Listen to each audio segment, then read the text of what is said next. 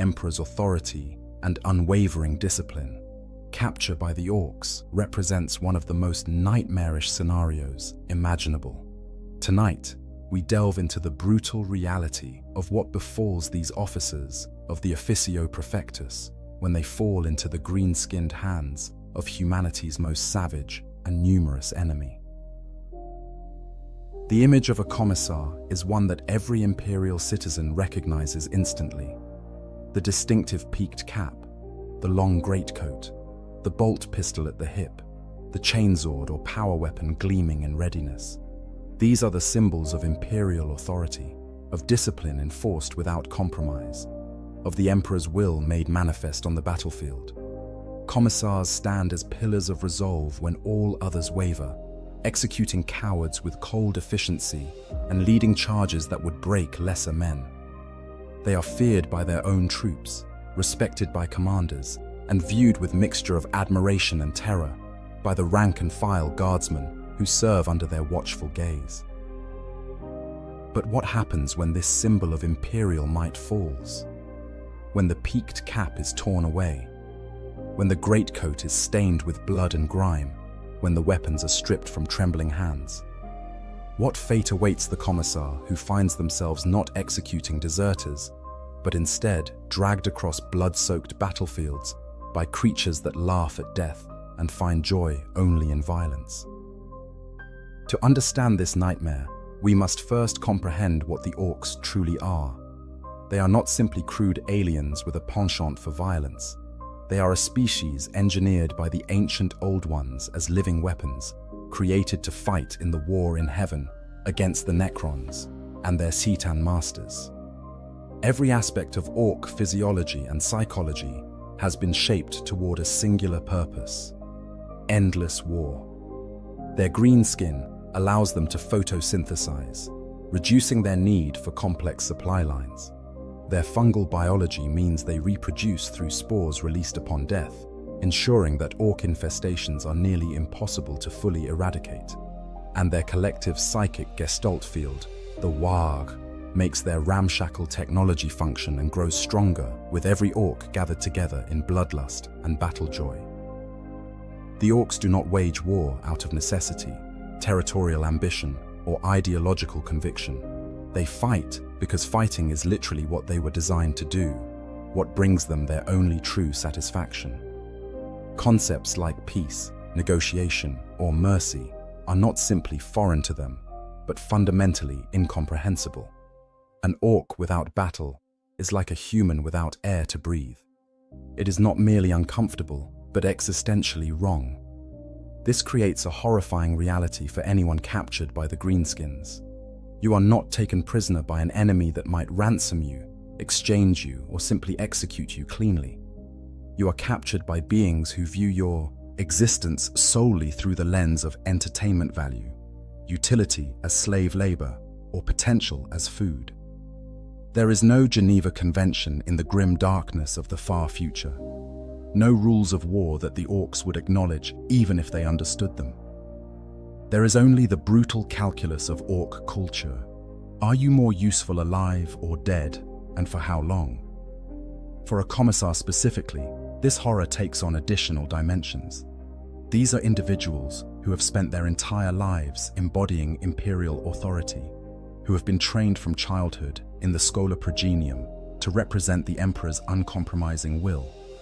They have executed their own soldiers for cowardice, overridden commanding officers deemed insufficient in zeal, and stood as immovable bastions of discipline when all around them crumbled. Their entire identity is built upon the foundation of imperial supremacy, the righteousness of humanity's cause, and their own position as instruments of the Emperor's judgment. Now imagine that identity shattered.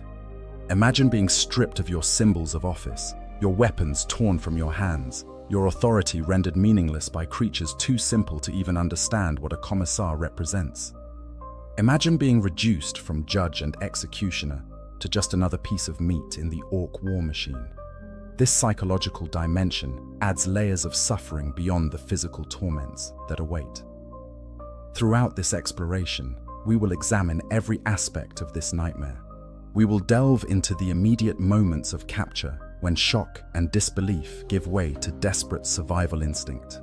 We will explore the horrifying world of orc slave camps, where humans are worked to death in service of the endless war.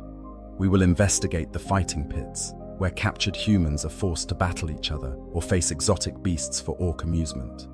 We will examine the unique position of commissars as prizes and symbols, and how some orcs view these authority figures differently than common soldiers.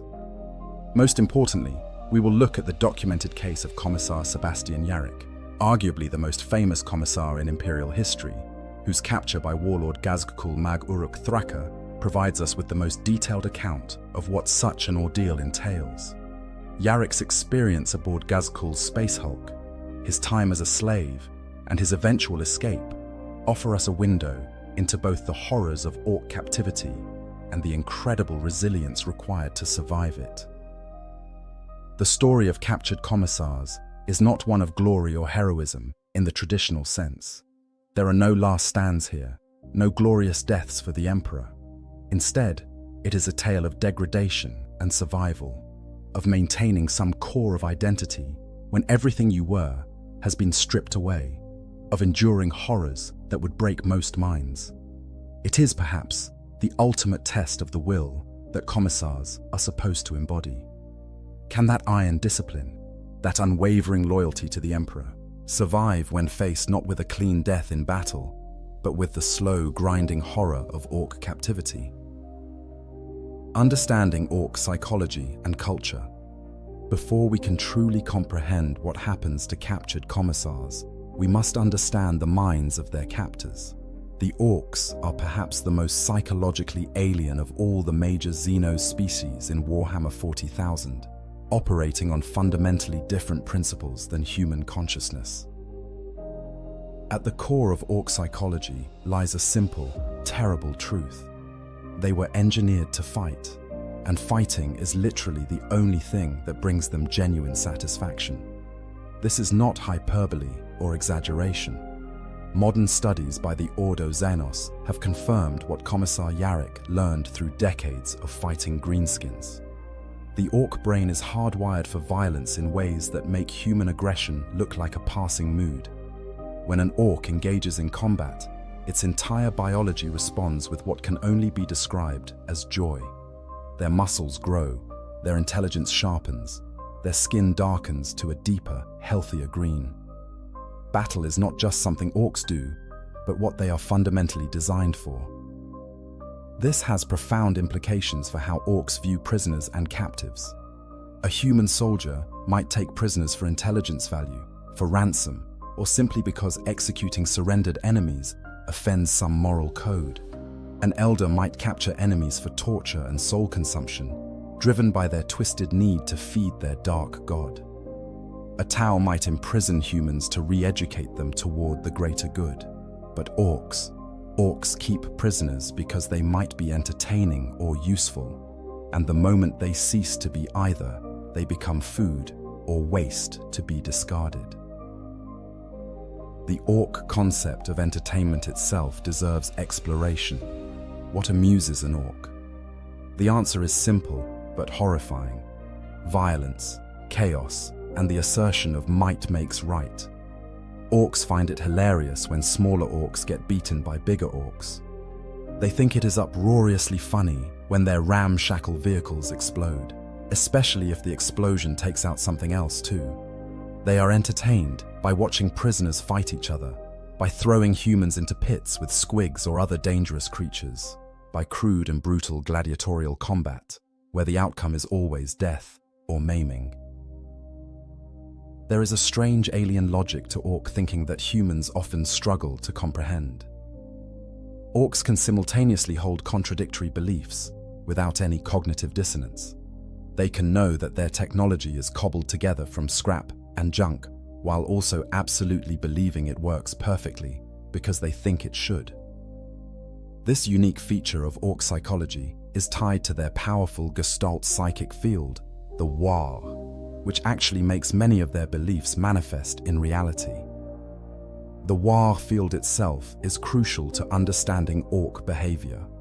Generated by the collective consciousness of orcs in proximity, This psychic phenomenon serves multiple functions. First, it allows orcs to instinctively recognize who is bigger and therefore in charge, establishing their might makes right hierarchy without need for complex social structures. Second, it warps reality to align with orc beliefs, making their crude weapons function and their ramshackle vehicles operate when by all laws of physics they should fall apart. Third, and perhaps most relevant to our discussion, it creates a feedback loop where successful fighting makes orcs stronger, which makes them fight better, which makes them stronger still. When an orc is denied the ability to fight, something terrible happens to it. Observation of captured orcs held in imperial detention facilities reveals a disturbing devolution. The powerful warrior who was captured begins to grow fat and lethargic. Its skin pales from dark green to a sickly lighter shade. It becomes listless, almost depressed in human terms, though the orc psyche does not process emotions the way humans do. Remove an orc from battle long enough, and it will physically devolve, its own biology betraying it because it is not fulfilling its design purpose. This creates a grotesque irony. While orcs suffer when denied combat, they show no such sympathy for their prisoners. Human captives are worked to death, starved, beaten, and treated with casual cruelty that stems not from malice in the human sense, but from utter indifference to suffering. To an orc, a human's pain is either entertaining or irrelevant, nothing more. The orc's social structure, such as it is, also impacts how they treat prisoners. Orc society is ruled by the principle of might makes right, with the biggest and strongest orcs, the war bosses and warlords, commanding absolute authority over those smaller than themselves. This hierarchy extends to other species as well. Humans, being smaller and weaker than orcs, are automatically at the bottom of any orc social order. A captured commissar, regardless of their rank among humans, is just another small, weak creature to the orcs. However, there are fascinating exceptions and complications to this general rule. Some orcs, particularly the more intelligent ones and those who have fought humans extensively, begin to recognize patterns and hierarchies among their enemies. They notice that some humans give orders and others obey. They observe that humans wearing certain uniforms or carrying certain weapons seem to fight harder or more competently, and in rare cases, they develop a peculiar respect for particularly dangerous or interesting opponents. This brings us to the concept that the orcs call scumgrod, sometimes roughly translated as favorite enemy, though the meaning is more nuanced. A scumgrod is an opponent who provides such excellent fighting that the orc genuinely does not want them to die, because life would be less entertaining without them to fight. This is not friendship, as humans would understand it, nor is it respect in the human sense. It is more akin to a hunter treasuring a particularly challenging quarry, wanting the hunt to continue because ending it would remove a source of joy. Kazgakul Mag Uruk, Thraka's relationship with Commissar Yarrick, exemplifies this perfectly. The prophet of Gork and Mork, the most dangerous orc warlord in the galaxy, could have killed Yarrick on multiple occasions. During their second encounter, Gazkul captured the Commissar and could have executed him at any time. Instead, he imprisoned Yarrick, observed him, tested him, and ultimately released him. Not out of mercy, but because Gazkul found Yarrick too interesting to simply kill. The fight was more important than the victory. This alien psychology means that commissars, especially those with reputations or distinctive characteristics, might be treated differently than ordinary prisoners.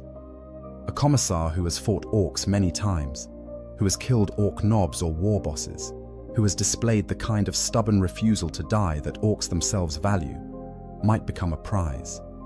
Not honored in any civilized sense, but preserved for entertainment, for showing off to other orcs, for the bragging rights of having captured a proper scrap.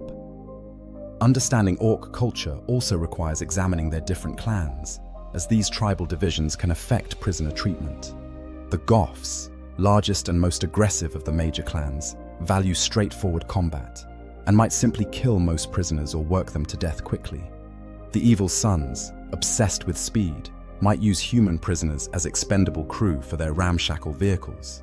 The Bad Moons, the richest of the Orc clans, might trade prisoners or use them for ostentatious displays of wealth.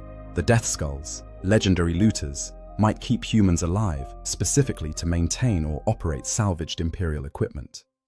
The Blood Axes, closest thing Orcs have to tactical thinkers, might actually attempt to extract information or use prisoners strategically. And the Snakebites, primitives who distrust technology, might use humans for primitive blood sports or ritual combat. All of this paints a picture of captors who are simultaneously simple and complex. Simple in that they want only to fight and find joy in violence.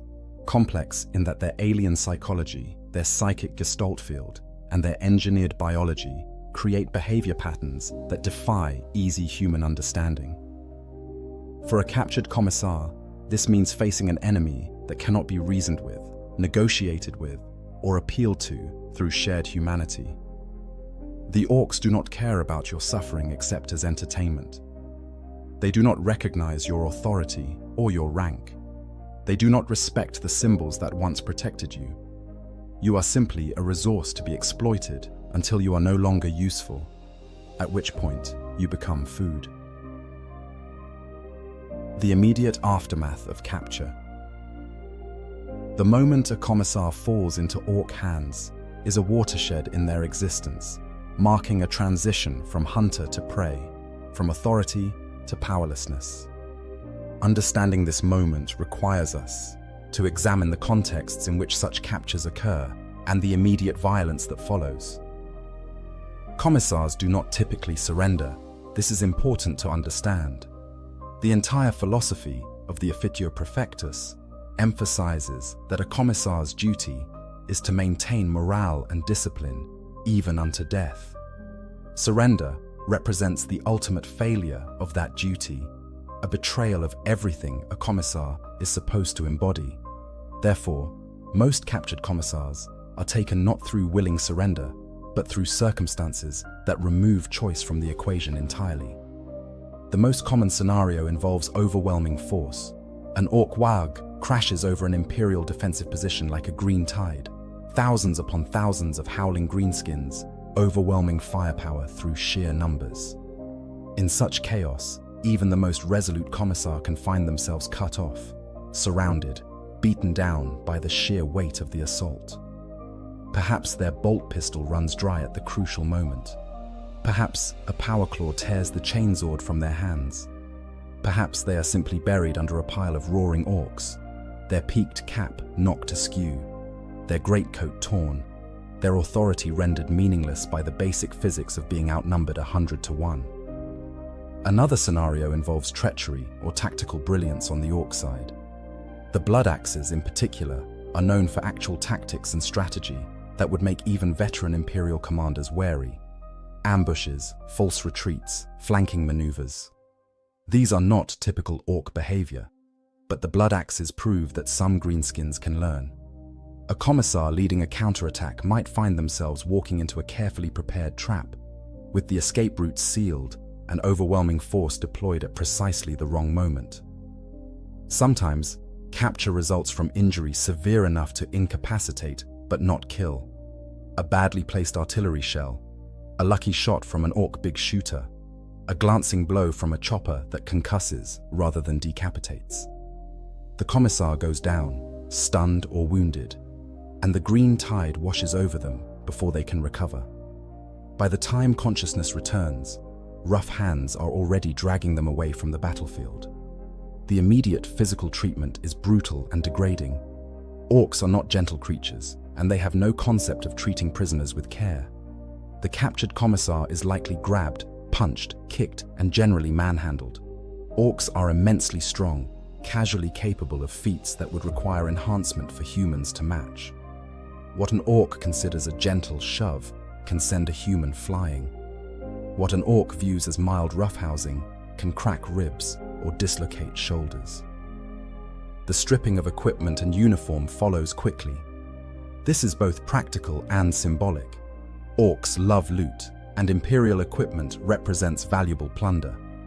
The Commissar's bolt pistol, their chainsword or power weapon, their peaked cap, their greatcoat with its insignia of rank and loyalty, all of it is torn away. Orcs fight amongst themselves for the best bits. An orc nob might claim the bolt pistol, testing its weight and laughing as he fires rounds into the air.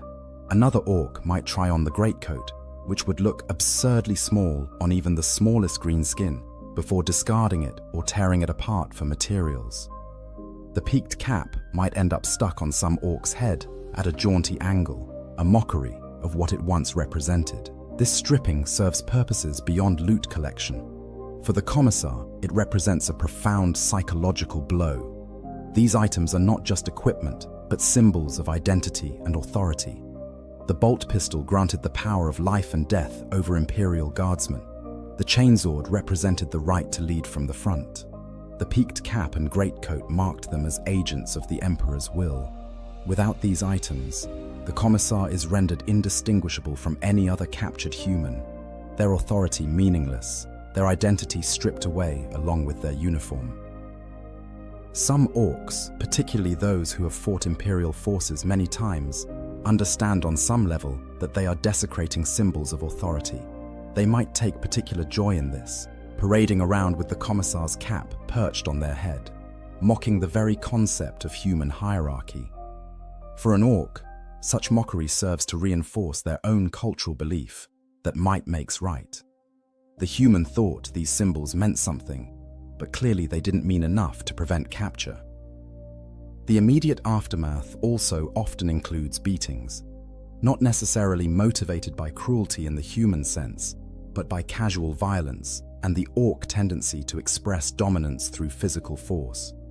An orc might punch the captured Commissar simply to establish who is stronger. Another might kick them for laughs, finding it amusing how easily the human goes down. These beatings serve to drive home the new reality. The Commissar is no longer in control, no longer protected by rank or uniform, no longer anything more than another piece of defeated prey. During this period, the Commissar also confronts the deaths of those around them. The orc assault that led to their capture likely killed many of the guardsmen they were commanding. Bodies litter the battlefield, some torn apart by orc choppers, others trampled under crude boots, still more riddled with bullets from shooter fire. The Commissar, who may have executed soldiers for cowardice hours before, now bears witness to the results of courage that wasn't quite enough. The soldiers who stood and fought are just as dead as any who might have fled.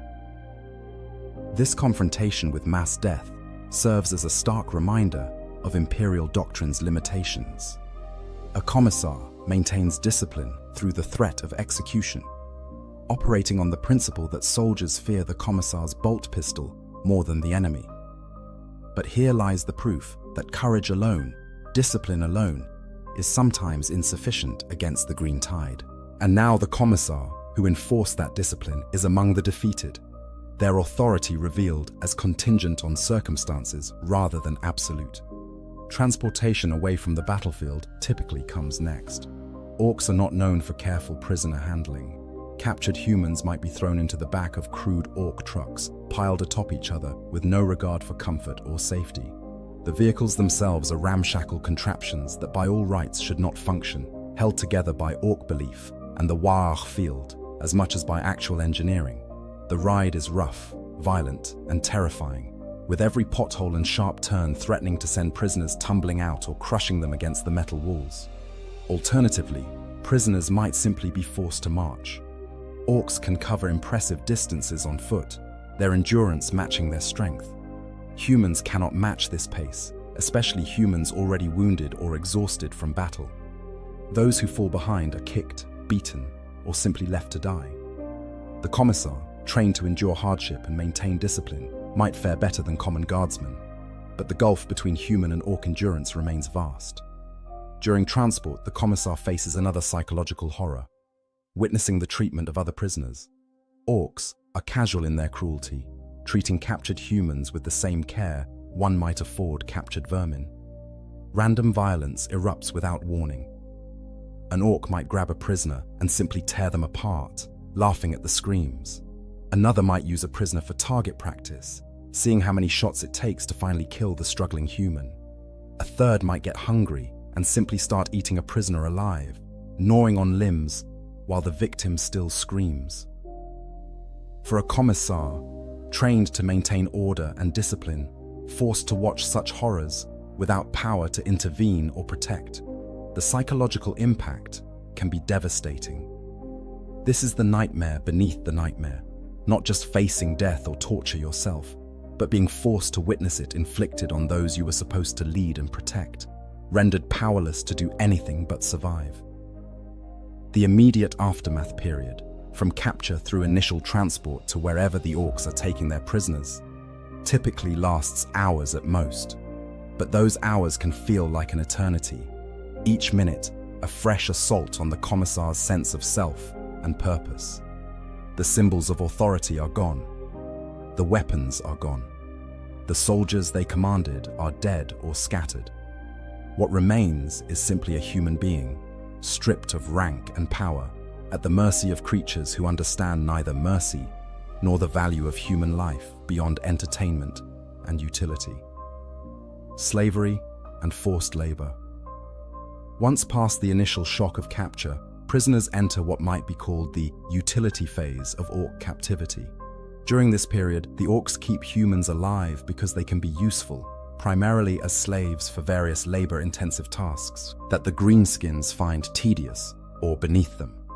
For a captured commissar, this represents a fall from the heights of imperial authority to literally the lowest rung of orc society.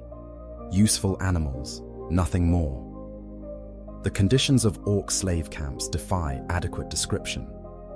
These are not organized facilities with systematic procedures and oversight. They are chaotic, brutal concentrations of captured humans, loosely guarded by orcs, who view their charges as somewhere between livestock and toys. The camps lack basic sanitation, structured food distribution, or medical care. Humans are simply penned up when not working, like livestock awaiting the next use.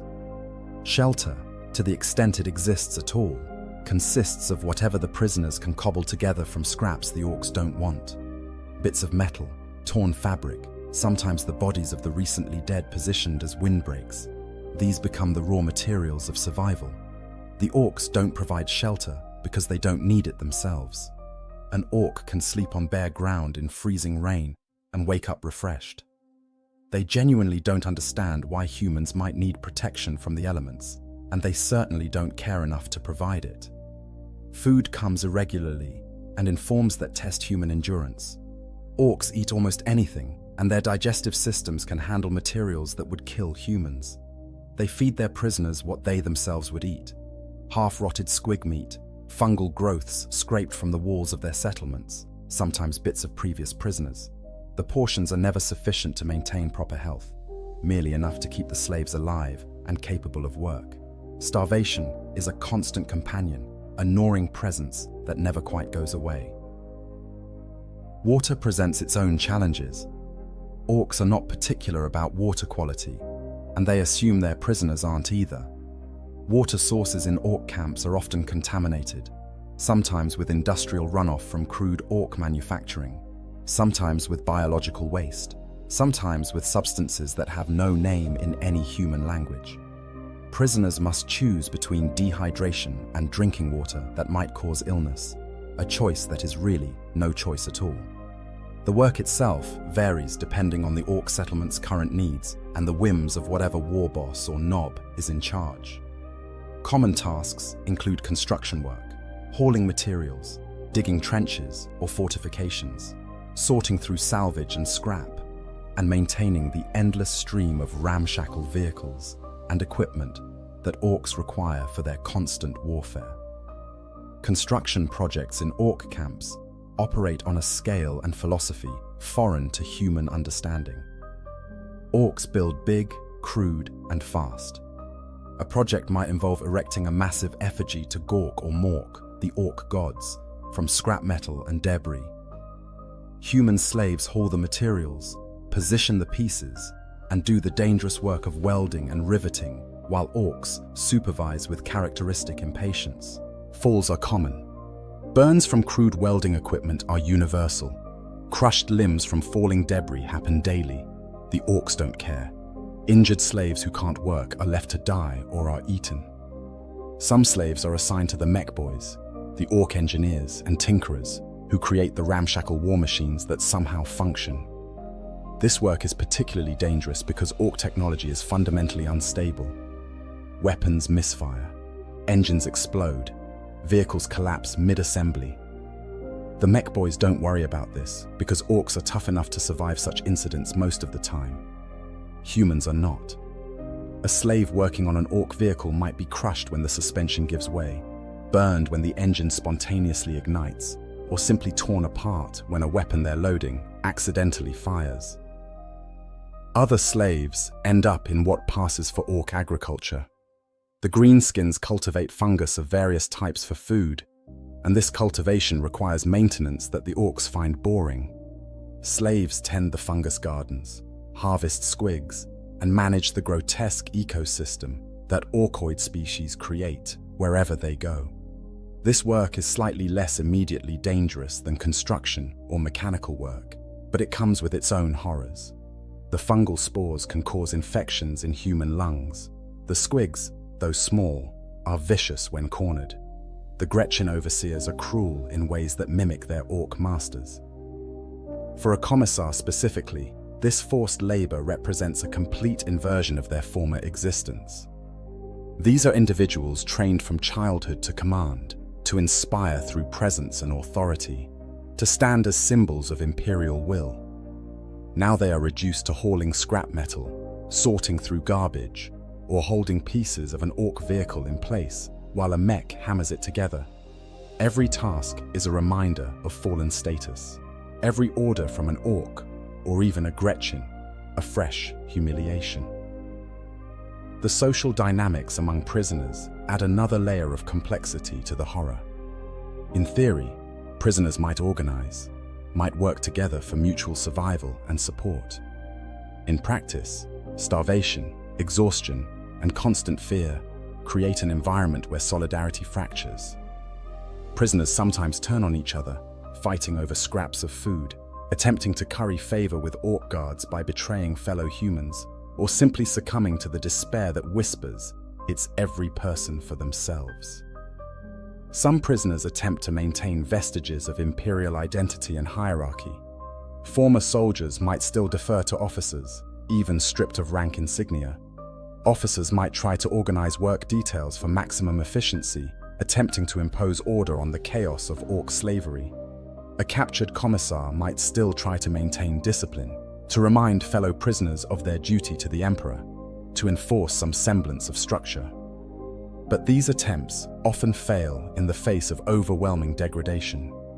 What authority does a commissar have when they can't execute? Insubordination, when their own survival depends on orc whims, when every day brings fresh proof that the emperor either cannot or will not save them. The bolt pistol that enforced discipline is gone. The peaked cap that symbolized authority is gone. What remains is just another starving, beaten human trying to survive another day of slavery. Some prisoners break psychologically, descending into catatonia or madness. They stop eating, stop working, simply give up. The orcs show no more patience with such prisoners than with injured ones who cannot work. They are killed, eaten, or left to die as their usefulness evaporates. For other prisoners, witnessing these psychological breakdowns serves as both warning and temptation. The temptation to simply stop fighting, to let go, to embrace the end can be overwhelming when each day brings only suffering, with no hope of relief. The orcs themselves show varying degrees of attention to their slaves. Some orcs barely notice the humans, viewing them as mobile tools that require occasional feeding. Others take more active interest, using prisoners for casual entertainment or simple cruelty.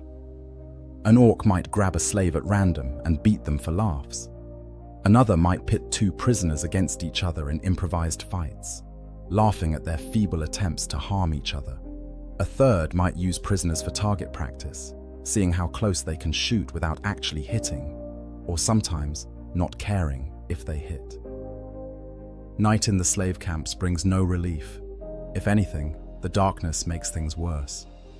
Orc guards become less attentive as they focus on their own activities, drinking fungus beer, fighting amongst themselves, or simply sleeping.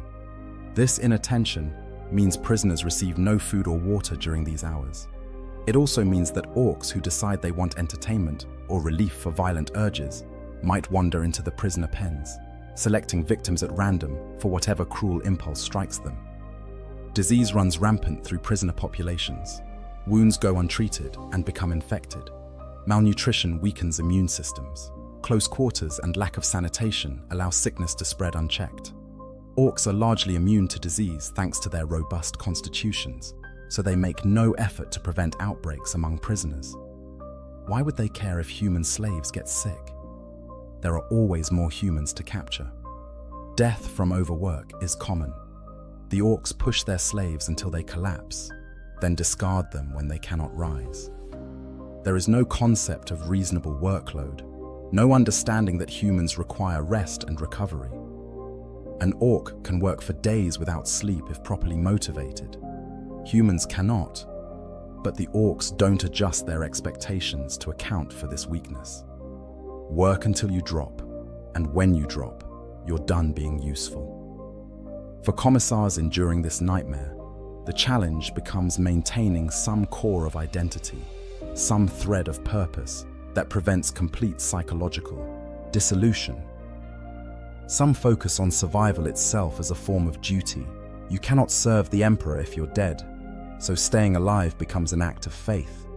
Others cling to hope of rescue or escape, telling themselves that they must endure long enough for an imperial counterattack to free them.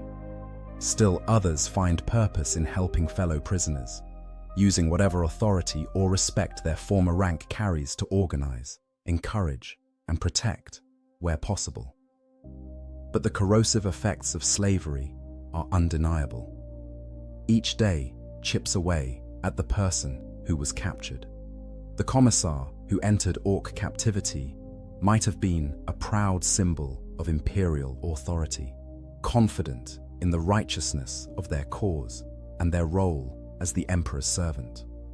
After weeks or months of slavery, of starvation and beatings and endless degrading labor, what remains? How much of that pride survives when you've been reduced to a beast of burden? How much faith endures when prayers seem to go unanswered, and each day brings fresh evidence that the emperor is either distant or indifferent to your suffering? Entertainment and the fighting pits.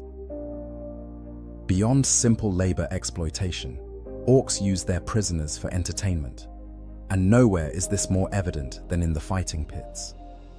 These crude arenas represent perhaps the most grotesque fusion of orc psychology and human suffering, places where the greenskins' love of violence transforms captured humans into gladiators for their amusement. The concept of fighting pits aligns perfectly with orc culture.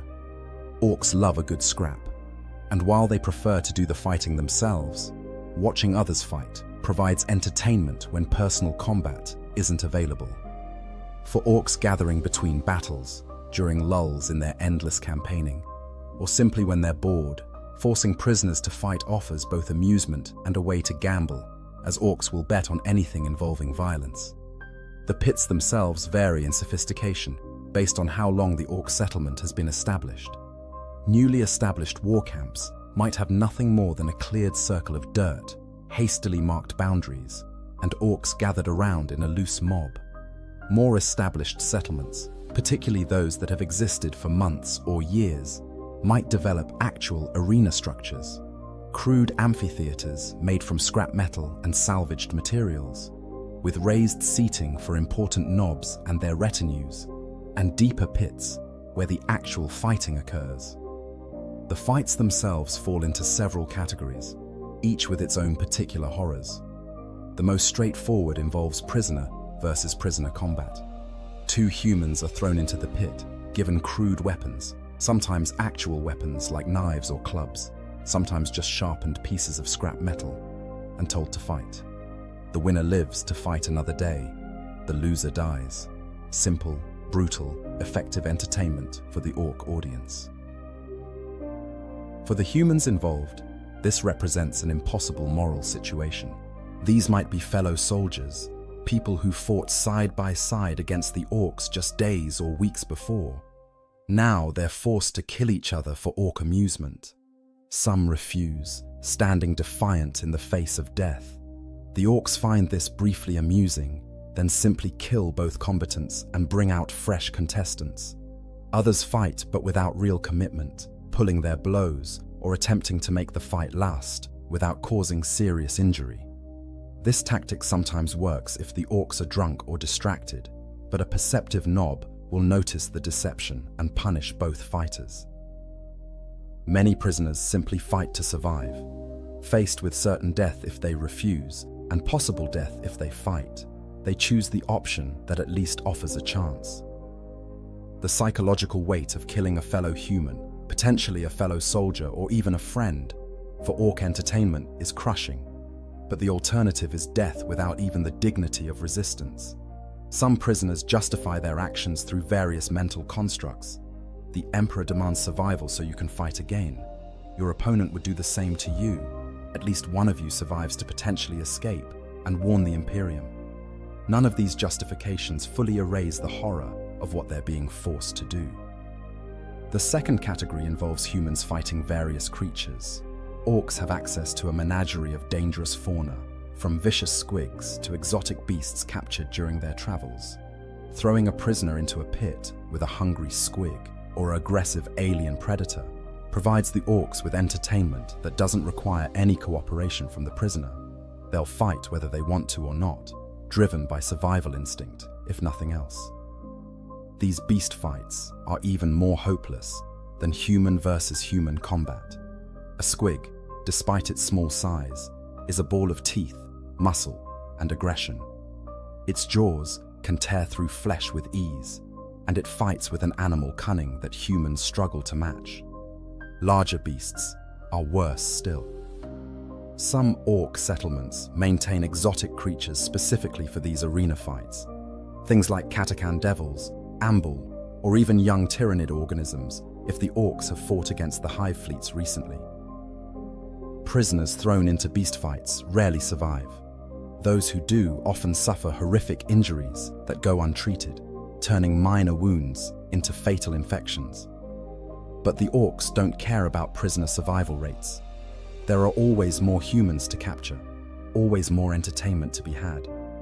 A prisoner who kills a beast in the arena gains brief notoriety among their fellow prisoners, but also marks themselves for more dangerous future contests. The third category, and perhaps most horrifying, involves what the orcs call special matches. These might pit multiple prisoners against a single, well-armed opponent, force prisoners to fight while wounded or restrained, or introduce cruel variations designed to maximize suffering and spectacle. Orcs have been known to force prisoners to fight while chained together, to battle while standing on increasingly narrow platforms over spiked pits, or to face opponents armed with weapons while they themselves are given nothing but their bare hands. Commissars thrown into fighting pits face unique circumstances. Their training gives them advantages over ordinary guardsmen. They know how to fight, how to kill efficiently, and how to maintain focus under extreme stress. But this same training also makes them valuable entertainment. An orc who has seen a commissar fight might specifically request that particular prisoner for arena combat, wanting to see if the human leader is as dangerous unarmed as they were with their bolt pistol and chainsword. There's also a psychological dimension specific to commissars. These are individuals who have executed their own soldiers for cowardice, who have enforced discipline through the threat of death. Now they find themselves forced to kill fellow humans, not as punishment for failure, but purely as entertainment for Xenos. The irony is not lost on the commissar, or on other prisoners who might remember the commissar's former authority. Some commissars attempt to maintain their identity, even in the pits. They might try to make their kills quick and merciful, minimizing their opponent's suffering. They might offer prayers to the Emperor before each fight, maintaining the forms of faith even in these degraded circumstances. They might refuse to show fear or pain, standing defiant before the orc crowd in a final assertion of human dignity. These gestures are small and ultimately meaningless to the orcs, but they can be crucial for maintaining the commissar's sense of self. Other commissars break differently. The disconnect between their training and their circumstances becomes too much to bear. How does one maintain faith in the Emperor when reduced to gladiatorial combat for alien amusement? How does one preserve belief in human superiority when forced to fight like an animal? Some resolve this through hatred, channeling all their emotions into pure rage at the orcs, and using that fury to fuel their fighting. Others retreat into a kind of mechanical detachment, fighting because that's what the situation requires, but divorcing their actions from any emotional or moral framework. The orc audience itself adds another dimension to the horror. Hundreds or even thousands of greenskins might gather around a large fighting pit, roaring their approval at good fights, jeering at displays of cowardice or incompetence. They place bets using teeth, the orc currency, gambling on fight outcomes with the same enthusiasm they bring to everything involving violence. When a particularly brutal kill occurs, the crowd erupts in approval. When a fight disappoints, they might demand the immediate execution of both participants. Occasionally, a prisoner becomes a successful enough fighter to gain a reputation. This is not a blessing, but a curse. The orc crowd begins to recognize them, to demand their appearance in more fights. The challenges become increasingly difficult as the orcs seek to find the limit of the prisoner's capabilities. Eventually, every pit fighter meets their match, whether against a superior opponent, a particularly vicious beast, or simply exhaustion and accumulated injuries catching up with them. Some prisoners attempt to use the fighting pits as opportunities for escape. During the chaos of combat, with orc attention focused on the spectacle, a clever prisoner might spot a gap in security or a moment of inattention that could be exploited. But such attempts almost always fail. Orcs might not be strategically sophisticated, but they understand physical security well enough to prevent escapes from their entertainment venues. The few who try are usually caught quickly, and their punishment serves as object lessons to other prisoners about the futility of escape. The psychological toll of repeated arena combat cannot be overstated. Each fight leaves marks beyond the physical, nightmares, intrusive memories, the faces of those you've killed haunting your sleep. For humans forced to kill each other for entertainment, the guilt accumulates like poison. Some prisoners lose themselves in this, becoming exactly what the orcs want them to be: violent, desperate creatures who fight purely to survive another day. The humanity that once defined them erodes with each bout, until what remains is more animal than man. For commissars specifically, the pits represent the ultimate test of whatever made them commissars in the first place. Can you maintain discipline when you're the one being forced to fight? Can you preserve faith when the Emperor seems absent and your prayers go unanswered? Can you remember your oath of service when that service has been reduced to killing fellow humans for the amusement of Xenos? These are questions without good answers, and each commissar must find their own way through the moral labyrinth the pits create. The commissar's unique position among the prisoners taken by orcs.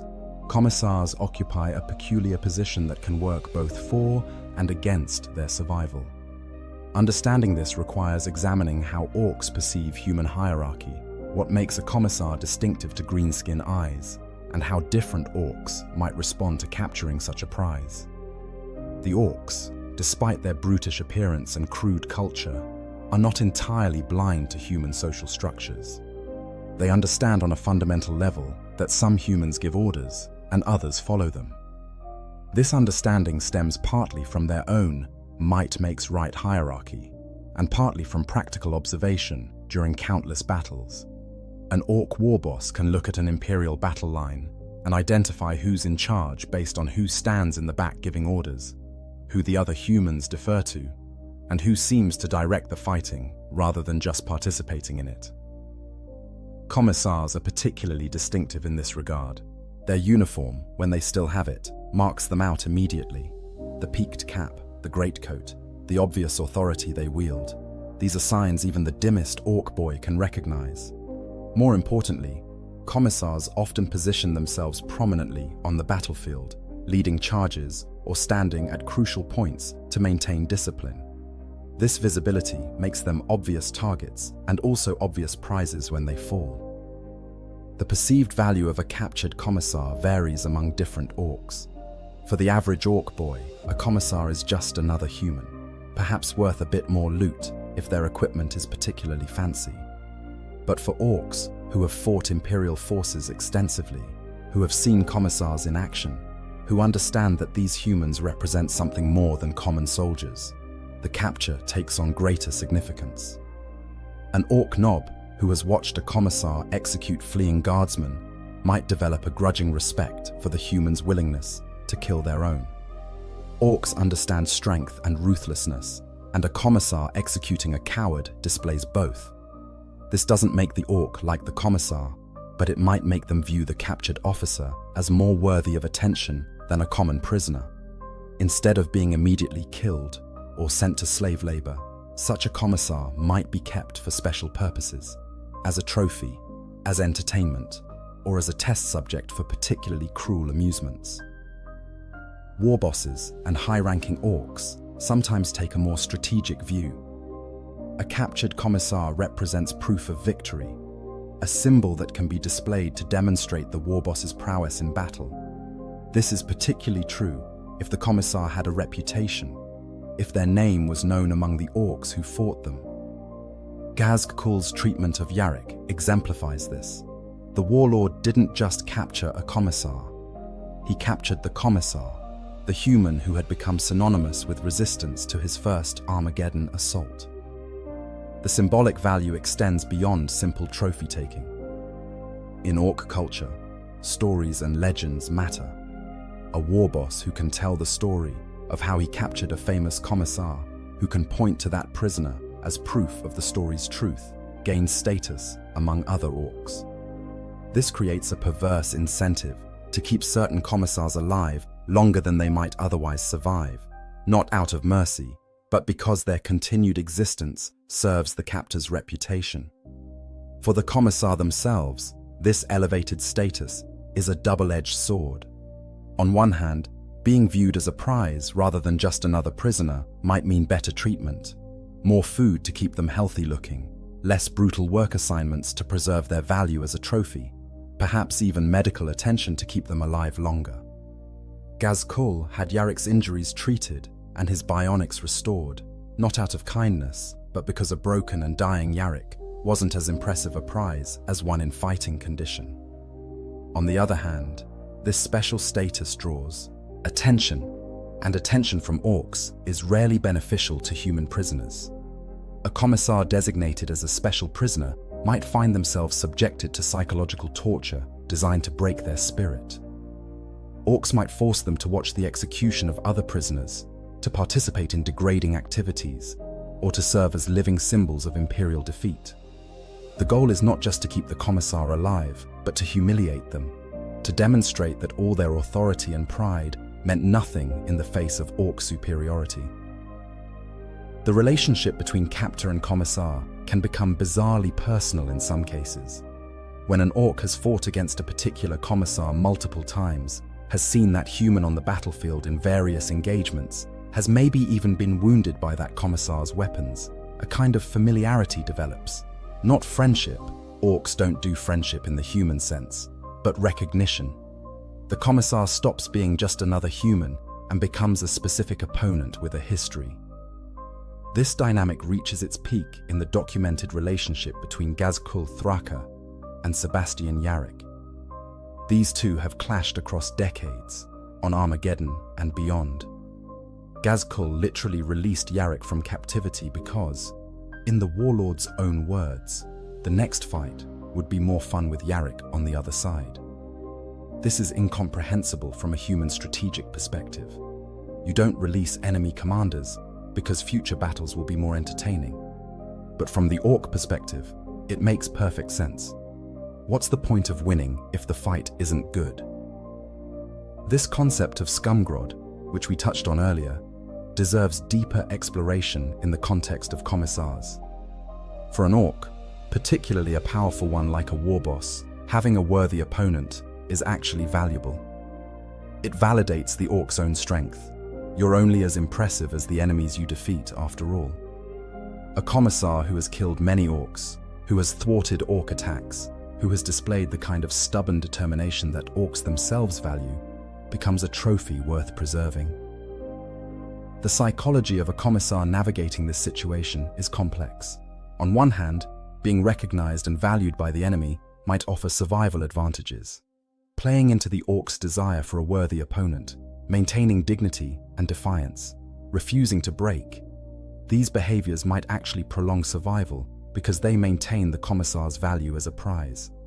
On the other hand, such performance requires maintaining a persona under extreme duress, essentially living a role for the sake of survival. Some commissars might find this deeply offensive to their sense of duty. They are not entertainers or trophy pieces, but servants of the emperor. The idea of modulating behavior to appeal to orc psychology could feel like betraying their purpose. Others might view it as tactical necessity. If playing the part of the unbreakable imperial hero keeps you alive long enough to escape or be rescued, isn't that serving the emperor more effectively than dying in a pointless gesture?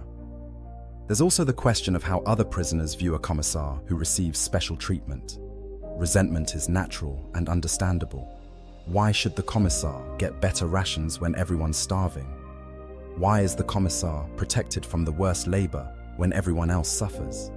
The fact that this special treatment comes at the cost of being a trophy and enduring unique psychological torments might not be apparent to other prisoners who only see the surface advantages.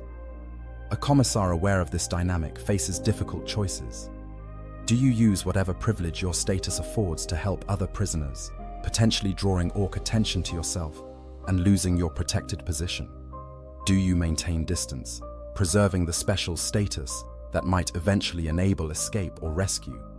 Do you try to organize resistance, using your authority among human prisoners, even as you lack authority over your orc captors? There are no clear right answers, and the decisions made in these impossible circumstances can haunt a commissar for the rest of their life. The unique position of captured commissars also creates opportunities for manipulation and games that orcs might find entertaining.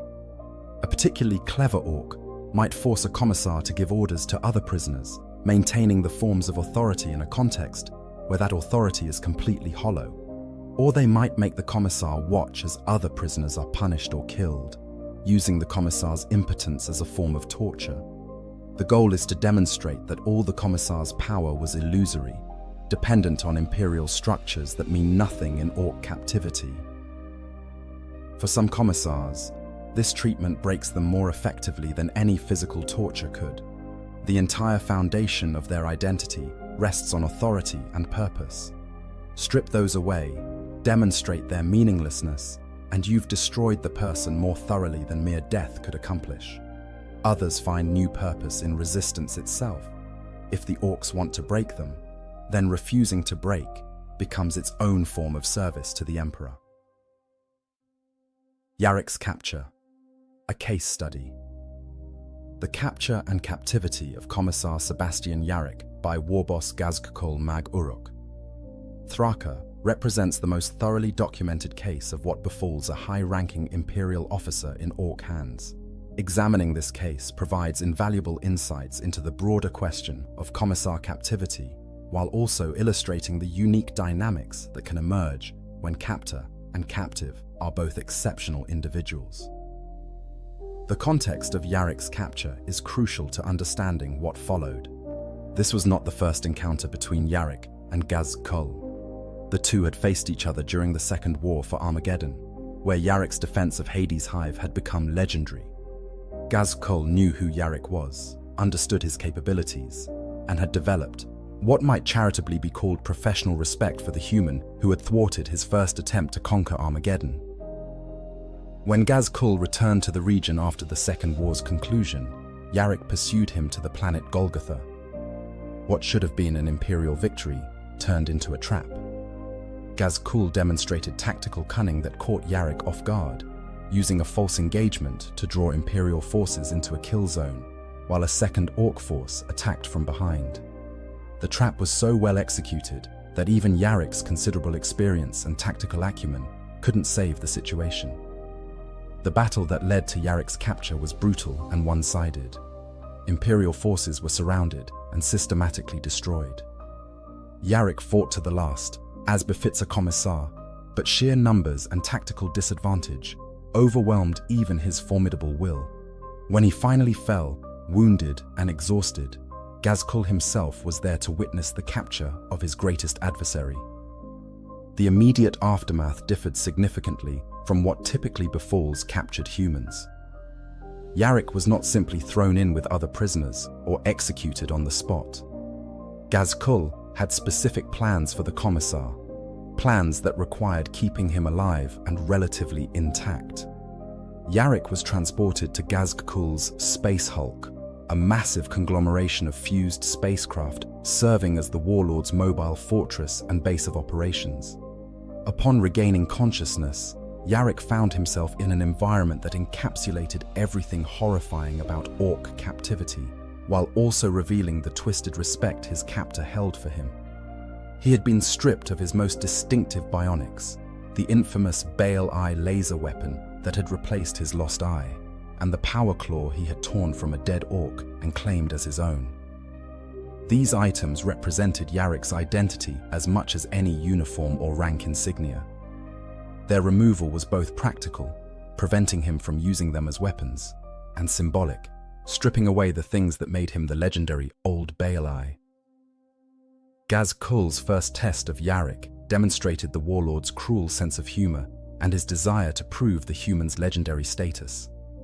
Yarrick was suspended in chains above a waste chute, a pit leading down into the bowels of the Space Hulk.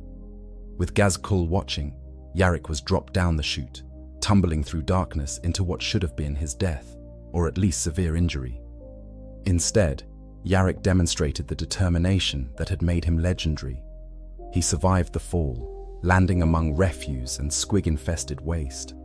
For days, he hunted the vicious creatures, using their massive quills as improvised tools to build a crude ladder. Step by painful step, he climbed back up the waste chute, driven by sheer stubborn refusal to die in such an undignified manner. When Yarrick finally emerged, battered but alive, Gazkul was waiting. The warlord had known, or perhaps simply believed with Orcish certainty, that Yarrick would survive and return. This was the test Gazkul wanted to see past, proof that the human's reputation was earned rather than exaggerated. Satisfied, Gazkul ordered Yarrick thrown in with the other human prisoners, the actual captivity beginning in earnest. The prisoner population aboard the Space Hulk consisted of humans captured during various Orc raids and battles. These were Imperial guardsmen, ship crew, civilian captives, all reduced to slave labor serving the Space Hulk's constant need for maintenance and expansion. Yarrick's arrival created ripples through this population. Many recognized him by reputation, if not by sight. Here was the hero of Hades' Hive, the man who had stood against Gazkul himself, now reduced to slavery alongside common prisoners. Yarrick quickly assessed the situation with the tactical mind that had made him such a formidable commander. The prisoners were disorganized, demoralized, scattered across various work details with little coordination between groups. The Orcs used them haphazardly, sending work crews wherever needed without systematic oversight. This lack of organization represented both a vulnerability and an opportunity. Drawing on his authority and reputation, Yarrick began organizing the prisoners. Not openly or obviously, that would have drawn Orc attention, but through quiet conversations, careful positioning of reliable prisoners in key work crews, and gradual establishment of communication networks. The goal was twofold. First, to improve prisoner survival rates through better mutual support and coordination.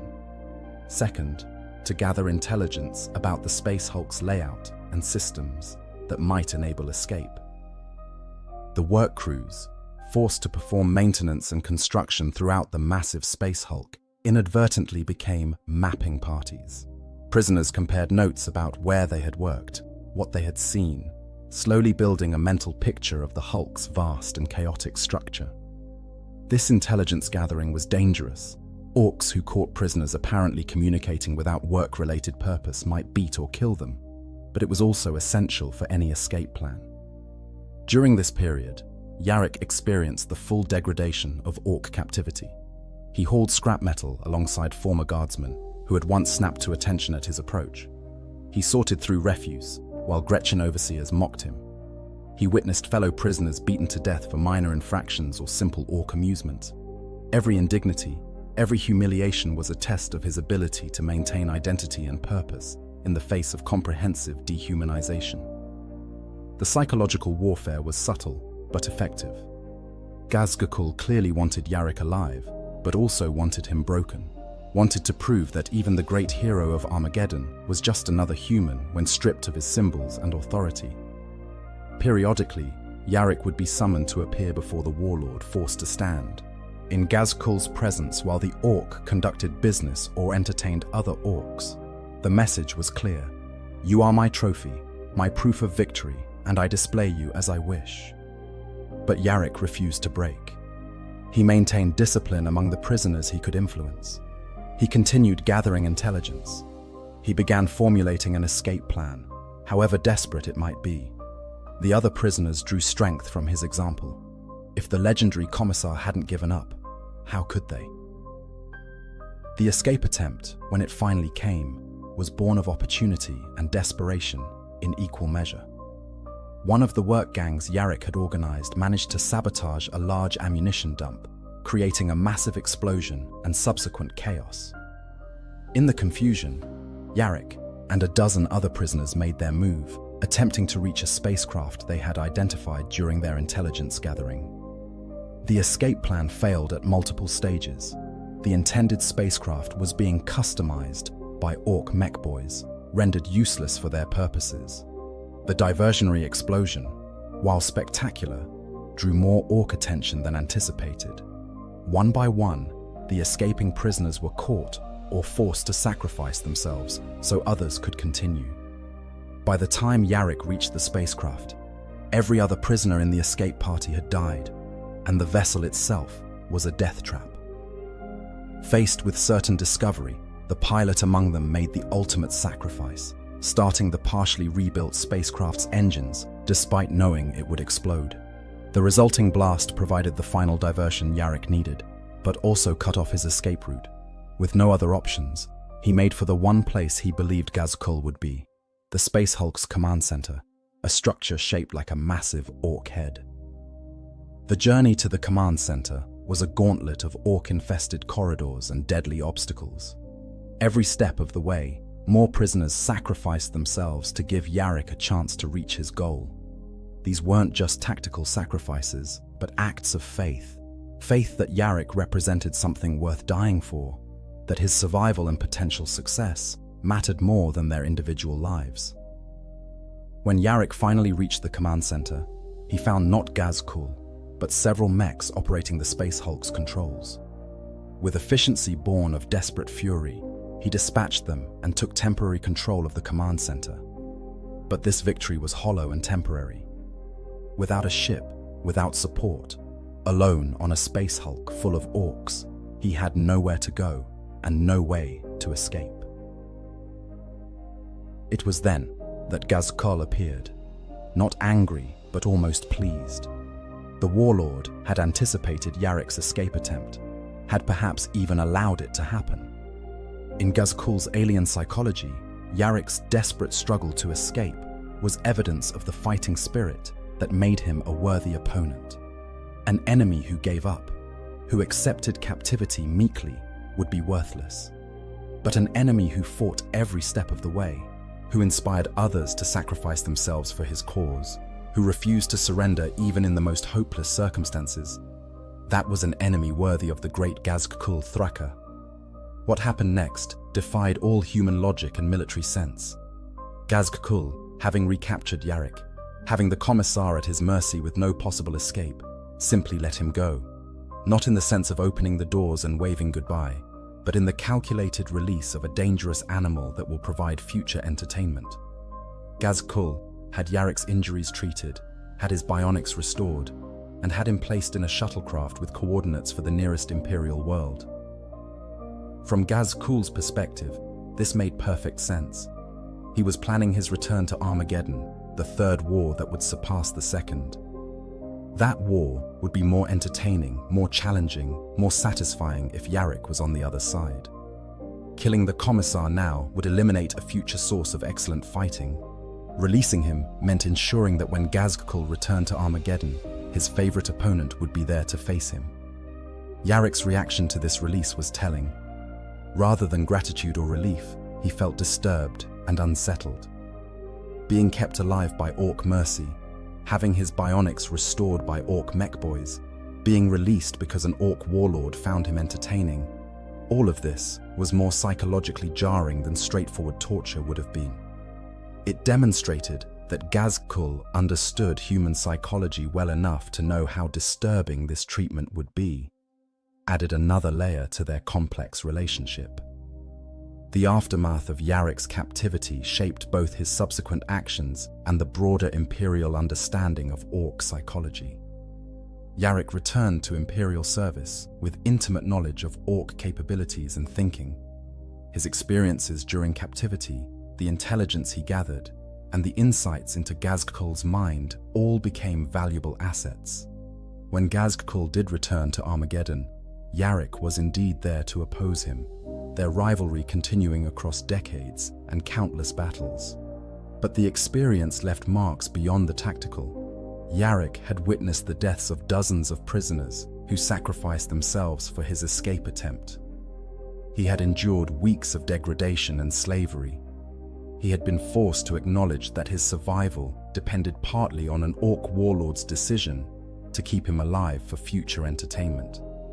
These are not experiences that leave a person unchanged, even one as iron-willed as Sebastian Yarrick.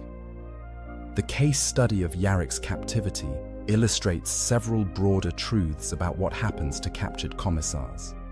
First, it shows that reputation and perceived value can dramatically alter a prisoner's treatment. Yarrick wasn't just another commissar, but a specific individual whom Gazgkul had fought and come to view as a worthy opponent. This saved his life, but also subjected him to unique psychological pressures. Second, it demonstrates the importance of maintaining purpose and identity during captivity. Yarrick never stopped being a commissar, never stopped trying to organize, plan, and resist. This internal consistency provided both psychological armor against degradation and practical benefits through prisoner organization. Third, it reveals the alien nature of Orc psychology and how that alienness can create outcomes that defy human military logic. No human commander would release an enemy officer because future battles would be more fun with them on the other side. Understanding this requires accepting that Orcs operate on fundamentally different priorities than human forces.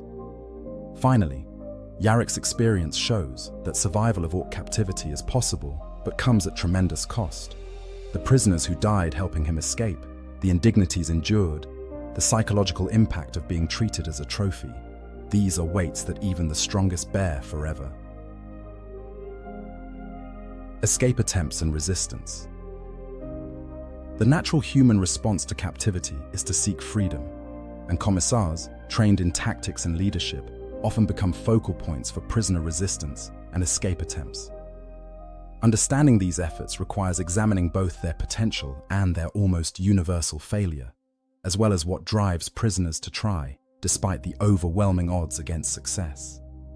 Organizing resistance among Orc captives faces challenges that go beyond the obvious physical barriers.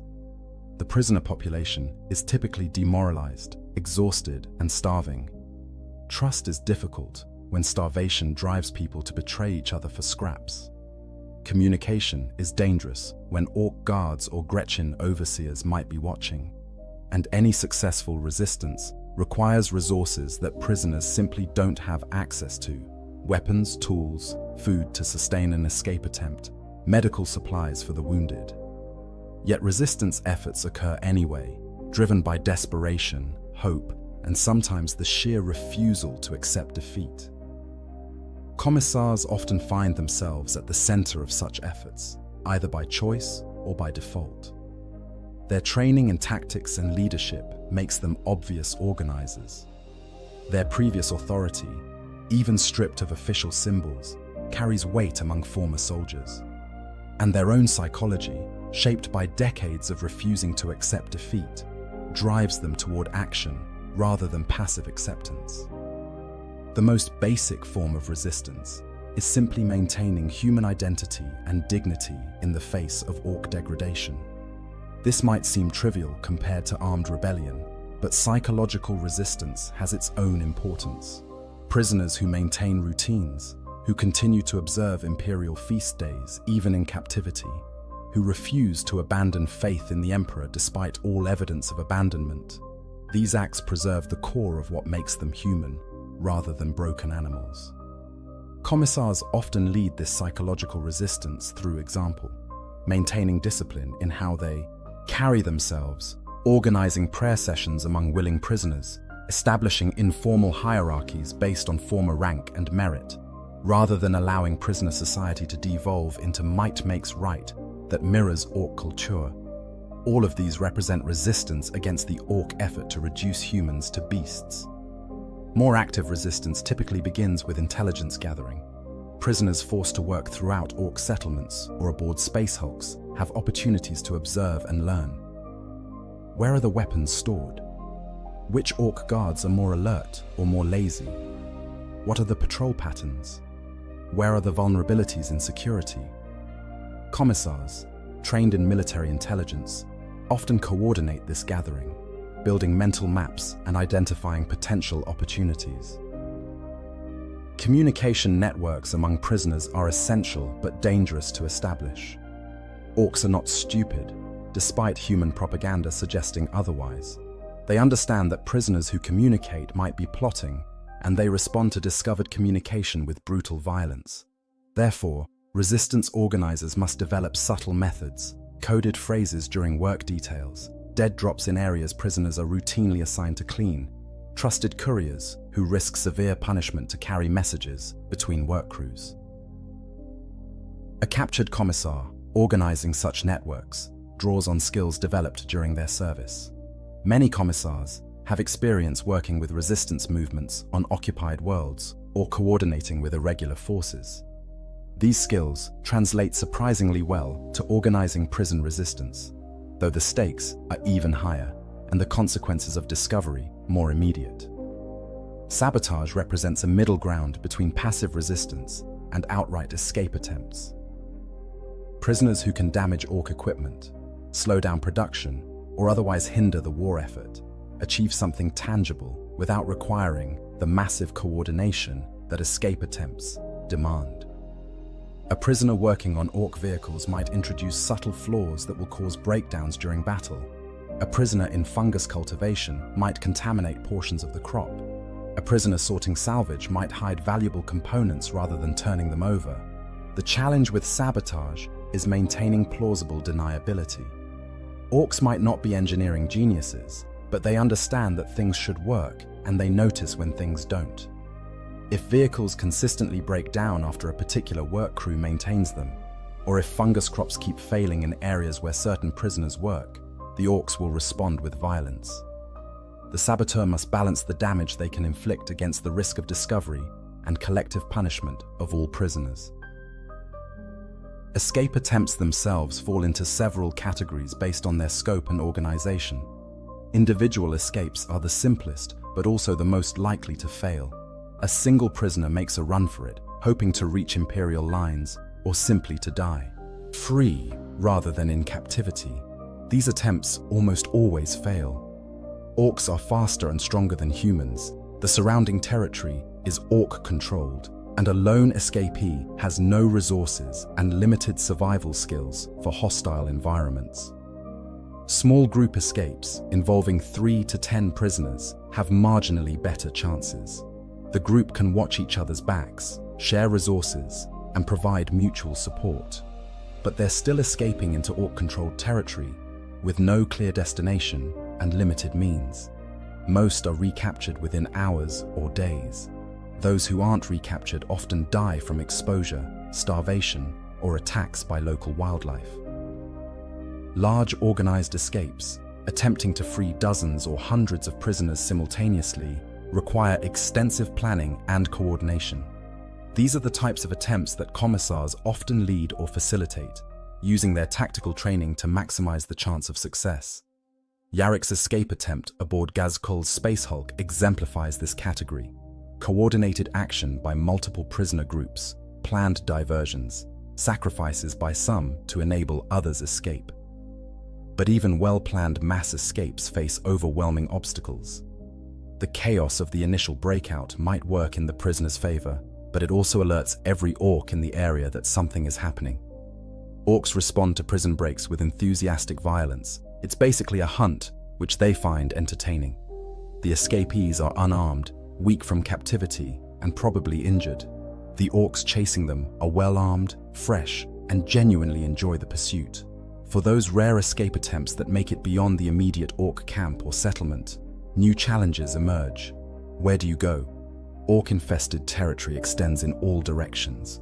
You have no maps, no supplies, and possibly no idea where the nearest Imperial forces might be. If you're on a planet, you might wander for weeks only to stumble into another Orc settlement. If you're aboard a space hulk or spacecraft, there might literally be nowhere to go. You're trapped in a finite space surrounded by the void. Some escape plans focus not on reaching freedom, but on sending warning to Imperial forces. A prisoner might attempt to reach a communications device or trigger some kind of beacon, hoping to alert the Imperium about Orc positions or intentions, even if they themselves are recaptured. These martyr plays occasionally succeed, with the escapee dying to transmit valuable intelligence. More often, they fail before reaching any communication equipment, and the prisoner dies having accomplished nothing beyond denying the Orcs their continued labor. Resistance through non-cooperation represents another strategy, though one with severe limitations. Prisoners might work slowly, deliberately misunderstand Orc instructions, or feign incompetence. The goal is to reduce productivity and hinder Orc operations while maintaining enough productivity to avoid immediate execution. This works only when the Orcs care more about the work being done than about specific prisoners doing it. An Orc who values the project will tolerate some inefficiency. An Orc who's already frustrated might simply kill the uncooperative prisoner and grab another.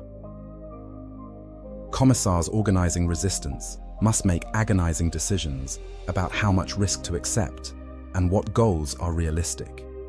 Do you organize a mass escape attempt, knowing that most prisoners will die, but a few might make it? Do you focus on sabotage that helps the Imperial war effort, but does nothing for prisoner survival? Do you maintain psychological resistance, but avoid actions that might provoke Orc retaliation against all prisoners? There are no good answers, only degrees of bad choices. The ethical dimensions grow even more complex when considering the impact on prisoners who aren't part of resistance efforts. Collective punishment is common among Orcs. If one prisoner escapes or commits sabotage, the Orcs might punish all prisoners in that work crew or section. Is it right to risk those lives for escape attempts that probably won't succeed anyway? A commissar must balance the duty to resist against the duty to minimize harm to those under their informal protection. Success stories do exist, though they are vanishingly rare. Occasionally, an escape attempt coincides with an Imperial assault that provides opportunity for prisoners to reach friendly lines. Sometimes, a prisoner manages to hijack an Orc vessel and actually make it to the warp, though such a journey in a jury-rigged Orc craft is almost as likely to kill them as staying put would be. Very rarely, a prisoner might survive long enough in the wilderness to be found by an Imperial patrol or to reach a settlement that hasn't yet fallen to the orcs. Yarrick's escape from Gaz-Kul's space hulk stands out precisely because it was not a success in the traditional sense. He didn't actually escape through his own efforts. Gaz-Kul chose to release him, but his organizing of prisoners, his refusal to give up even in the most hopeless circumstances, and his willingness to inspire others to sacrifice themselves for the attempt all demonstrate what resistance looks like in orc captivity. The psychological impact of failed escape attempts deserves consideration. Each failure drives home the hopelessness of the situation. Prisoners who risked everything to escape, who sacrificed others or were sacrificed themselves, die having achieved nothing but confirming that escape is impossible. This can devastate morale among surviving prisoners. Some give up entirely after watching a failed escape, accepting that they will die in captivity and that resistance only makes the journey to that death more painful. Commissars must navigate this psychological damage while maintaining their own will to resist. How do you encourage hope when every escape attempt fails? How do you organize resistance when the cost is measured in prisoners' lives and the gain is at best marginal? How do you maintain the fighting spirit that makes you a commissar when every action seems to confirm that the Emperor has abandoned you to your fate? Some commissars find meaning in the resistance itself rather than in any hope of success.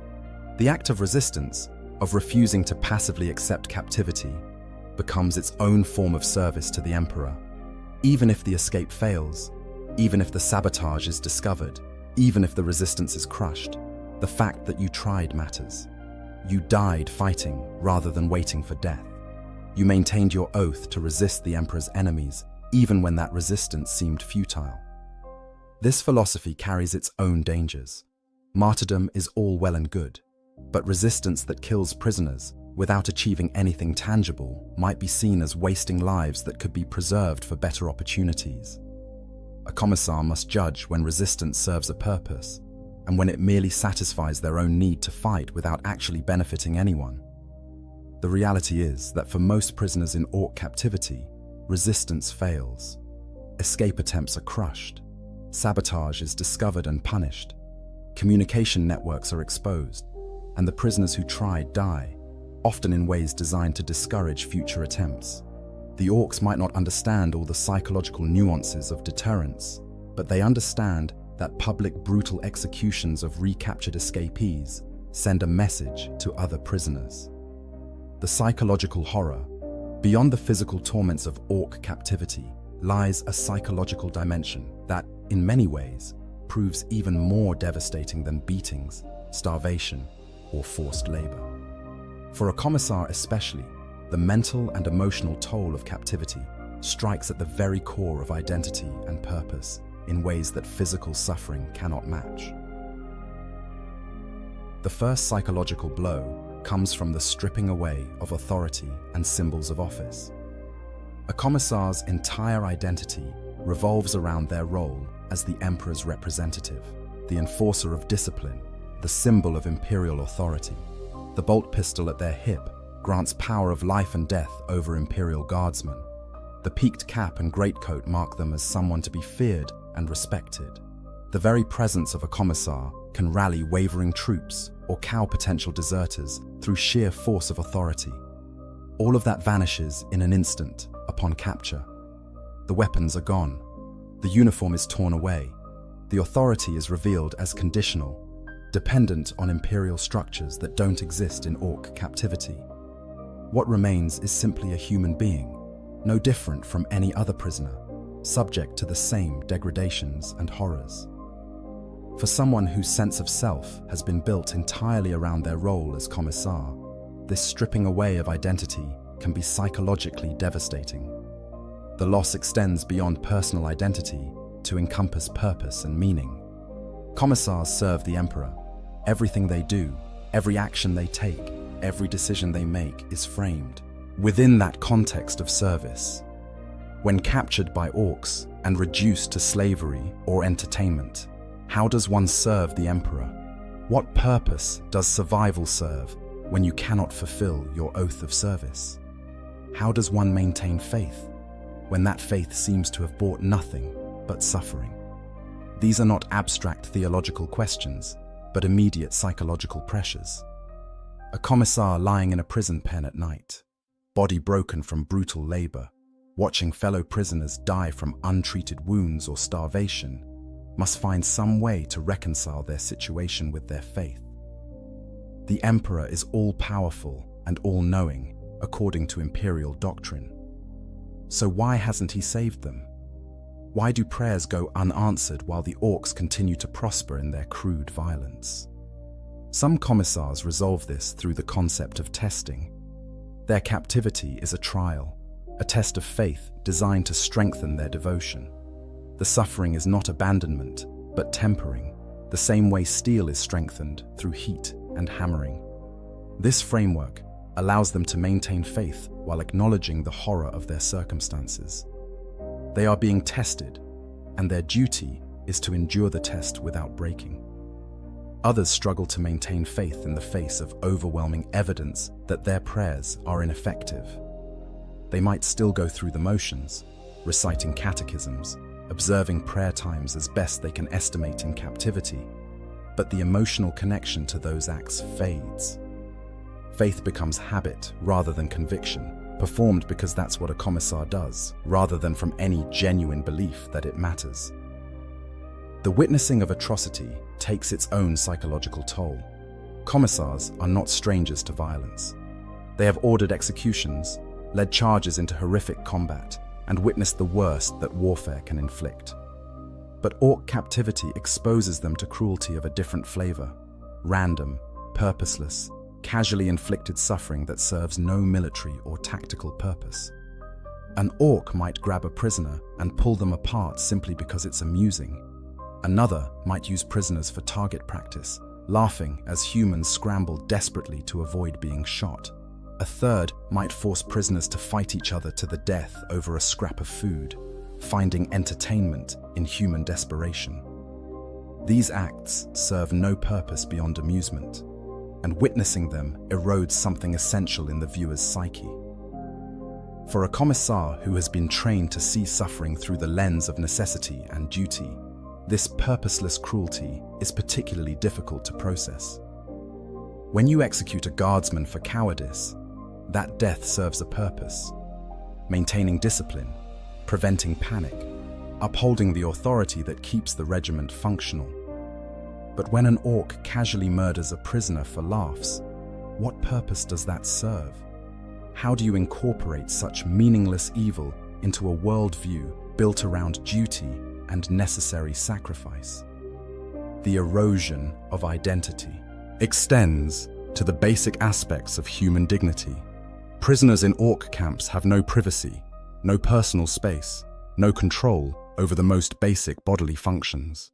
They eat when and if the orcs provide food, drink from contaminated water sources, relieve themselves wherever they can because there are no facilities provided.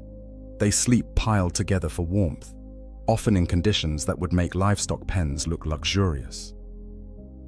For a commissar, accustomed to the privileges of rank, private quarters, regular meals, access to hygiene facilities, this reduction to animal conditions is profoundly dehumanizing, not because they view themselves as above such hardships in principle, but because the systematic stripping away of all dignity reinforces the message that they are no longer a person of authority, but simply meat to be used and discarded. The psychological impact of forced participation in entertainment violence deserves special attention. Being forced to kill fellow humans for orc amusement, whether in fighting pits or through other cruel games, creates moral injury that physical wounds cannot match. The commissar must choose between death through refusal or survival through murder of innocents. Neither option is morally acceptable, yet a choice must be made. This impossible choice haunts survivors. The faces of those killed, the memory of their eyes in the moment before death, the feeling of a weapon plunging into human flesh, these become intrusive memories that recur during any quiet moment. Sleep, when it comes, brings nightmares. Waking hours feature sudden flashbacks triggered by random stimuli. The psychological mechanism of dissociation might protect during the actual violence, but afterwards, the mind struggles to integrate these acts into a coherent self-image. For commissars specifically, this creates a dark mirror of their normal duties. They have executed cowards and failures, acts they justified as necessary for military discipline and the emperor's service. Now they're forced to kill the innocent and desperate for the entertainment of Xenos. The parallelism is uncomfortable, potentially leading to questioning of past actions and the moral foundation of commissarial authority itself. The social dynamics among prisoners create additional psychological pressures. In theory, shared suffering should create solidarity and mutual support. In practice, starvation and desperation often turn prisoners against each other. People inform on escape plans for extra rations. They betray trust for slight advantages. They abandon the weak and injured because helping them might reduce their own survival chances.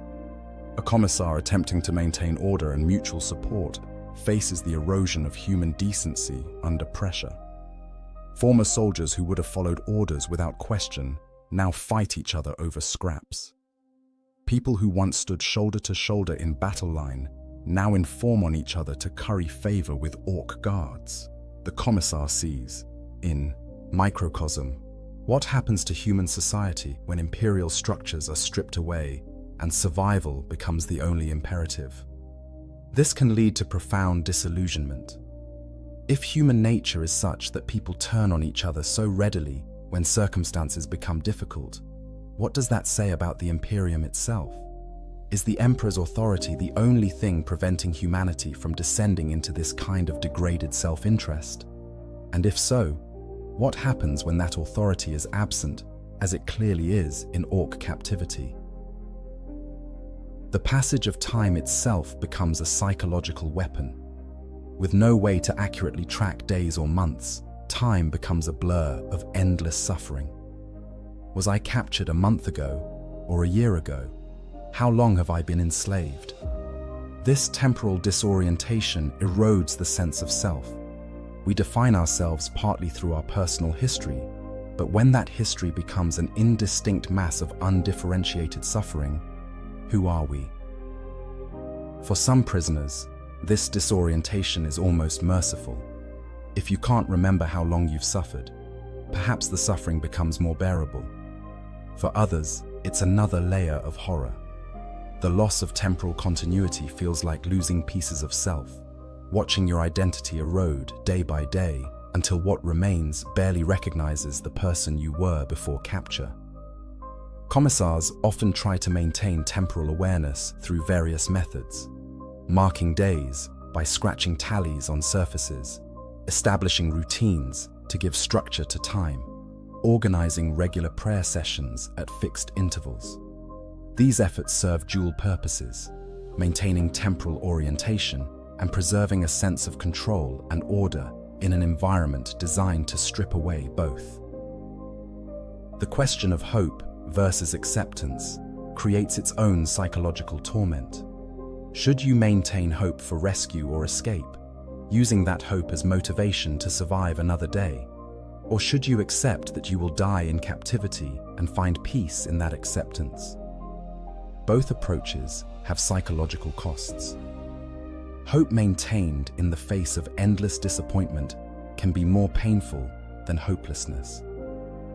But accepting death might make you give up too soon, failing to take advantage of opportunities that might actually arise. Commissars walk this line constantly, both for themselves and for other prisoners who look to them for guidance. Encourage too much hope, and you set people up for devastating disappointment. Encourage too much acceptance, and you create a population of broken individuals who won't even try to survive. Finding the balance requires wisdom and psychological resilience that captivity steadily erodes. The ultimate psychological horror might be the fear that you're losing your humanity entirely. When you've been reduced to an animal existence for long enough, when you've done terrible things to survive, when you've lost track of who you were and why anything matters. Are you still human in any meaningful sense? Or have the orcs succeeded in their unconscious project of reducing you to the level of a beast? This existential crisis strikes particularly hard at commissars. Their entire identity rests on being exemplars of humanity at its most disciplined and purposeful. To lose that, to become just another broken animal scrabbling for survival, represents a failure more profound than death. Death can be accepted as service to the Emperor, but degradation to the point where you can no longer recognize yourself as having been a servant of the Emperor, that's a horror that keeps commissars fighting for psychological survival, even when physical survival seems impossible. Some find meaning in bearing witness. Even if they cannot escape, even if they will die in captivity, maintaining their awareness and memory matters. Someone must remember what happened here, must preserve the knowledge of this suffering so it isn't lost to imperial records. This purpose might seem small, but it provides a framework for endurance. You survive to remember, to bear witness, so that if rescue ever comes, or you somehow escape, you can testify to what occurred. Others retreat into fantasy or dissociation as protective mechanisms. They mentally remove themselves from the horror, imagining they're somewhere else, or constructing elaborate mental scenarios where they're rescued or successful in escape. This psychological escape provides relief, but also carries dangers. Too much retreat into fantasy means you're not paying attention to the real environment, missing opportunities or threats. And the return to reality from fantasy becomes increasingly painful. Each crash back to awareness of captivity, a fresh wound. The psychological horror of orc captivity is, in many ways, worse than the physical torments, because it strikes at the very core of who a person is. Physical wounds heal, given time and treatment. But psychological wounds, the erosion of identity and purpose, the moral injury of forced participation in atrocity, the existential crisis of faith tested to destruction, these cut deeper and last longer than any beating or starvation could manage. The final fates. Every story of orc captivity ends, though the endings vary dramatically in their particulars. For commissars and other prisoners held by the greenskins, several possible fates await, each terrible in its own way. Understanding these endings provides crucial context for the entire experience of captivity. Death in combat represents perhaps the most acceptable fate from an imperial perspective. Prisoners forced into fighting pits or used as battlefield cannon fodder might die with weapons in their hands, even if those weapons are crude and the combat is involuntary. For a commissar who has lived by the creed of dying in service to the Emperor, death in combat retains some shred of dignity, even when that combat serves orc entertainment rather than imperial glory. These deaths usually come quickly, a mercy in itself. A killing blow from a gladiatorial opponent, a beast's claws, tearing through vital organs, a stray shot during the chaos when orcs use prisoners as living shields. All of these end suffering in moments rather than drawing it out over weeks or months.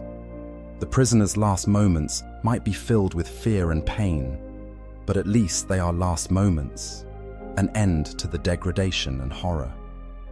For some, death in combat is actively sought. After weeks or months of slavery, the fighting pit becomes an opportunity to die on one's own terms. Fight hard, perhaps take down an opponent or even an orc guard, then go down swinging. It's not the glorious death a commissar might have imagined during their service, dying in a heroic charge against the Emperor's enemies. But it's a death that at least involves fighting rather than passive, waiting for the end. Death, through being worked to exhaustion, represents a slower, more grinding fate. The prisoner labors under brutal conditions, inadequate food, and constant stress until their body simply gives out. This might take weeks for someone already wounded or sick, months for the healthier and stronger.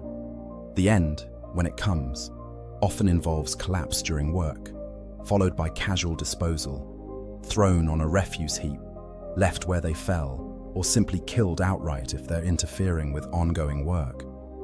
This manner of death offers no dignity, no moment of defiance, no final assertion of humanity. The prisoner simply grinds down like a worn tool until they're no longer functional, at which point they're discarded. For a commissar who has executed soldiers for failing in their duty, dying of exhaustion while enslaved by Xenos represents an irony too bitter to contemplate. The very weakness they punished in others becomes their own fate. Some prisoners reach the point where their bodies fail, but their minds remain aware, lying in some corner of the prison pen, too weak to move, knowing that death is hours or days away, but not yet here. Other prisoners might offer comfort if they can spare the energy, or they might ignore the dying, needing to conserve their own strength for survival. The orcs certainly don't care. A dying prisoner is simply taking up space that could be used for something else. Becoming orc food represents perhaps the most viscerally horrifying fate. Orcs are omnivorous and not particularly discriminating about what they eat.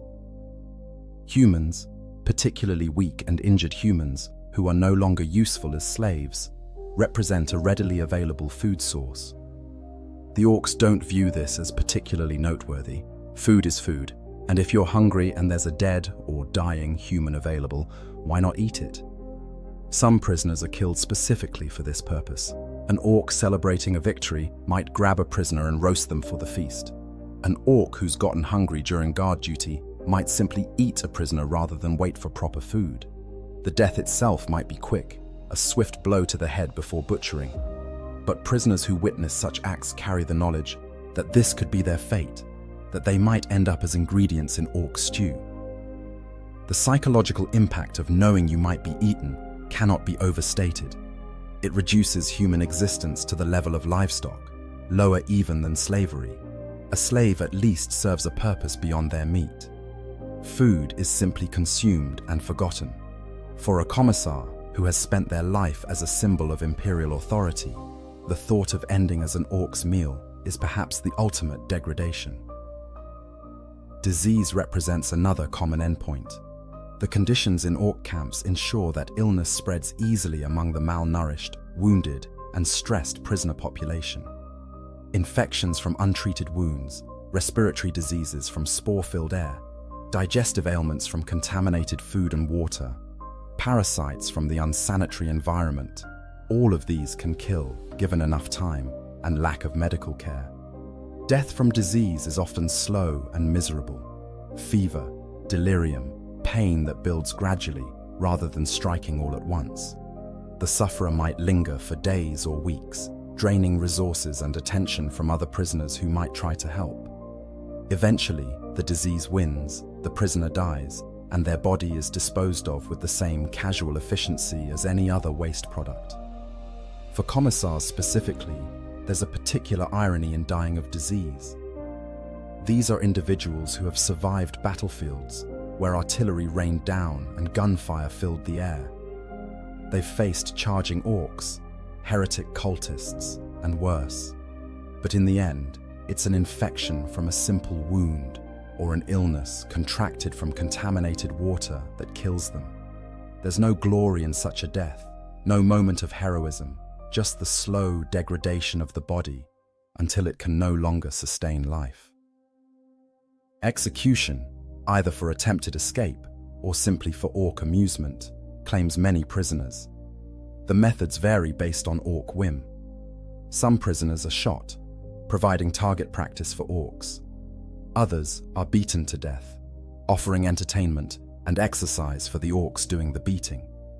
Still others might be fed to dangerous beasts, thrown from heights, or killed in any of a dozen other ways that orcs find entertaining.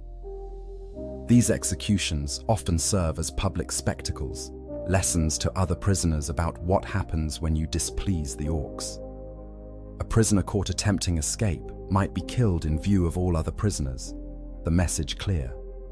This is what happens when you try to leave. The death is drawn out not from careful cruelty, but from orc enthusiasm.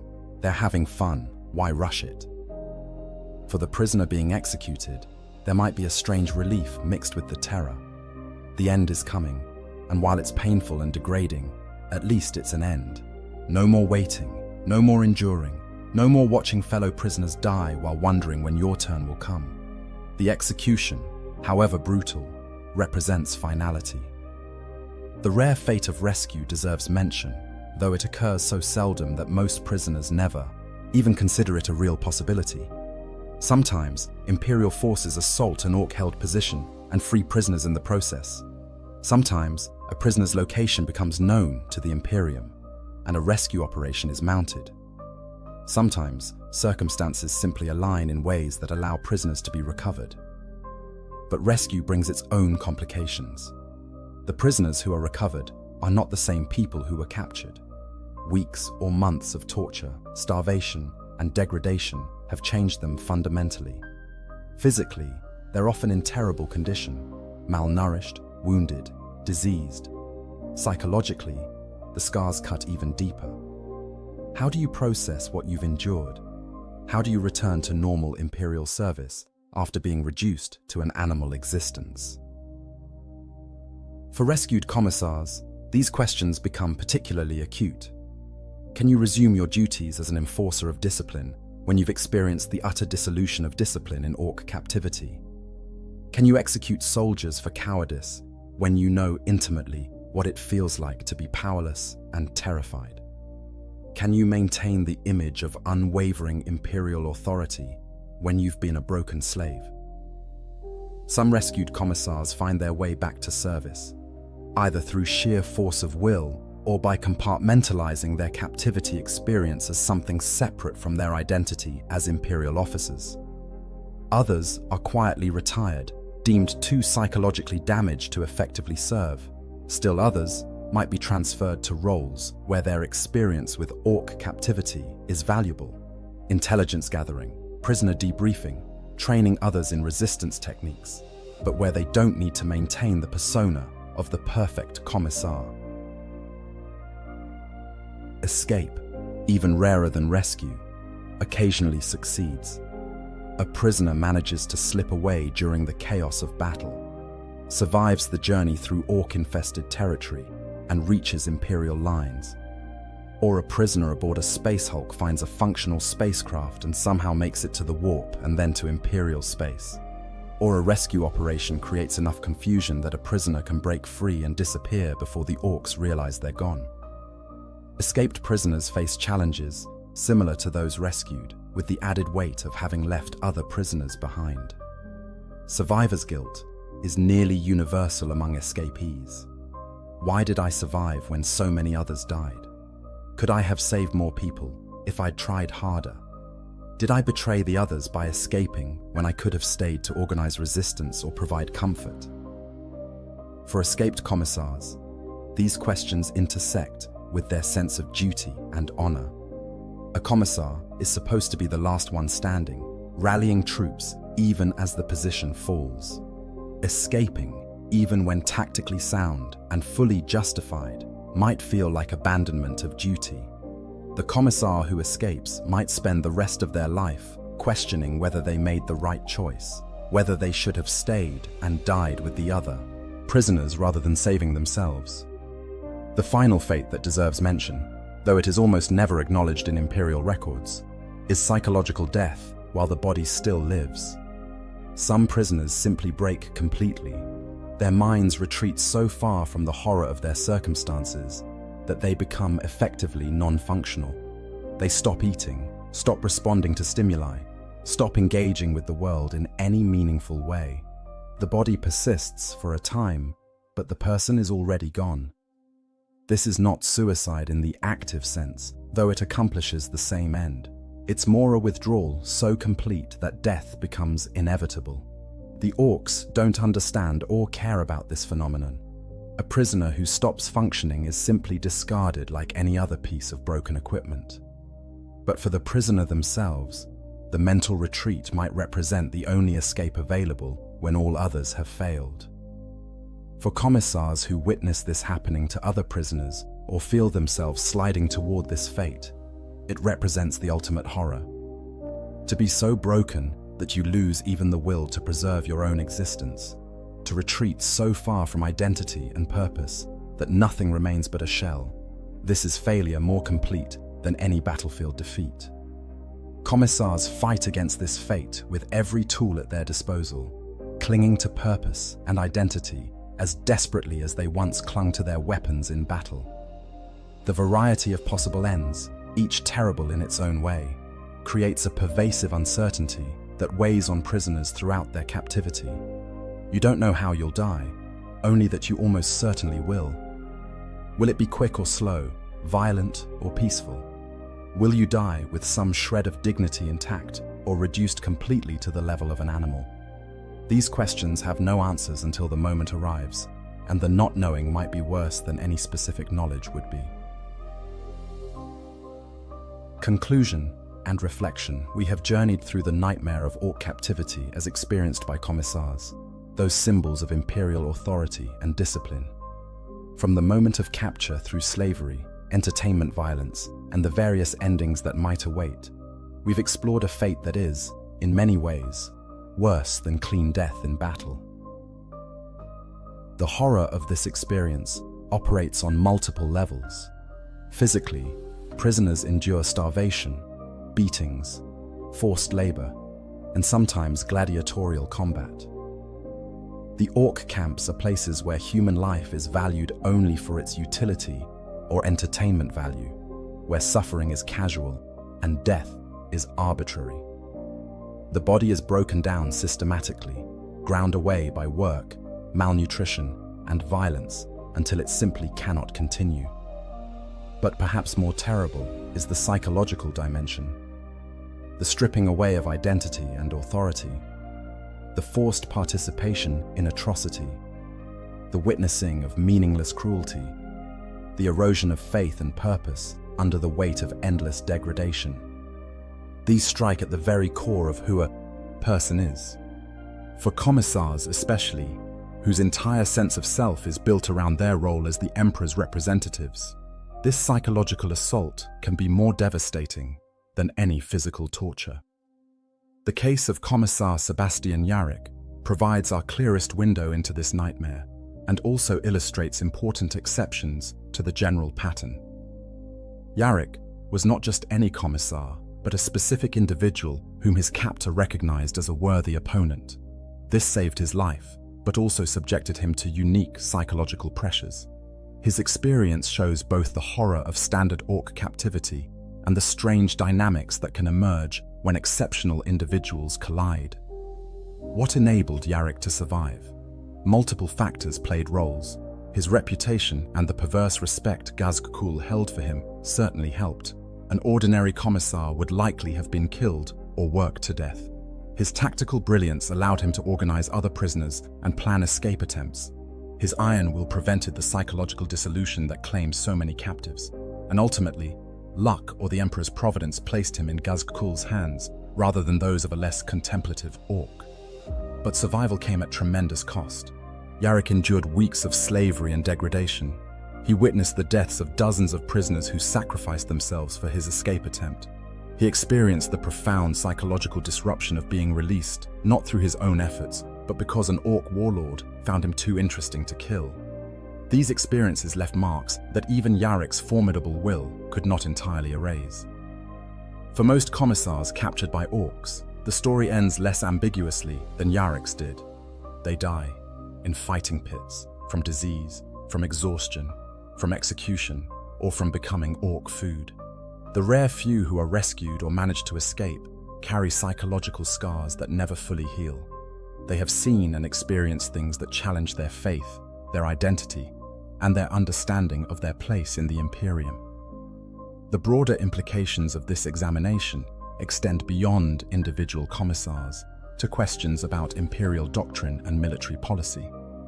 The Imperium trains commissars to be unwavering symbols of authority, to enforce discipline through fear and respect, to embody the Emperor's will on the battlefield.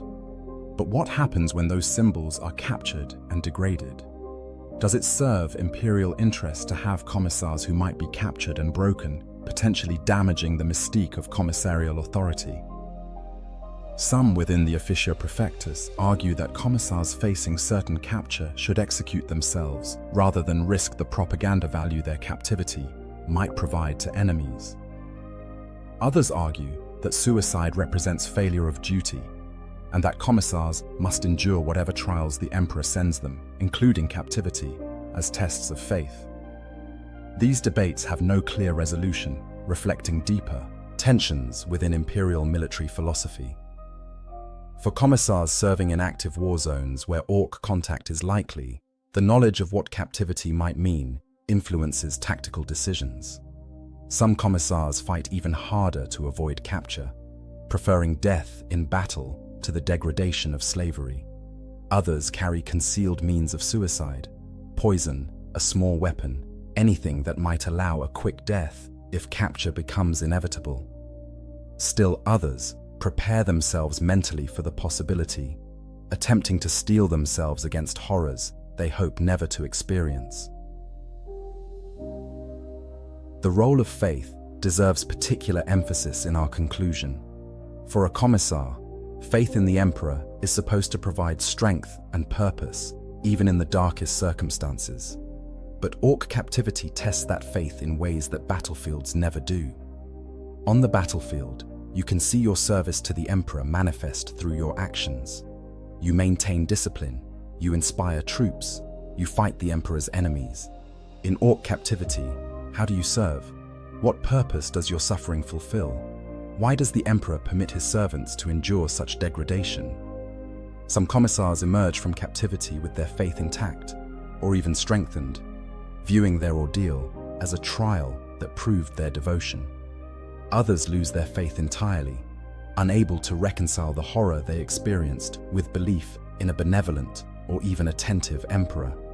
Most fall somewhere between these extremes, maintaining the forms of faith while quietly harboring doubts they can never fully articulate or resolve. The final reflection must be on the nature of the enemy. The Orcs are not sophisticated torturers like the Dark Eldar, who inflict suffering as art and sustenance. They are not systematic oppressors like the Tau, who might attempt to re-educate and convert their prisoners. They are living weapons, engineered for endless war, who view humans as resources to be exploited and obstacles to be destroyed. They understand neither mercy nor cruelty in human terms, only utility and entertainment. This makes them, in some ways, more terrifying than more sophisticated enemies. You cannot negotiate with Orcs, cannot appeal to shared values or common ground, cannot convince them to show mercy. This makes them, in some ways, more terrifying than more sophisticated enemies. You cannot negotiate with Orcs, cannot appeal to shared values or common ground, cannot convince them to show mercy. They operate on principles so alien to human thinking that any attempt to find common understanding is doomed from the start. You are simply a thing to them, useful while you work, entertaining while you fight, edible when you're neither. Understanding what happens when Orcs capture a commissar requires grappling with this fundamental alienness. The degradation, the slavery, the random violence, the casual consumption of human life. None of this stems from malice as humans understand it. The Orcs aren't trying to be cruel, they're simply being what they were engineered to be. Weapons that think, organisms designed for endless war, creatures to whom battle and violence are as natural as breathing. For the commissars who endure this nightmare and survive, whether through rescue, escape, or the rare circumstance of being released, the experience becomes a defining element of their identity. They have been broken down to nothing and somehow rebuilt themselves. They have witnessed the dissolution of imperial authority and the failure of faith to protect. They have done terrible things to survive and watched others die despite doing everything possible to live. Some find meaning in bearing witness, in ensuring that the suffering is not forgotten. Others dedicate themselves to preparing the Imperium for future Orc conflicts, using their intimate knowledge of the enemy to save lives and prevent others from experiencing similar fates. Still others simply endure, carrying their scars in silence, and trying to rebuild some semblance of the life and identity they had before capture. The question that haunts every survivor and every commissar who contemplates this possibility is whether survival itself is worth the cost. Is it better to die with honor on the battlefield, maintaining your identity and faith intact, or to survive captivity at the cost of everything that made you who you were? The answer varies for each individual, shaped by circumstances, personality, and the particular horrors they encountered or might encounter. What remains constant is that Orc captivity represents one of the gravest fates that can befall an Imperial Commissar. It strips away everything that defines them: authority, dignity, purpose, faith, and reduces them to the most basic struggle for survival. Those who endure and return are forever changed, carrying wounds that never fully heal and memories that never fade. In the grim darkness of the far future, there is only war. But within that war exist gradations of horror, and Orc captivity occupies a special place among them. It is a fate that makes death in battle seem merciful by comparison, a nightmare that proves there are indeed fates worse than dying for the Emperor. For the commissars who face this possibility every time they take to the field against the greenskin hordes, the knowledge of what might await them if they fall becomes part of the burden they bear. It is one more weight added to the already crushing responsibility of maintaining discipline, upholding faith, and embodying the Emperor's will. And for those who actually experience this horror and somehow survive, they become living testaments to human resilience and the terrible cost of service to the Imperium. As we conclude this examination, remember that behind every statistic of prisoners taken, every intelligence report of Orc camps, every mention of slaves in greenskin hands, there are individual human beings experiencing unimaginable suffering. Some of them are commissars, those symbols of imperial authority reduced to the lowest possible state. Their stories, whether they end in death or survival, deserve to be told and remembered. The tale of Commissar Sebastian Yarrick stands as the most famous example, but countless other commissars have faced similar fates in obscurity. Their names are not recorded in imperial histories. Their sacrifices are not celebrated in propaganda posters. They simply disappeared into the green tide, their final moments known only to the Orcs who killed them and the Emperor who supposedly watches over all humanity. Yet their suffering matters. Every commissar who endures Orc captivity, who maintains some shred of humanity in the face of systematic dehumanization, who refuses to break completely, even when breaking would be easier, proves that the human spirit can endure even the darkest trials. They demonstrate that faith and purpose can survive even when stripped of all external supports. They show that the Emperor's servants can maintain their oaths even when it seems the Emperor himself has abandoned them. This is not a story of triumph in the conventional sense. Most captured commissars die in slavery or fighting pits. Most never escape or get rescued. Most endure horrors that would shatter lesser individuals and then die anyway, their suffering achieving nothing tangible for the imperial war effort. But their resistance matters nonetheless. Every day survived is a day the Orcs didn't break them. Every moment of maintained dignity is a victory against the degradation. Every prayer offered in captivity is an assertion of faith against despair.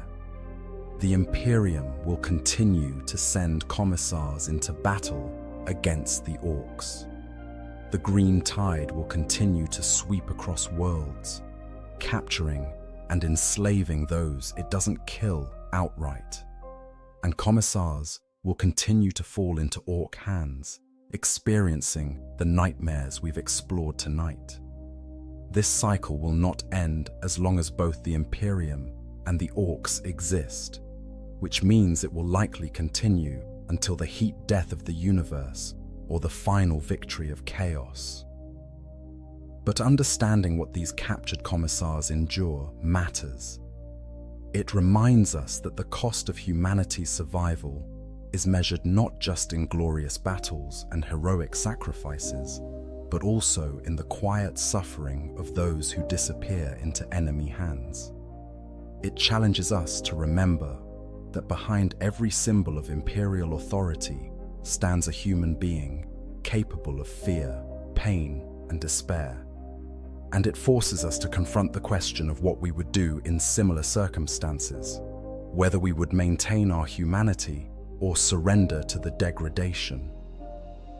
The Orcs represent everything the Imperium claims to stand against: chaos instead of order, violence instead of discipline, crude strength instead of noble purpose. When a commissar falls into their hands, it's not just an individual tragedy, but a symbolic inversion of imperial values. The enforcer of discipline becomes the victim of chaos. The symbol of order is subjected to random violence. The embodiment of purpose is reduced to meaningless suffering. Yet even in this inversion, even in this apparent defeat of everything imperial authority represents, there remains the possibility of resistance. Not the dramatic resistance of escape or rescue, though those occasionally occur, but the quiet, grinding resistance of simply refusing to become what the Orcs want you to be, maintaining some core of identity, preserving some thread of faith, holding on to some fragment of the person you were before capture. This is the real story of what happens when Orcs capture a commissar. Not tales of glorious escapes or heroic defiance, though those elements exist, but the much darker, more difficult story of human beings stripped of everything that defined them, forced to find meaning and purpose in circumstances that seem designed to destroy both. It's a story of survival at terrible cost, of endurance in the face of hopelessness, of faith tested to destruction, and sometimes, somehow, emerging intact on the other side. If you found this deep dive into one of the darkest corners of Warhammer 40,000 lore valuable, please consider liking this video and subscribing to the channel. Your support allows us to continue exploring the untold stories and uncomfortable truths of the grim darkness of the far future.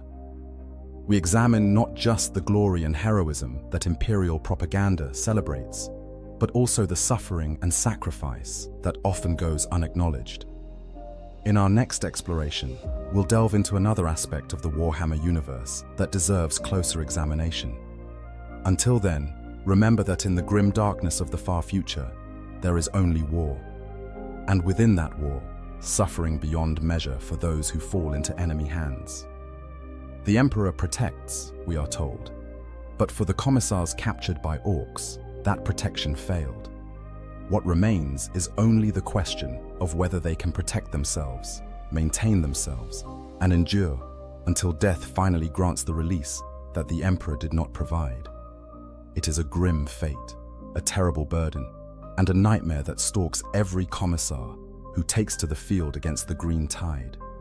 May the Emperor have mercy on those who fall, and may we never forget what they endure in the darkness, far from the glory of imperial propaganda and the comfort of faith's easy answers.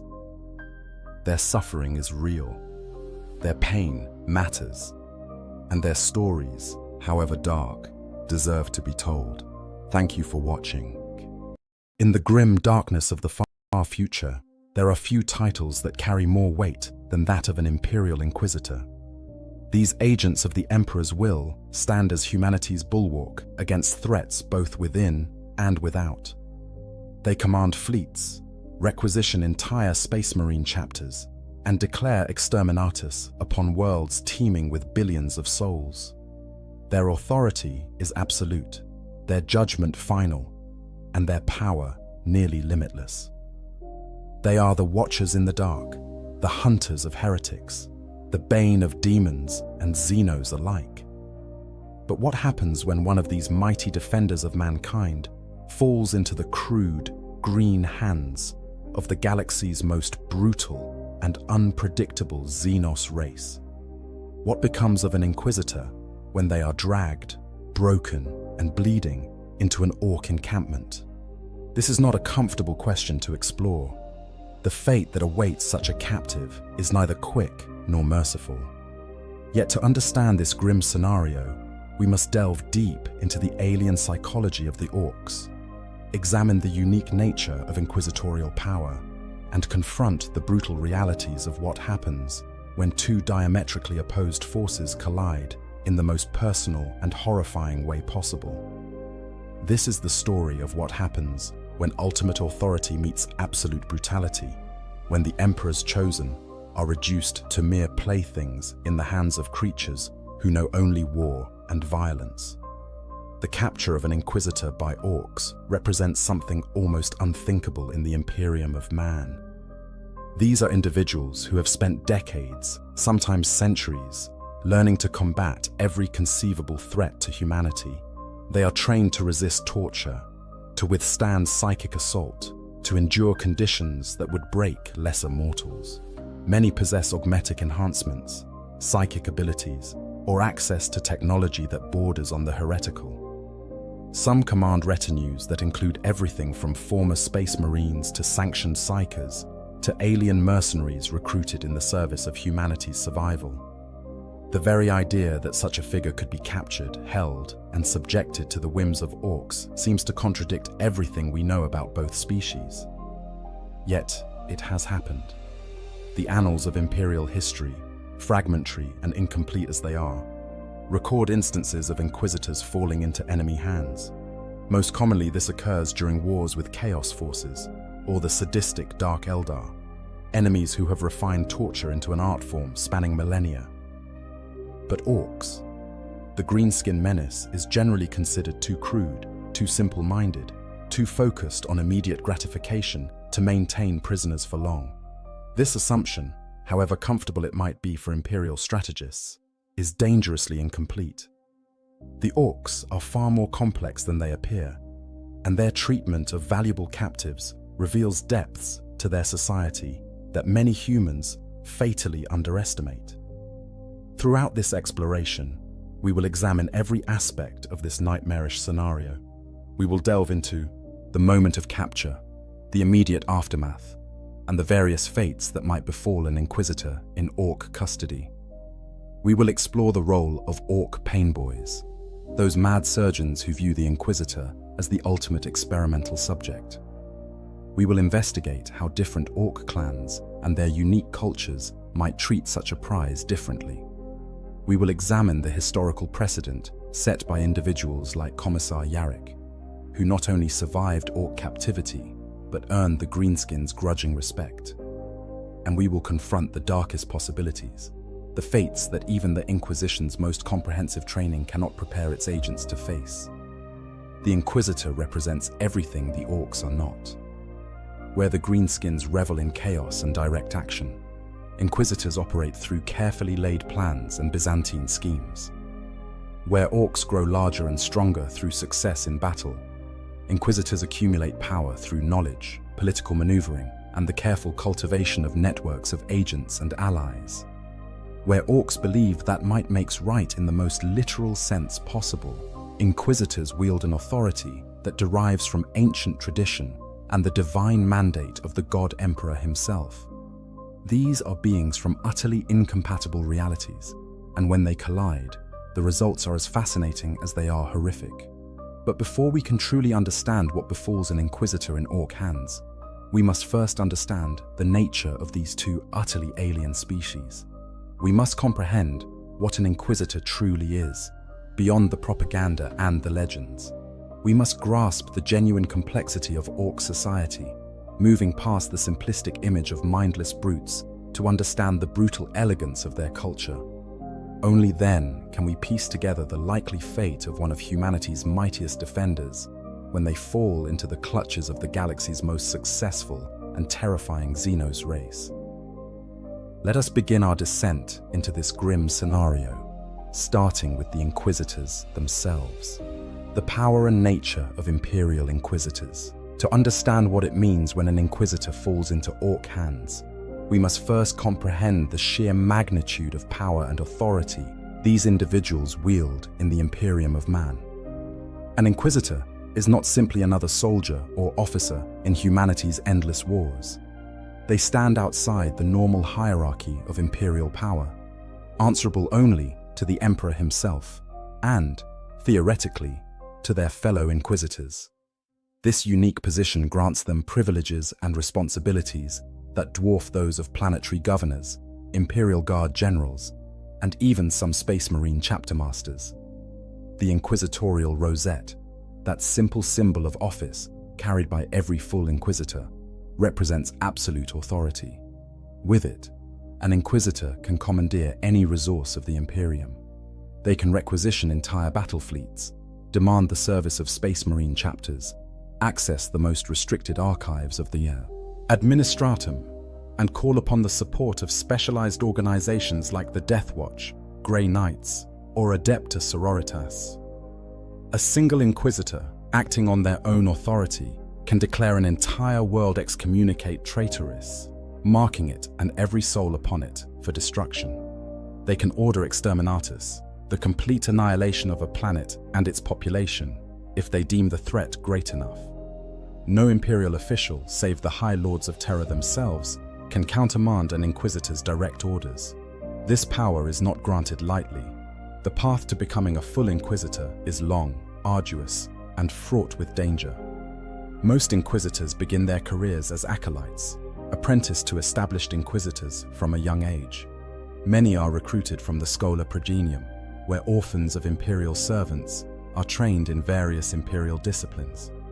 Others are discovered later in life, individuals who have displayed the keen intelligence, unwavering faith, and ruthless pragmatism necessary for inquisitorial work. The training period can last decades, during which the acolyte accompanies their master on missions across the galaxy, learning the arts of investigation, interrogation, combat, and the countless other skills an Inquisitor must master. The curriculum is comprehensive and merciless. Acolytes learn to recognize the signs of heresy, mutation, and corruption in all their myriad forms. They study the tactics and psychology of humanity's enemies, from the mindless hunger of Tyranids to the Byzantine scheming of chaos cultists. They are trained in multiple forms of combat, from the brutal close-quarters fighting of boarding actions to the more refined techniques of assassination and stealth. Many learn to resist torture, to function after days without sleep, to survive in the harshest environments the galaxy can produce. Those with psychic potential are carefully trained and sanctioned, learning to wield their powers without falling prey to demonic possession. Beyond these practical skills, Inquisitors develop expertise in countless specialist fields. Some become masters of xenobiology, able to identify and exploit the weaknesses of alien species. Others delve into the forbidden law of chaos, walking a dangerous line between understanding the enemy and falling to corruption themselves. Some specialize in technology, learning to recognize and utilize archaeotech and xenotech that would be forbidden to lesser Imperial servants. Each Inquisitor develops their own particular areas of expertise over their career, building a knowledge base that can span centuries of accumulated experience. The Inquisition itself is divided into several major orders, each focused on a particular category of threat to the Imperium. The Ordo Malleus, or Demon Hunters, specializes in combating the forces of chaos and demonic incursions. These Inquisitors are among the most secretive and powerful, often working closely with the Grey Knights chapter of Space Marines. They carry specialized weapons designed to harm demonic entities, and many are well versed in the forbidden lore necessary to identify and banish warp-spawned horrors. The Ordo Xenos focuses on threats from alien species. These Inquisitors become experts in xenobiology, studying the countless alien races that plague humanity's holdings. They work closely with the Death Watch, drawing upon the expertise of veteran space marines who have fought virtually every Xenos species in the galaxy. An Ordo Xenos Inquisitor might spend decades tracking a single Genestealer cult, or they might coordinate the defense of an entire sector against an encroaching Orc Waig. Their knowledge of alien psychology, technology, and tactics is encyclopedic. The Ordo Hereticus, the Witch Hunters, turns the Inquisition's gaze inward. These Inquisitors root out heresy, mutation, and corruption within the Imperium itself. They investigate claims of psychoactivity outside the Imperium's sanctioning process, hunt down rogue tech priests who dabble in forbidden technologies, and expose cults that worship entities other than the God Emperor. They work closely with the Adepta Sororitas, the Battle Sisters, whose faith is as unshakable as their combat prowess is formidable. Beyond these three major ordos exist countless minor ones, each focused on highly specialized threats. The Ordo Scriptorum investigates heretical texts. The Ordo Redactus specializes in information control and censorship. The Ordo Chronos studies temporal anomalies and time-related threats. Each of these organizations develops its own methods, traditions, and areas of expertise, contributing to the vast wealth of knowledge and capability represented by the Inquisition as a whole. But an Inquisitor is more than their training and official authority. They are individuals, each with their own philosophies, methods, and moral boundaries. The Inquisition has no central doctrine beyond the basic tenet that the Imperium must be preserved at any cost. This lack of unified dogma has led to the development of various factions and philosophies within the organization. Puritans believe in adhering strictly to imperial law and tradition, refusing to employ forbidden technologies or make compromises with Xenos or Chaos forces. Radicals, conversely, are willing to use any means necessary to achieve their goals, even if this means employing demon hosts, collaborating with Xenos, or utilizing Chaos artifacts in the fight against humanity's enemies. These philosophical differences can lead to bitter conflicts between Inquisitors. It is not unheard of for Inquisitors to declare each other excommunicate traitorous, leading to violent confrontations that can tear apart entire sectors. The Inquisition polices itself, with each member theoretically equal in authority to every other. This creates a complex political landscape where reputation, influence, and personal power matter as much as official rank. Many Inquisitors augment their natural abilities with cybernetic enhancements.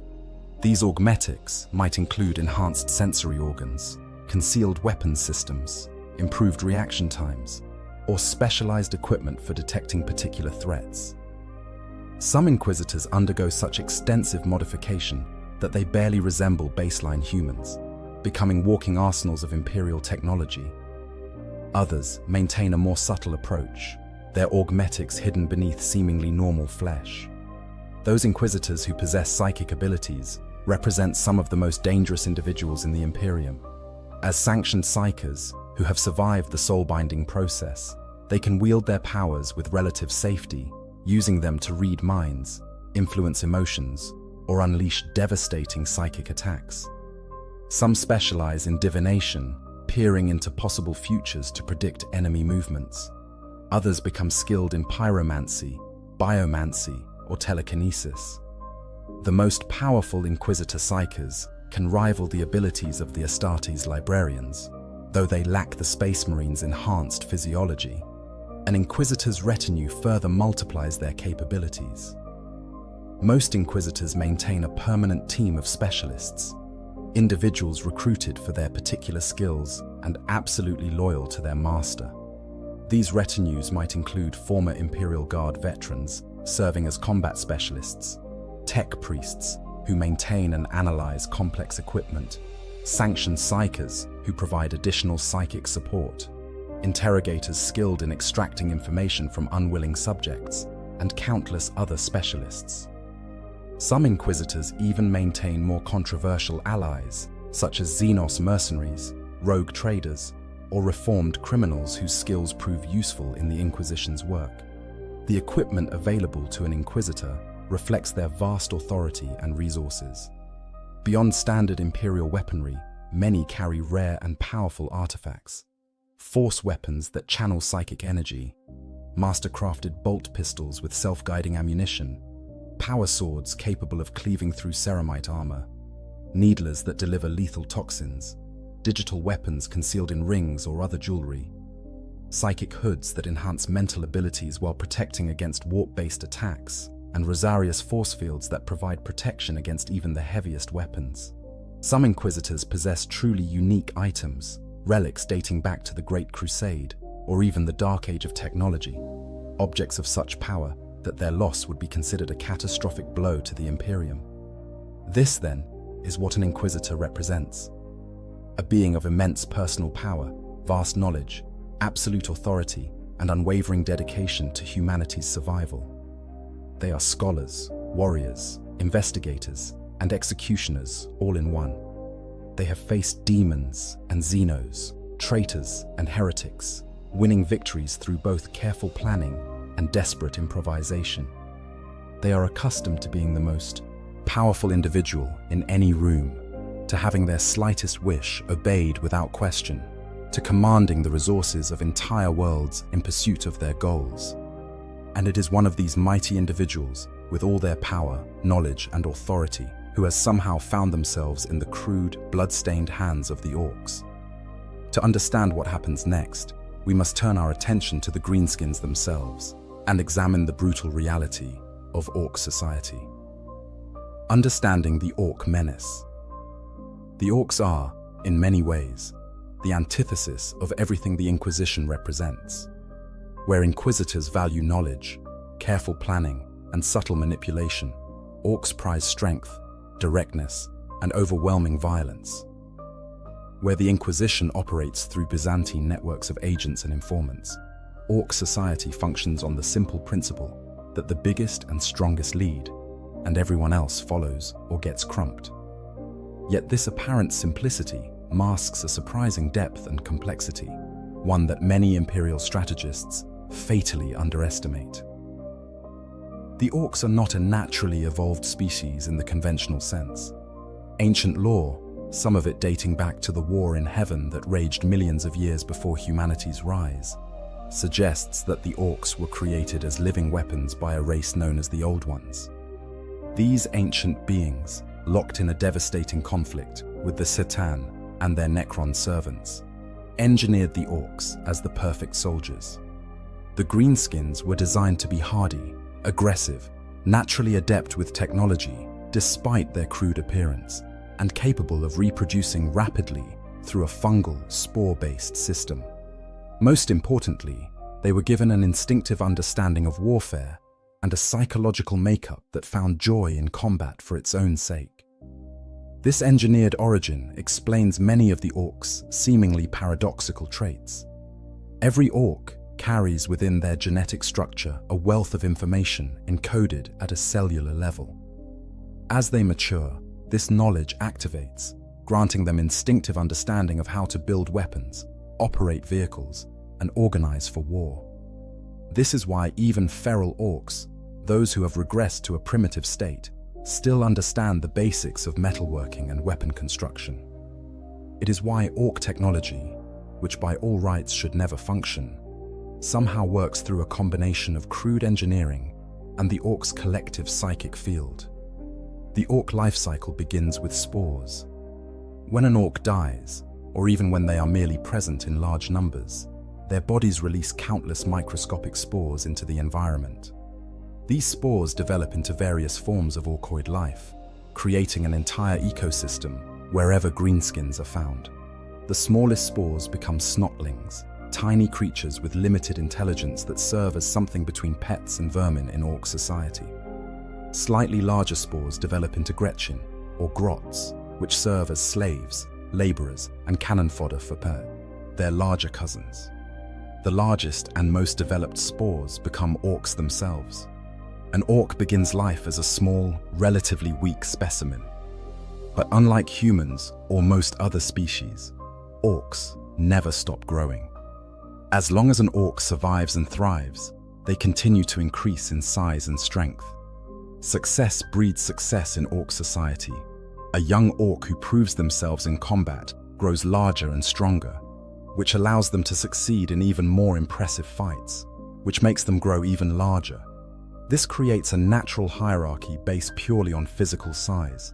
The biggest orc is, by definition, the one who has been most successful in battle, and thus the one most qualified to lead. This growth continues throughout an orc's potentially very long lifespan. An orc who has survived centuries of warfare can grow to truly massive proportions, towering over baseline humans and rivaling even space marines in sheer physical bulk. These ancient warriors, scarred by countless battles and festooned with trophies from defeated enemies, represent the pinnacle of orc society. They become war bosses, leading tribes of thousands or even millions of greenskins in massive eggs across the galaxy. Orc psychology is fundamentally different from that of humans or most other species. Orcs possess what Imperial scholars sometimes call a blue and orange morality, a worldview so alien that it cannot be easily judged by human ethical standards. Orcs do not fight out of hate, anger, or fear. They fight because fighting is what they were made for, what brings them joy, what gives their existence purpose and meaning. An orc at peace is an orc in misery. They need conflict the way humans need food and water, and they will create conflict if none is readily available. This does not mean that orcs are mindless killing machines. They possess intelligence, cunning, and even a rough sense of humor. They can make plans, form alliances, and engage in surprisingly sophisticated tactics when the situation demands it. The notion that orcs are simple-minded brutes who only know how to charge forward and hit things is a dangerous misconception that has led to the death of countless Imperial soldiers. Orcs are quite capable of ambushes, feints, strategic withdrawals, and other un-orky behavior when it serves their ultimate goal of finding a good fight. Orc society is organized into a loose hierarchy based primarily on size and fighting ability. At the bottom are the Gretchen and Snotlings, who perform menial labor and serve as targets for the amusement of their larger kin. Above them are the boys, the standard orc warriors, who make up the bulk of any warband. Among the boys exist various specialists, though these roles are less like human military specializations and more like expressions of an orc's innate tendencies and interests. Some boys are drawn to vehicles and speed, becoming speed freaks who race into battle on smoke-belching warbikes and ramshackle buggies. Others develop an obsession with setting things on fire, joining the burner boys with their crude flamethrowers and blowtorches. Still others become looters, orcs who specialize in scavenging and modifying enemy weapons for their own use. These specializations are not chosen consciously, but emerge naturally as an orc matures and their genetically encoded knowledge activates. Above the standard, boys are the knobs, orcs who have grown large enough and tough enough to command respect through sheer physical presence. Knobs serve as squad leaders, enforcers, and the warrior elite of orc society. They claim the best equipment, eat the best food, and lord their status over smaller orcs at every opportunity. Many knobs serve as part of a war boss's retinue, forming a bodyguard of massive, heavily armed warriors that crushes anyone foolish enough to challenge the boss's authority. At the pinnacle of this hierarchy sit the war bosses themselves. These are the largest, toughest, and most successful orcs in a given area. A war boss's authority is absolute within their territory, maintained through a combination of physical dominance, cunning, and the sheer force of personality that all truly successful orcs develop. War bosses settle disputes through violence, make all major decisions for their tribe, and lead their boys into battle at the forefront of the fighting. The most successful war bosses gather such massive followings that they transcend the title entirely, becoming warlords who command multiple tribes in great migrations that threaten entire sectors of Imperial space. Scattered throughout this hierarchy are the odd boys, orcs, whose genetic knowledge manifests in specialized forms. Mech boys, are the engineers and technicians of Orc society, building everything from simple guns to massive gargants through a combination of intuitive understanding and brute force problem solving. Painboys serve as doctors and surgeons, though their methods would make even the most jaded Imperial medici blanch in horror. Weird Boys are Orcs with psychic abilities, channeling the collective psychic energy of nearby Orcs into devastating attacks. Runthirds specialize in managing Gretchen and Snotlings, using a combination of sharp implements and shouted threats to keep the smaller Orcoids in line. The Orcs' relationship with technology is perhaps the most paradoxical aspect of their species. Orc equipment should not work. Their guns are crude assemblies of scrap metal held together with rivets and wishful thinking. Their vehicles leak oil, belch smoke, and seem constantly on the verge of catastrophic failure. Their ships are massive, ugly amalgamations of salvaged parts that violate every principle of sound engineering. And yet, somehow, it all functions.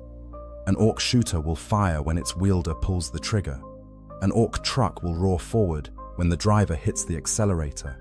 An Orc spaceship will survive transit through the warp and emerge at its destination. The secret lies in the Orc's Gestalt psychic field. Every Orc is mildly psychic, though most are entirely unaware of this fact. When Orcs gather in groups, their collective psychic energy creates a field that subtly warps reality, making what the Orcs believe to be true actually become true. If enough Orcs believe that red vehicles go faster, then red vehicles do go faster. If Orcs believe that a particular gun is especially powerful, it becomes more powerful. This is not unlimited. An Orc cannot will a stick into a functioning bolter, but it provides just enough of a reality warping effect to make their ramshackle technology actually functional.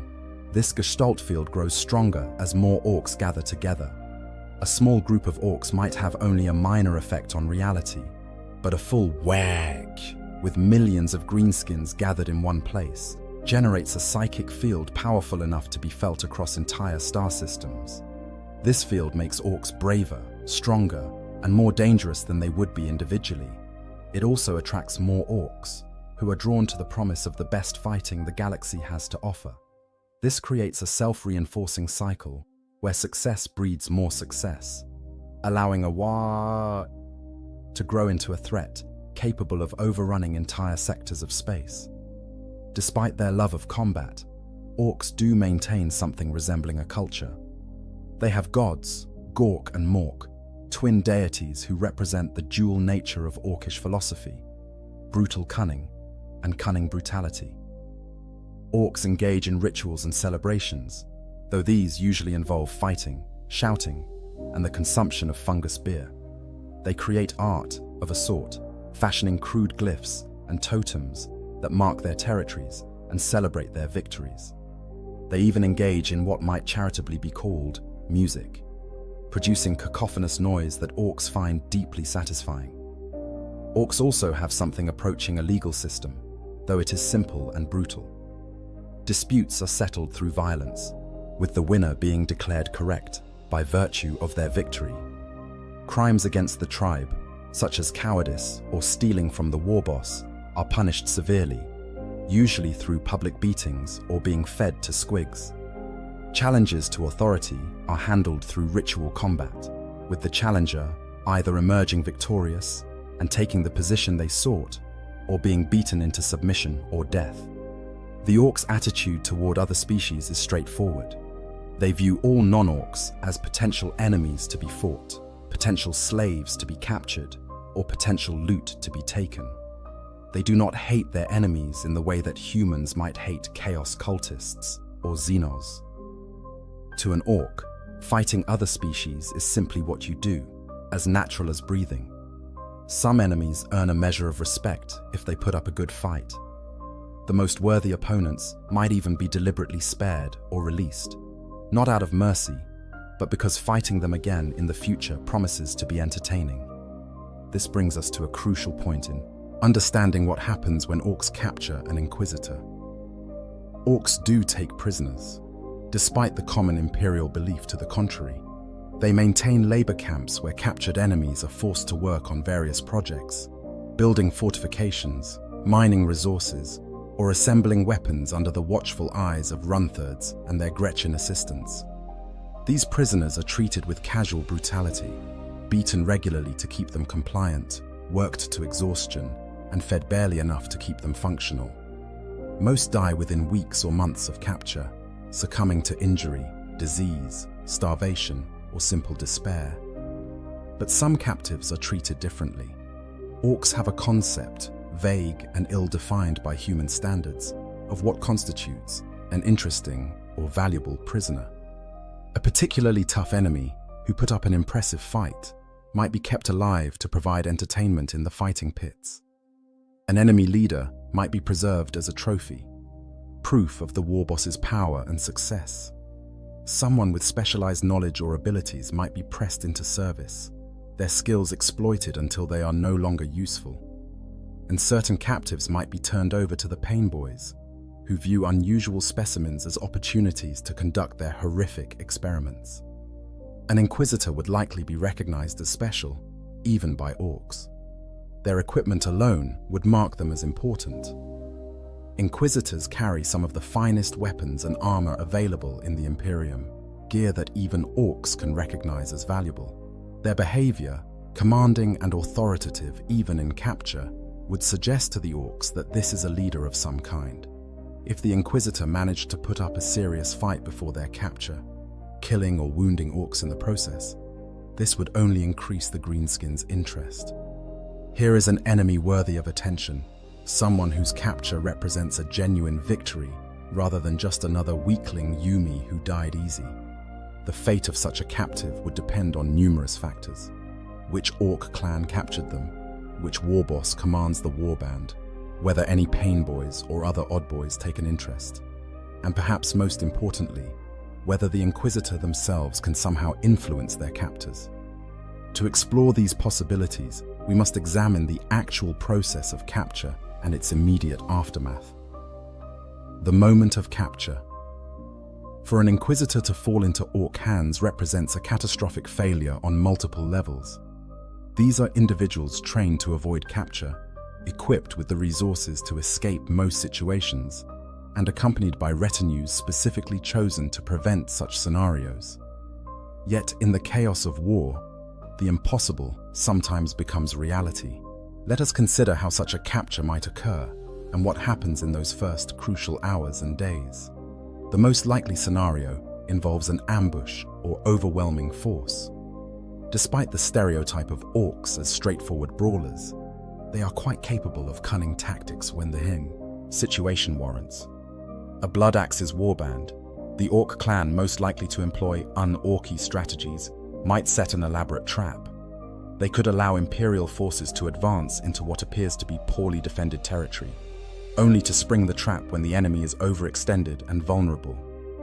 In the confusion of such an ambush, even an Inquisitor's considerable abilities might not be enough to prevent capture, especially if their retinue has been killed or scattered. Alternatively, the Inquisitor might fall victim to sheer bad luck. Perhaps they were investigating what appeared to be a minor orc incursion, only to discover too late that it was the vanguard of a much larger force. Perhaps their spacecraft suffered critical damage during an orbital engagement, forcing them to crash land on an orc-held world. Perhaps they were betrayed by someone they trusted, delivered into enemy hands by a traitor or chaos cultist, who then sold the captive to nearby orcs. In the vast and dangerous galaxy of Warhammer 40,000, there are countless ways for even the mighty to fall. The Inquisitor's response to capture would be shaped by their training and personality. Some might fight to the death rather than accept captivity, seeing capture as an unacceptable outcome. These Inquisitors would force their captors to kill them, denying the orcs any chance to exploit their knowledge or equipment. Others might accept capture as a temporary setback, already beginning to plan their escape or considering how they might manipulate their captors. Still others might view it as an opportunity, a chance to gather intelligence on orc operations from the inside, or even to sow discord among the greenskins from within. The orcs' initial reaction to capturing such a valuable prisoner would be jubilant and chaotic. Orcs love trophies and proof of their victories, and an enemy leader in fancy armor represents the kind of prize that earns serious respect from other boys. The Orcs who made the actual capture would immediately begin arguing over who gets credit, who gets to keep the prisoner's equipment, and who has the right to present the captive to the war boss. These arguments often escalate to violence, with Orcs settling their disputes through impromptu fights while the Inquisitor watches, perhaps seeing an opportunity to escape in the confusion. But escape at this stage is unlikely. Even if the Inquisitor has retained some of their equipment, they are likely injured from the fighting that led to their capture. They are surrounded by dozens or hundreds of Orcs, any one of which is physically stronger than a baseline human. The Orcs, for all their fighting amongst themselves, would quickly turn on any captive who tried to flee. Running away from a fight is one of the few things Orcs genuinely despise, and they would take great pleasure in hunting down and recapturing an escaped prisoner, likely dealing out considerable punishment in the process. The captive would be disarmed immediately, though not gently. Orcs have no concept of careful handling, so the removal of weapons and equipment would involve a lot of yanking, tearing, and possibly breaking. An Inquisitor's carefully maintained weapons, some perhaps centuries old and irreplaceable, would be treated as toys to be fought over by the boys. Power weapons might be activated and swung around recklessly. Bolt pistols would be fired randomly into the air. Psychic hoods and Rosarius force fields would be poked and prodded, with the Orcs trying to figure out what the flashy bits do. Any obviously valuable equipment would quickly make its way up the Orc hierarchy. A Nob might claim a particularly impressive weapon, using his size and strength to intimidate smaller Orcs into giving up their claims. The war boss would almost certainly demand first pick of any truly exceptional items. Orc mech boys would be fascinated by sophisticated Imperial technology, taking pieces apart to see how they work and attempting to incorporate them into their own creations. Much of the Inquisitor's equipment would be ruined in this process, destroyed through ignorance or simply broken during fights over who gets to keep it. The Inquisitor themselves would be bound, though Orc restraints are crude affairs. Heavy chains, thick ropes, or simply wrapping the prisoner in spare netting might suffice. Orcs do not worry much about prisoner comfort or long-term health, so these bonds would be painfully tight, likely cutting off circulation or causing other injuries if left in place too long. The captive might be thrown in a cage, locked in a crude cell, fashioned from scrap metal and scavenged materials, or simply chained to a post in the center of the camp where everyone can see them. The journey to the war boss would depend on where the capture occurred. If it happened near an Orc settlement or encampment, the prisoner would be dragged there relatively quickly, the Orcs eager to show off their prize. If the capture occurred in the field, away from any major Orc presence, it might take days or even weeks for the captive to reach their ultimate destination. During this time, they would be subjected to the casual brutality that characterizes Orc treatment of prisoners. Beatings would be common, administered for entertainment, as punishment for perceived slights, or simply because an Orc felt like hitting something and the prisoner was conveniently nearby. Food and water would be minimal. Orcs themselves have hardy constitutions and can survive on almost anything, so they see no reason to provide quality sustenance to prisoners. The captive might be thrown scraps of whatever the Orcs are eating, food that a human stomach would struggle to process. Water might come from filthy puddles or from the same sources the Orcs use, contaminated with oil, fungal matter, and worse. An Inquisitor's enhanced constitution, whether from Juvenat treatments, augmetic upgrades, or simple toughness developed over years of harsh service, would be tested to its limits. During this time, the Inquisitor would have numerous opportunities to observe their captors. For someone trained in xenology and the arts of investigation, even captivity provides valuable intelligence. They would note the structure of the Orc warband, identifying the hierarchy and the relationships between different Orcs. They would observe which Orc clan they are dealing with, gleaning information from the Orcs' colors, symbols, and behavior. They would watch for weakness in their captors, moments when vigilance lapses or opportunities for manipulation arise. An Inquisitor might attempt to communicate with their captors, though this would be challenging. Few Inquisitors speak the Orc language fluently, though some, like the legendary Commissar Yarrick, have made it their business to learn. Even without language skills, an Inquisitor might try to appeal to the Orc's nature, demonstrating toughness to earn respect, or offering information that the Orcs might find valuable. This is dangerous ground. Providing the enemy with intelligence is potentially treasonous, but an Inquisitor desperate to survive might consider it a calculated risk. The presentation to the war boss would be a significant moment. The Orcs who made the capture would drag their prize before their leader, boasting of the fight it took to bring this Yumi down and demanding recognition for their achievement.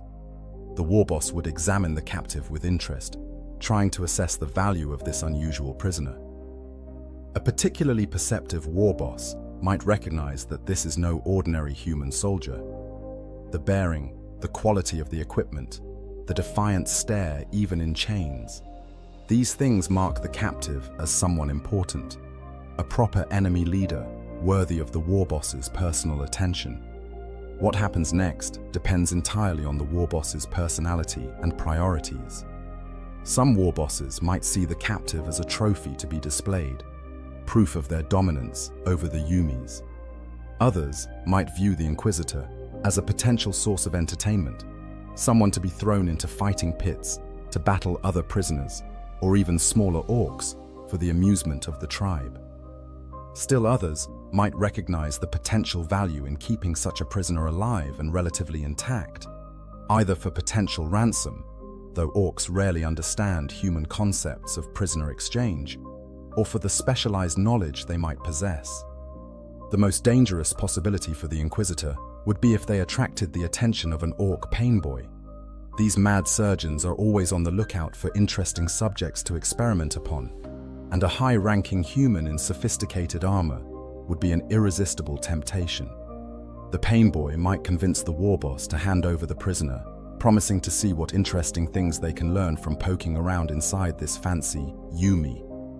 For the Inquisitor, this would mark the beginning of a nightmare that would make even the Inquisition's own interrogation chambers seem merciful by comparison. Before we explore that particularly grim fate, however, we must understand more about the different roles and factions within Orc society, and how each might view and treat an Inquisitor captive. The fate of our Inquisitor hangs in balance, dependent on the whims of aliens who value strength and entertainment above all else, and who have no concept of mercy as humans understand it. The Pain Boy's Workshop. Of all the fates that might befall an Inquisitor in Orc captivity, perhaps none is more horrific than falling into the hands of an Orc pain boy. These mad docs, as they are sometimes called, occupy a unique position in greenskin society. They are essential, providing medical services that even the incredibly resilient Orc physiology sometimes requires. Yet they are also feared and avoided. Their enthusiasm for their work and their tendency to experiment on patients, making them figures of dread, even among their fellow Orcs. Pain boys possess the same genetically encoded knowledge that grants mech boys their understanding of technology and weird boys their psychic abilities. In their case, this manifests as an instinctive understanding of biology, anatomy, and the art of surgery.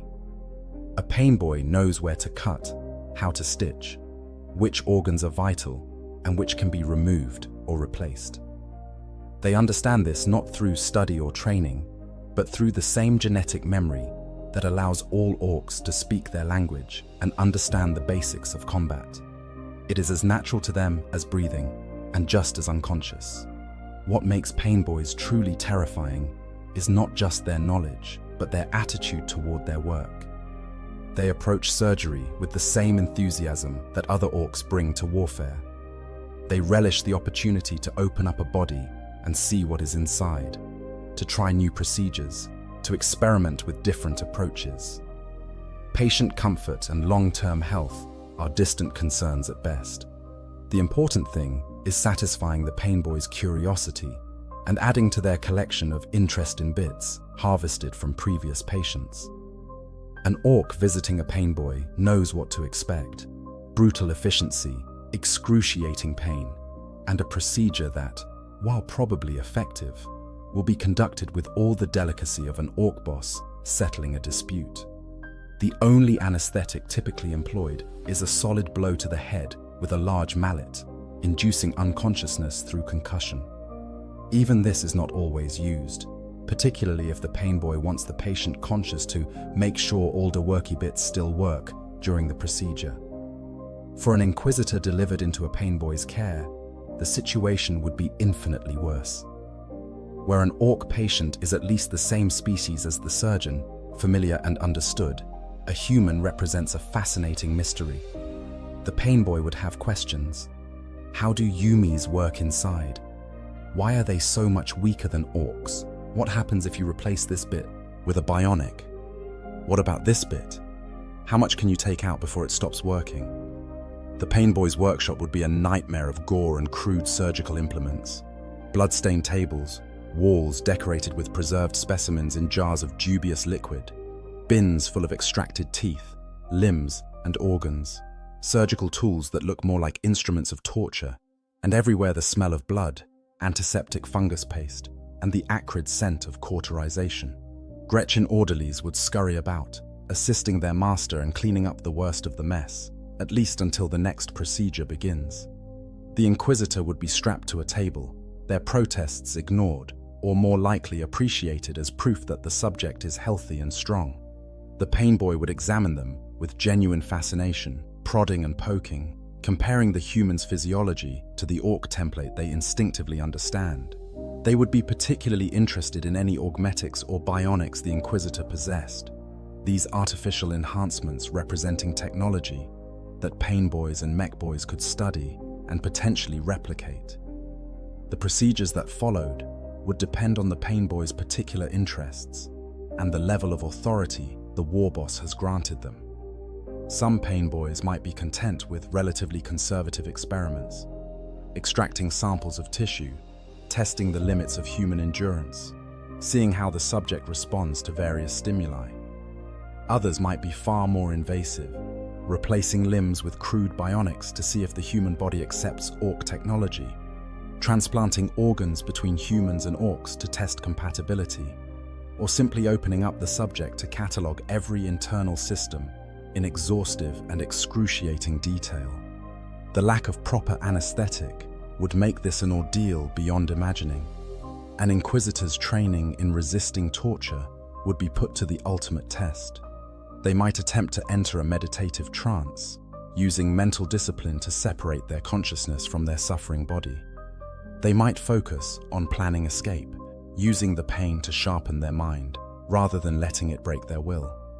They might even attempt to manipulate the pain boy, feeding them false information, or trying to provoke a fatal mistake that would end their torment quickly.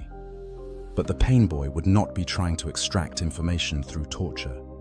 They are not interrogators, and they have no interest in secrets or intelligence. Their experiments are conducted purely out of curiosity and the desire to expand their understanding of biology. This makes them in some ways more dangerous than a chaos torturer or dark Eldar homunculus, because there is no information to give, no confession that will make the pain stop. The pain boy will continue their work until they have satisfied their curiosity, or the subject dies, whichever comes first. The duration of such experiments could vary wildly. A pain boy might spend days or even weeks on a particularly interesting subject, carefully keeping them alive to conduct multiple procedures and observe the results. They would use crude stimulants to keep the subject conscious, fungal compounds to prevent infection, and their instinctive understanding of biology to ensure that vital systems continue functioning, even as non-essential parts are removed or modified. An inquisitor's enhanced physiology would actually work against them here, their augmetics and treatments allowing them to survive trauma that would quickly kill a normal human. Other fates might await an inquisitor in the pain boy's care. They might be subject to experimental bionics, having limbs or organs replaced with crude orc technology in an attempt to create a better Yumi. They might be injected with various compounds, orc growth hormones, mutagenic fungal extracts, or stranger substances, with the pain boy carefully noting the results. In the most extreme cases, They might be subjected to attempted head transplants, a procedure that pain boys find endlessly fascinating and which orcs somehow survive with disturbing frequency. The pain boy would document everything in their own fashion. Orcs are not great record keepers by human standards, but pain boys often maintain collections of specimens, crude diagrams scratched into metal plates, and bins full of interesting bits that they have extracted from previous subjects. An inquisitor's remains might end up preserved in such a collection, their organs floating in jars of fungal preservative, their augmetics disassembled and catalogued, their bones decorated with crude orc glyphs and hung as trophies in the pain boy's workshop. Yet, there is a slim possibility, remote but not impossible, that an inquisitor might survive such treatment and even emerge in a condition to continue functioning. Orcs are surprisingly resilient to radical surgery, and their medical techniques, while brutal, are sometimes effective. If the pain boy's experiments are relatively conservative, if the inquisitor's enhanced physiology allows them to survive procedures that would kill a normal human, if their training allows them to maintain sanity through the ordeal, they might eventually be deemed interesting enough to keep around, or simply forgotten by the pain boy and left to recover in a crude recovery pen with other experimental subjects. Such an inquisitor would emerge changed, both physically and mentally. They would bear the scars of orc surgery, crude stitching, and possibly bionic replacements that are barely compatible with human physiology. They would carry memories of pain that no amount of mental conditioning could fully suppress. But they would also possess something valuable: first-hand knowledge of orc medical capabilities, understanding of how pain boys think and work, and perhaps insights into orc biology that no other Imperial scholar possesses. If they could somehow escape and return to Imperial space, this knowledge might be valuable enough to justify the suffering required to obtain it. But escape from a pain boy's workshop is nearly impossible. The pain boy and their Gretchen assistants maintain careful watch over valuable specimens. The workshop itself is typically located deep within an orc settlement, surrounded by hundreds or thousands of orcs who would quickly recapture any escaped prisoner. And even if the Inquisitor managed to flee the workshop, they would still need to navigate the larger orc encampment, find transportation off-world if they are on an orc-held planet, and somehow make their way back to Imperial space. Each of these steps presents nearly insurmountable obstacles. The psychological impact of such an experience would be profound. Inquisitors are accustomed to being in control, to commanding others, to being the terrifying interrogator rather than the helpless subject, to be reduced to a mere specimen, to be prodded and cut open by alien hands with the same casual interest a human might show dissecting a frog, represents a fundamental violation of their sense of self. Some inquisitors might break under this treatment, their minds shattering as their bodies are dismantled and reassembled. Others might emerge with a burning hatred of orcs that would drive them to ever greater efforts to exterminate the greenskin menace. Still others might develop a grim understanding of their enemy, recognizing in the pain boy's work a twisted reflection of the Inquisition's own methods of extracting information from unwilling subjects. It is worth noting that not all captured inquisitors would end up in a pain boy's care. The mad docs are always looking for interesting subjects, but they answer to the war boss like everyone else in the tribe. If the war boss has other plans for the prisoner, or if the pain boy is busy with other projects, the inquisitor might be spared this particular fate. But the existence of the pain boys, their enthusiasm for experimenting on unusual captives, and their position of respected authority within orc society, means that any high-ranking human falling into greenskin hands must consider this possibility. The pain boy represents one of the most alien aspects of orc culture to human understanding. They are not cruel in the way that Dark Eldar are cruel, finding pleasure in suffering for its own sake. They are not corrupted like Chaos Space Marines, their actions driven by dark gods and the promise of power. They are simply following their nature, expressing the genetically encoded impulses that make them what they are. with no more malice than a human scientist dissecting a lab animal. This almost makes them more terrifying because it reveals the fundamental gulf between human and orc psychology. To a pain boy, an inquisitor is not a person with rights, dignity, or value beyond their potential as an experimental subject. They are simply an interesting organism that might teach the pain boy something new about biology if properly examined. For the inquisitor strapped to that table, listening to the pain boy's excited commentary as crude surgical tools descend toward them, this philosophical distinction would provide little comfort. They would face the same choice all prisoners face: resist and maintain their dignity as long as possible, or cooperate and hope for mercy that will never come. In either case, their fate would be measured in how long they can survive the pain boy's enthusiasm, and whether death comes quickly or only after days or weeks of experimental procedures that would make even the Inquisition's own interrogators blanch in horror. Conclusion: the grim arithmetic of survival. We have journeyed through the darkest possibilities facing an inquisitor captured by orcs, examining scenarios that would be unthinkable for most Imperial citizens even to contemplate. From the pain boy's workshop to the labor camps, from being kept as a trophy to attempting to earn respect through combat, we have explored the myriad fates that might befall one of humanity's most powerful defenders when they fall into alien hands. Now, as we conclude, we must confront the uncomfortable truths that this exploration reveals about both species, about the nature of power and helplessness, and about what happens when absolute authority collides with absolute brutality. The first and most important truth is that capture by orcs represents a catastrophic failure of the systems designed to protect inquisitors. These individuals operate at the highest levels of imperial power, commanding resources that most humans cannot imagine.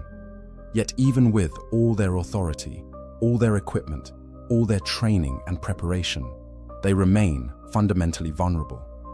An inquisitor is still human, or at least human enough that orc weapons can kill them and orc chains can hold them. The trappings of power, the rosette, and the authority it represents mean nothing to aliens who recognize only strength and size as legitimate markers of status. This vulnerability is perhaps the most psychologically devastating aspect of orc captivity for an inquisitor. They have spent decades, perhaps centuries, accumulating power and authority. They have become accustomed to having their commands obeyed without question, to being the most dangerous person in any situation, to wielding power over life and death with casual ease. To be suddenly reduced to helplessness, to be chained and beaten and treated as property by creatures they have spent their career fighting, represents a fundamental inversion of their reality. Some inquisitors would break under this psychological assault as surely as others would break under physical torture. The second truth is that the orcs are far more complex and dangerous than imperial propaganda suggests. The common portrayal of greenskins as simple-minded brutes, creatures who charge forward and hit things with no thought or strategy, is not just incomplete, but actively dangerous. Orcs possess intelligence, cunning, and sophisticated social structures. They are capable of long-term planning, strategic thinking, and even psychological manipulation when it serves their purposes. An imperial commander who underestimates orc intelligence is a commander whose forces will be ambushed, outmaneuvered, and destroyed. This complexity extends to their treatment of prisoners. Orcs do not simply kill every enemy they capture. They maintain labor camps, conduct experiments, keep trophies, and in rare cases, even develop something approaching respect for worthy opponents. This means that an inquisitor's fate in orc hands is not predetermined, but depends on countless factors. Which clan captured them? Which war boss makes the decisions? What specialists are available? And how the inquisitor themselves responds to captivity. This unpredictability makes planning for such scenarios nearly impossible, but it also means that survival, while unlikely, is not completely impossible. The third truth concerns the nature of respect and recognition between enemies. The example of Commissar Yarrick demonstrates that it is possible, under very specific circumstances, for a human to earn genuine orc respect. Yarrick survived multiple captures, fought Gazkul Mag Uruk Thraka to a standstill, and became such a legendary figure among the orcs that they came to view him as a worthy opponent rather than just another Yumi to be stomped. This path exists, at least in theory, for an exceptional inquisitor who possesses the right combination of combat skill, psychological insight, and sheer determination. But we must be honest about how rare and difficult this path would be. Yarrick is a unique figure, someone who spent decades studying orc psychology and deliberately cultivating his fearsome reputation among the greenskins. Most inquisitors, even those who specialize in fighting orcs, would lack the specific skills and temperament required to walk this path. And even for those who possess these qualities, success would depend on countless factors beyond their control. The presence of a war boss sophisticated enough to appreciate a worthy enemy. The absence of a pain boy eager to experiment on such an interesting specimen. The luck to survive long enough to build a reputation.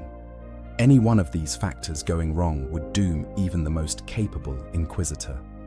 The fourth truth is about the cost of survival. An inquisitor who somehow endured orc captivity and escaped would emerge fundamentally changed. They would bear physical scars, injuries from fights, marks from crude surgery if they encountered a pain boy, the effects of malnutrition and disease from the labor camps. They would carry psychological scars that might never heal, memories of helplessness and degradation, knowledge of what it feels like to be reduced to property in alien hands, perhaps guilt over compromises made to survive or information provided to captors. They would also possess knowledge that few other Imperials could claim.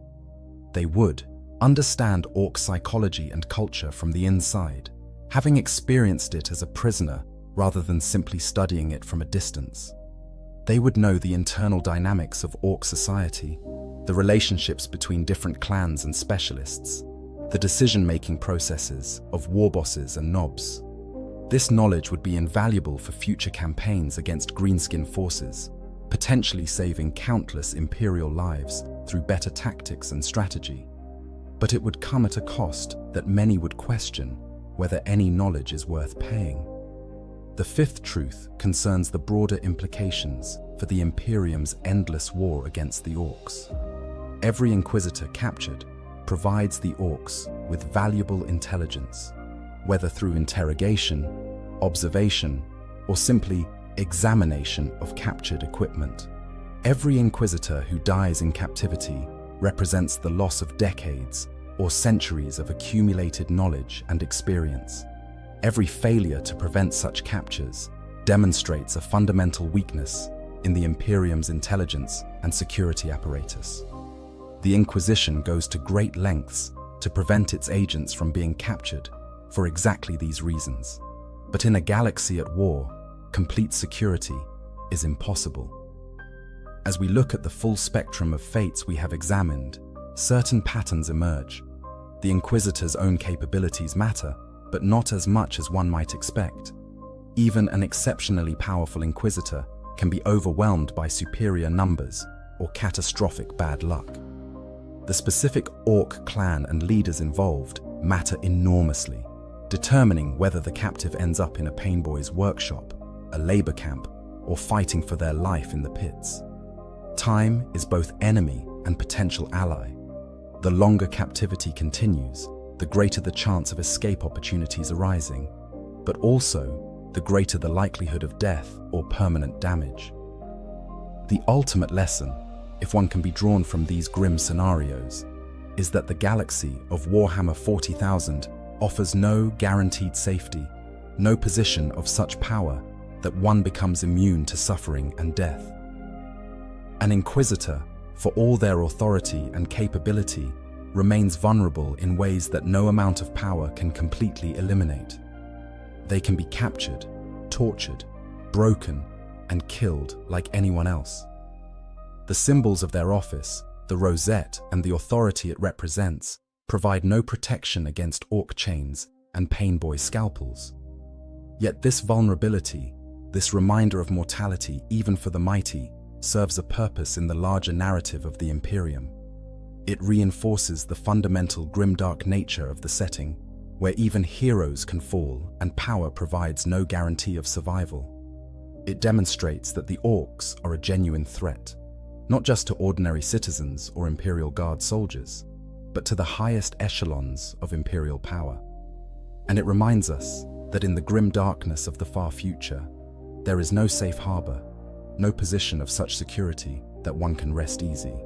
For you, the viewer, who has followed this exploration to its end, I hope it has provided insight into the complex and terrifying nature of Orc captivity and the myriad fates that might await an Inquisitor unlucky enough to experience it.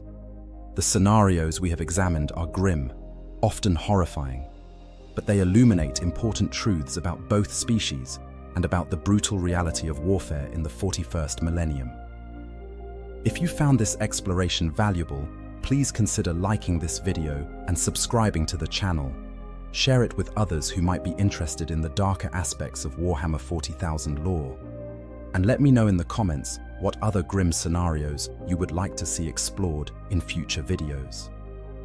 The galaxy is vast and filled with horrors, and there are countless more stories to tell about what happens when the unprepared meet the unthinkable in the darkness between the stars. In the end, the fate of a captured Inquisitor serves as a reminder that in Warhammer 40,000, power is always temporary, authority is always conditional, and even the mightiest can fall. The Orcs, for all their apparent simplicity, represent a threat that cannot be dismissed or underestimated.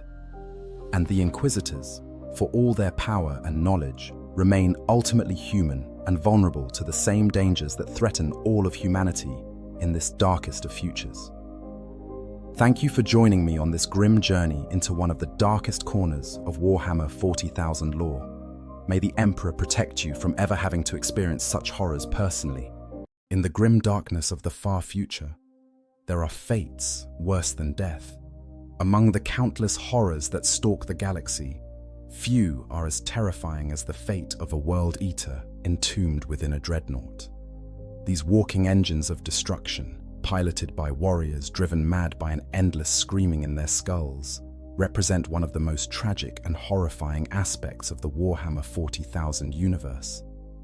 To understand why these mechanical titans never stop screaming, we must delve deep into the twin curses that define their existence, the butcher's nails that ravage their minds, and the cold metal tomb that imprisons what remains of their bodies.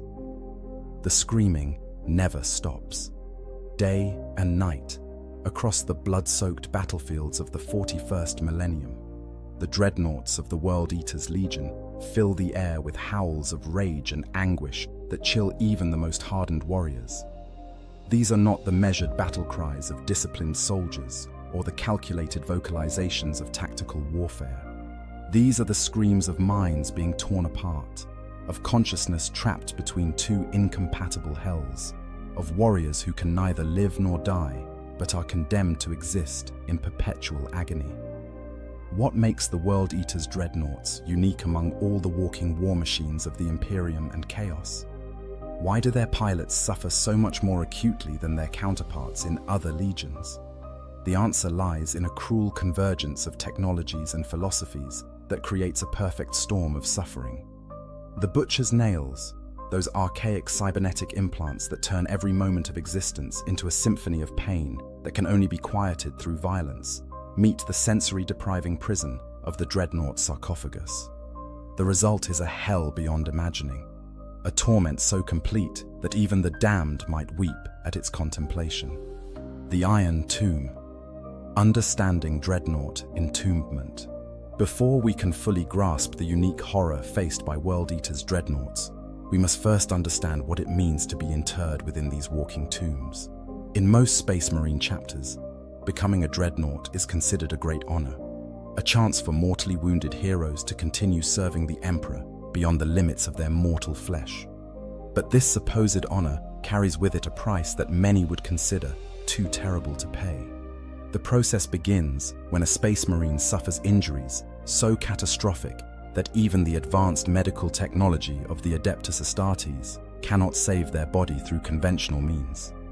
Perhaps their spine has been shattered by an orc warlord's power claw, or their internal organs pulverized by explosions, or their limbs torn away by tyrannid bioweapons. In most cases, such injuries would mean death, a warrior's final rest after a life of service.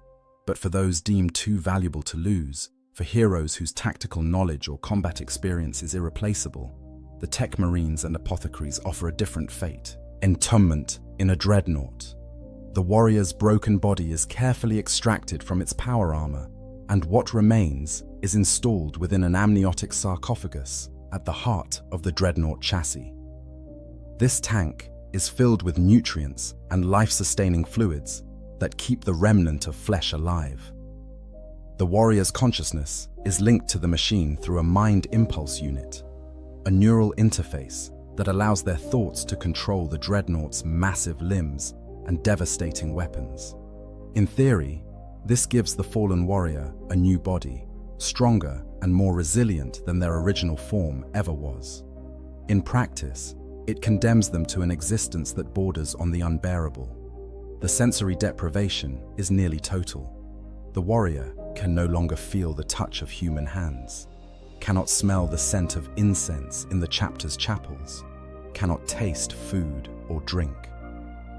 Their connection to the physical world is mediated entirely through the machine's sensors, which translate sight and sound into cold data streams. When a dreadnought's power fist crushes an enemy's skull, the pilot experiences no satisfying crunch of breaking bone, no warm spray of blood, no tactile feedback whatsoever. They know intellectually that their blow has landed, that their enemy is dead, but they cannot feel it in any meaningful way. This sensory isolation drives many dreadnought pilots toward madness over time. Even among the most stoic chapters, it is not uncommon for ancient dreadnoughts to exhibit signs of psychological deterioration. Some become increasingly detached from their brothers, viewing themselves as more machine than man. Others develop obsessive fixations, repeating certain behaviors or phrases endlessly. Still others simply withdraw into themselves, becoming silent and unresponsive, except when roused for battle. To mitigate this psychological degradation, most chapters place their dreadnoughts into a form of suspended animation between battles. These sleep cycles, maintained by stasis fields and sedative cocktails, allow the pilot to rest in something approaching unconsciousness. They dream after a fashion, though whether these dreams bring comfort or torment varies from individual to individual. When the chapter needs their service, tech priests wake them from this slumber, brief them on the current situation, and deploy them to battle. After the fighting is done, they return to their dreamless sleep, sometimes for decades or even centuries at a time. This cycle of awakening and slumber becomes the entirety of a dreadnought pilot's existence. They are witnesses to the slow march of history, watching as generations of space marines live and die while they persist, unchanging, in their metal shells. They see the faces of their battle brothers grow unfamiliar, watch as the chapter's traditions evolve and change, observe as the very architecture of their fortress monastery is modified and rebuilt. They become living relics, revered by younger Marines who know them only as legends, approached with a mixture of awe and unease. The psychological toll of this existence cannot be overstated. Imagine waking from sleep to find that 50 years have passed, that all your closest friends are dead, that the chapter you knew has become something subtly different. Then imagine being sent into battle, experiencing a few hours or days of sensory input filtered through mechanical sensors before being returned to your sleep for another century. Your entire existence becomes a series of disconnected snapshots, moments of wakefulness separated by vast gulfs of unconsciousness. You lose track of who you were, of what it felt like to be truly alive. Your identity erodes, worn away by the endless cycle of sleep and war. For most dreadnought pilots, this gradual erosion of self is mitigated by the periods of rest between deployments. The sleep is a mercy, a respite from the isolation and sensory deprivation. But what happens when that mercy is denied? What becomes of a consciousness trapped in the metal tomb without the relief of unconsciousness, forced to remain awake and aware for years or decades at a time, experiencing nothing but the cold darkness of the sarcophagus and the maddening absence of physical sensation? This is where the true horror begins, and it sets the stage for understanding the unique torment of the World Eaters. The Butcher's Nails, a technology of torment. To understand the hell inhabited by World Eaters, dreadnoughts, we must examine the other component of their suffering, the Butcher's Nails. These archaic cybernetic implants, forced upon the World Eaters Legion by their Primarch Angron, represent one of the cruelest technologies ever inflicted upon the Space Marines. They are devices of torture, masquerading as combat enhancement, tools that grant power at the cost of humanity itself. The Butcher's Nails were not originally designed by the Imperium, or even by the ancient human civilizations of the Dark Age of technology. They were relics of Nuceria, a brutal world where the technology was used to create gladiators for the entertainment of the ruling classes. The procedure involved the surgical implantation of numerous cybernetic cables and implants directly into the subject's brain, creating a web of artificial neural pathways that fundamentally altered how the brain processed sensory information and emotional responses. The device works by hijacking the brain's pain and pleasure centers, systematically rewiring them into a single, unified response. Every sensory input, every emotional experience, every moment of existence is transformed into pain. Sight becomes pain. Sound becomes pain. The beating of your own hearts becomes pain. The implants replace critical portions of the brain's emotional processing centers, including the limbic lobe and insular cortex, the very structures that allow humans to experience joy, contentment, peace, and all the subtle gradations of emotion that make life worth living. In their place, the Butcher's Nails offer only one reprieve: violence. When the implanted warrior engages in combat, when they spill blood and take life, the nails provide a brief respite from the constant agony. The pain doesn't disappear entirely, but it diminishes, becoming bearable for precious moments. This creates a horrifying addiction, a desperate need to kill that eclipses all other desires. The warrior becomes a slave to their own augmentations, driven to seek out combat not for glory or duty, but simply to escape the unbearable torture of existing without violence. The original Butcher's Nails implanted in Angron were particularly devastating. They were slowly killing him, eating away at his brain tissue, causing progressive neurological damage that would eventually result in his death. The Emperor himself examined these implants and concluded that they could not be safely removed, that attempting to extract them would kill Angron immediately. They had grown too deeply into his brain, replacing essential structures with their own artificial systems. Angron was kept alive by the very device that was slowly destroying him, trapped in a body that was both prison and executioner. When Angron became Primarch of the 12th Legion, he demanded that his sons receive the same augmentation. The Tech Marines and apothecaries of the Legion attempted to create replicas based on Angron's implants, though these copies were crude compared to the original Dark Age technology. The early attempts at implantation had a 100% fatality rate. Every single Space Marine who received the nails died on the operating table, their enhanced physiology unable to withstand the traumatic rewiring of their neural architecture. But Angron persisted, driven by a twisted desire to share his suffering with his sons, to make them understand the pain he endured every moment of his existence. Eventually, the Legion's surgeons developed a version of the nails that could be implanted with a reasonable survival rate. These modified implants were less lethal than the originals, lacking the progressive degenerative effects that were slowly killing Angron. But they retained the essential horror of the technology. the transformation of all sensation into pain, the addiction to violence, the destruction of everything that made the warrior human. The effects on the World Eaters' Legion were catastrophic. Warriors who had once been disciplined soldiers, capable of complex tactics and strategic thinking, devolved into frenzied berserkers. Their capacity for joy vanished. Their ability to form meaningful emotional connections withered. They could no longer experience the satisfaction of a mission accomplished, the warmth of brotherhood, the quiet contentment of meditation or prayer. Every moment of peace became torture. The only time they felt anything approaching relief was when they were killing, when their chain axes were tearing through enemy flesh, when blood was flowing and skulls were being claimed. This transformation horrified many within the Imperium. The Emperor himself eventually forbade the practice of implanting the nails, ordering Angron to cease the augmentation of his legion. But the damage was already done.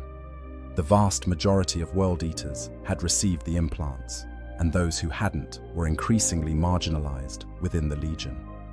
The character of the entire force had changed, shaped by the constant agony and the desperate need for violence that defined every nailed warrior's existence. The World Eaters became known for their savage brutality, for battles where they would slaughter friend and foe alike in their frenzy. They were deployed to the most brutal grinding conflicts, where their berserker fury could be channeled against enemies too numerous or too entrenched for conventional tactics. They became the Emperor's executioners, the force sent in when total annihilation was required. But this came at a terrible cost. The Legion's culture eroded. Their ability to function as a cohesive military force diminished. They became as much a danger to their allies as to their enemies. And when the Horus Heresy began, when Warmaster Horus turned against the Emperor and plunged the galaxy into civil war, the World Eaters were among the first to join his rebellion. For warriors who experienced every moment of peace as torture, who lived only for the next battle, the Warmaster's promise of endless war was irresistible. They threw themselves into the heresy with savage enthusiasm, reveling in the opportunity to indulge their violence without restraint. But even among all this suffering, even in a legion defined by constant pain and the need for violence, there were depths of torment yet to be plumbed. For those World Eaters who suffered catastrophic injuries, for those who might have died but were instead condemned to entombment in dreadnoughts, a new and more terrible hell awaited. The convergence of curses. Nails meet tomb. Now we come to the heart of our examination, the terrible collision that creates the unique agony of World Eaters' dreadnoughts. Imagine, if you will, the two hells we have described. The sensory deprivation of the dreadnought sarcophagus, where all physical sensation is stripped away and replaced with cold mechanical data, and the butcher's nails, which transform every sensation into pain and can only be quieted through acts of violence. What happens when these two incompatible torments are forced to coexist within a single consciousness? The result is a form of suffering so profound that it defies easy description. The warrior's butcher's nails continue to function after entombment. The cybernetic implants remain embedded in what's left of their brain, still firing their pain signals, still transforming every moment of existence into agony. But now the warrior is trapped in a metal shell that denies them the very sensations the nails are trying to corrupt. They cannot feel their hands because they no longer have hands. They cannot feel their feet touching the ground because they have no feet. The nails scream for sensation to twist into pain, but there is no sensation to be had. This creates a feedback loop of horror. The nails, deprived of normal sensory input, amplify their own signals. The pain doesn't diminish in the absence of sensation. It intensifies, becoming a howling void that fills the entirety of the warrior's consciousness. Imagine a constant, unbearable agony with no source and no location. It is not pain in your arm or your leg or your head. It is pain that exists everywhere and nowhere simultaneously. A suffering that has no physical component, but is nonetheless utterly real and completely overwhelming. The only relief, as always, comes through violence. When the dreadnought's weapons fire, when its power fist crushes enemy armor, when its assault cannon tears through flesh and bone, the nails quiet momentarily. But the satisfaction is hollow and fleeting. The dreadnought pilot cannot feel the recoil of their weapons. They cannot smell the cordite or the blood. They experience the violence only as abstract data, as visual confirmation of targets eliminated and tactical objectives achieved. It's like trying to satisfy hunger by looking at pictures of food, attempting to quench thirst by reading about water. The need remains, growing stronger with each passing moment, but the means to truly satisfy it have been stripped away. Between battles, the torment becomes unbearable. Most dreadnought pilots are granted the mercy of sleep, placed into stasis between deployments. But what about those who are denied this mercy? What happens to a World-Eater dreadnought left awake in the darkness between wars? This is where we must examine the unique cruelty practiced by the World-Eater's Legion in their treatment of dreadnoughts. Unlike other legions that developed sophisticated protocols for maintaining their ancient warriors' psychological health, the World-Eaters took a different approach. In some cases, they simply left their dreadnought pilots awake, not connected to their chassis, not engaged in battle, but conscious and aware within the amniotic sarcophagus, experiencing nothing but the howling of the butcher's nails in the absolute darkness and silence of their metal tomb. Why would they do this? The reasoning, such as it is, stems from the World-Eater's fundamental philosophy and the effects of the butcher's nails on their thinking. To a World-Eater, suffering is simply a fact of existence. They experience constant pain themselves. Why should their entombed brothers be any different? Moreover, the Legion's culture had degraded to the point where such considerations as mercy or compassion had become alien concepts. They were warriors defined entirely by violence, by the next battle and the next kill. The suffering of their dreadnought pilots between deployments simply wasn't a concern. There's also a more practical consideration, born of the chaotic and disorganized nature of the World-Eaters after the Horus Heresy. The Legion fractured into numerous warbands, each led by ambitious champions and warlords. These groups lacked the sophisticated technical infrastructure of loyalist chapters. They didn't have the resources or expertise to maintain complex stasis systems for their dreadnoughts. In many cases, they simply didn't bother. The dreadnought sarcophagus was disconnected from its armored chassis and left in storage, its occupant conscious but imprisoned, screaming silently in the darkness. The psychological effects of this treatment are catastrophic. Even a normal human would be driven insane by such sensory deprivation within hours or days. For a space marine with the butcher's nails, the descent into madness is both faster and more complete. The nails continue their work, amplifying the pain signals, but now there is nothing to distract from the agony. No battle to fight, no enemies to kill, no violence to provide even momentary relief. Just the screaming of the implants and the absolute darkness of the tomb. Time becomes meaningless in this state. Minutes feel like hours, hours like days, days like years. The warrior's consciousness, deprived of external stimuli and tortured by the nails, begins to fracture.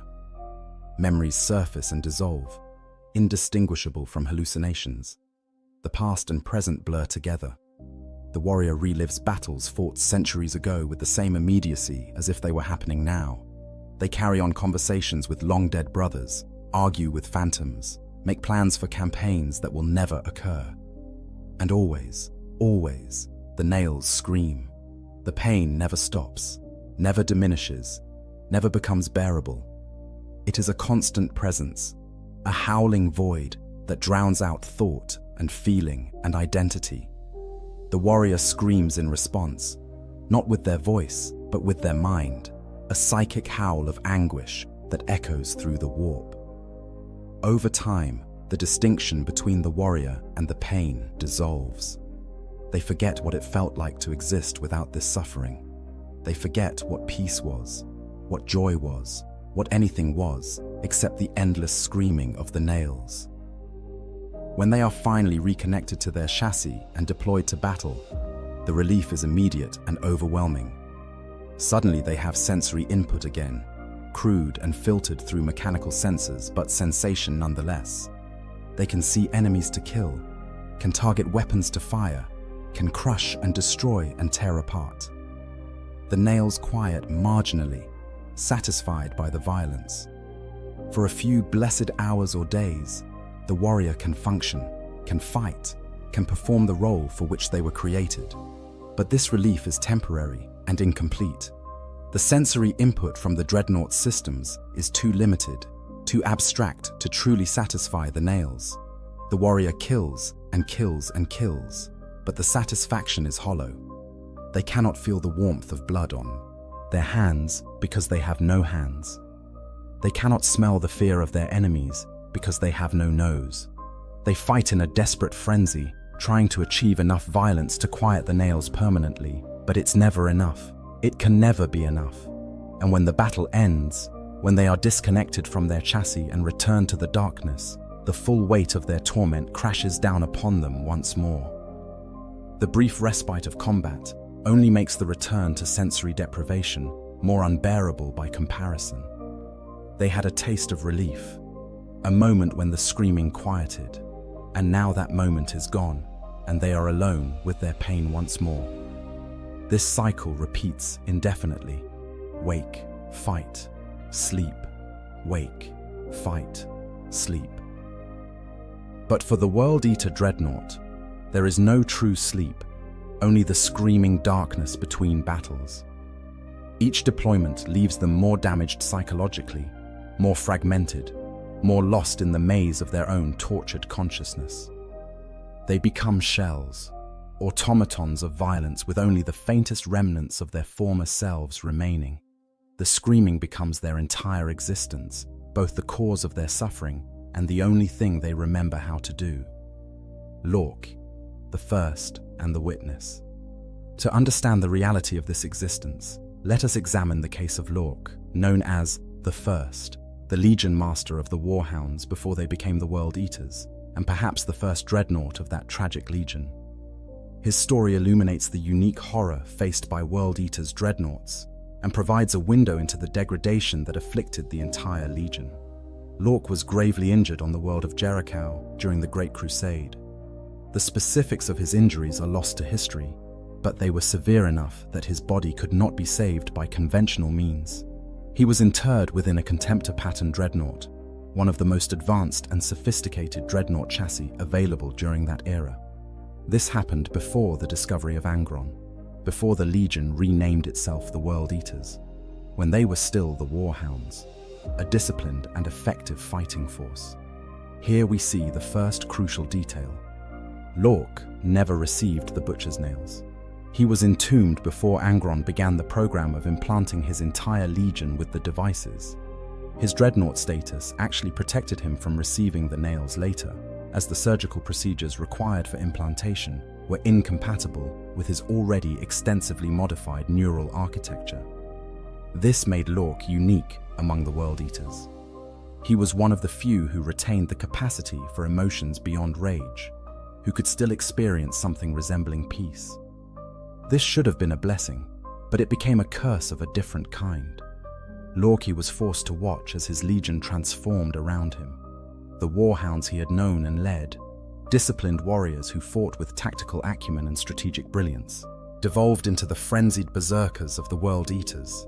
He saw his brothers lose their humanity piece by piece, saw them become slaves to the nails, saw their entire existence reduced to the desperate pursuit of the next kill. During the Genna massacre, when Angron was forcibly installing the butcher's nails throughout the Legion, Lork was awakened by Centurion Mago. Mago feared what Angron was doing to the Legion and sought Lorca's help in stopping the Primarch. Lorca participated in this rebellion, standing with those who still remembered what the Legion had been before Angron's arrival. But the rebellion failed. When Mago was killed by Khan, Lorca bent the knee to Angron, accepting the new reality of his legion. What must it have been like for him, watching this transformation from within his metal shell? He could not receive the nails himself, could not share in the suffering and madness that was consuming his brothers. He remained lucid, aware, capable of rational thought and strategic planning. But he was also isolated, a relic of an earlier age, a reminder of what the Legion had lost. His brothers, driven by their nails, increasingly saw him as separate, different, not truly one of them. Lork led a unit of other early dreadnoughts, 13 warriors entombed in prototype Lucifer and Deredeo pattern chassis. These warriors, like Lork himself, predated many of the Legion's later traditions and practices.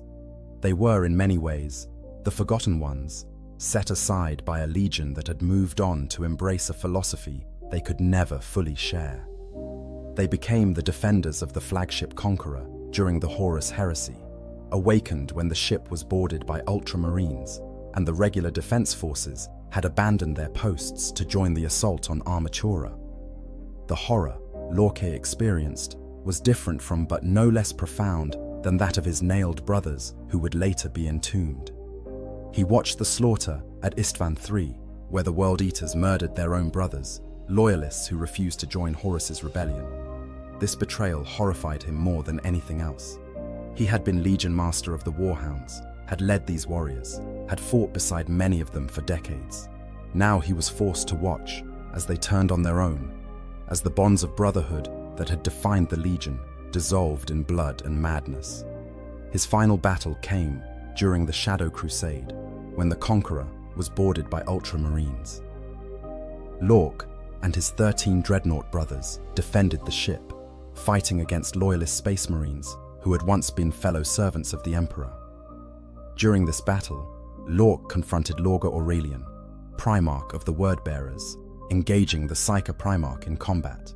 He was ultimately defeated when Angron, in the throes of his transformation into a demon Primarch, saved Lorgar from Lork's attacks. Even in this moment, Lorca's tragedy deepened. He witnessed Angron's ascension to daemonhood, saw his Primarch transformed into a creature of the warp, a monster who embodied everything the old Warhounds had fought against. The Legion he had known was gone, replaced by something unrecognizable. And Lork, trapped in his metal shell, could do nothing but watch and fight, and eventually be destroyed. Lork's story illustrates the broader tragedy of the World Eater's dreadnoughts. Even without the Butcher's nails, entombment in a dreadnought brings profound suffering and isolation. The sensory deprivation, the long periods of inactivity, the gradual erosion of identity over centuries, all of these take their toll. But Lork's lucidity also gave him a terrible gift: the ability to fully comprehend what had been lost, to understand the magnitude of the tragedy that had befallen his Legion. For those World Eaters who did receive the nails before entombment, Lork's fate would have seemed merciful by comparison. They lacked his clarity, his capacity for understanding, but they suffered far more acutely in other ways. The constant screaming of the nails, the inability to satisfy their need for violence through the limited sensory input of the dreadnought, the maddening contrast between the pain that demanded sensation and the tomb that denied it. These torments were beyond Lork's experience. He was spared the full horror of being both nailed and entombed. Berserker dreadnoughts, engines of insane fury. As the World Eater's Legion descended further into madness and violence, their dreadnoughts evolved to match their savage nature. These became known as Berserker dreadnoughts, walking engines of destruction optimized for close combat and designed to be unleashed in suicidal charges into the heart of enemy formations.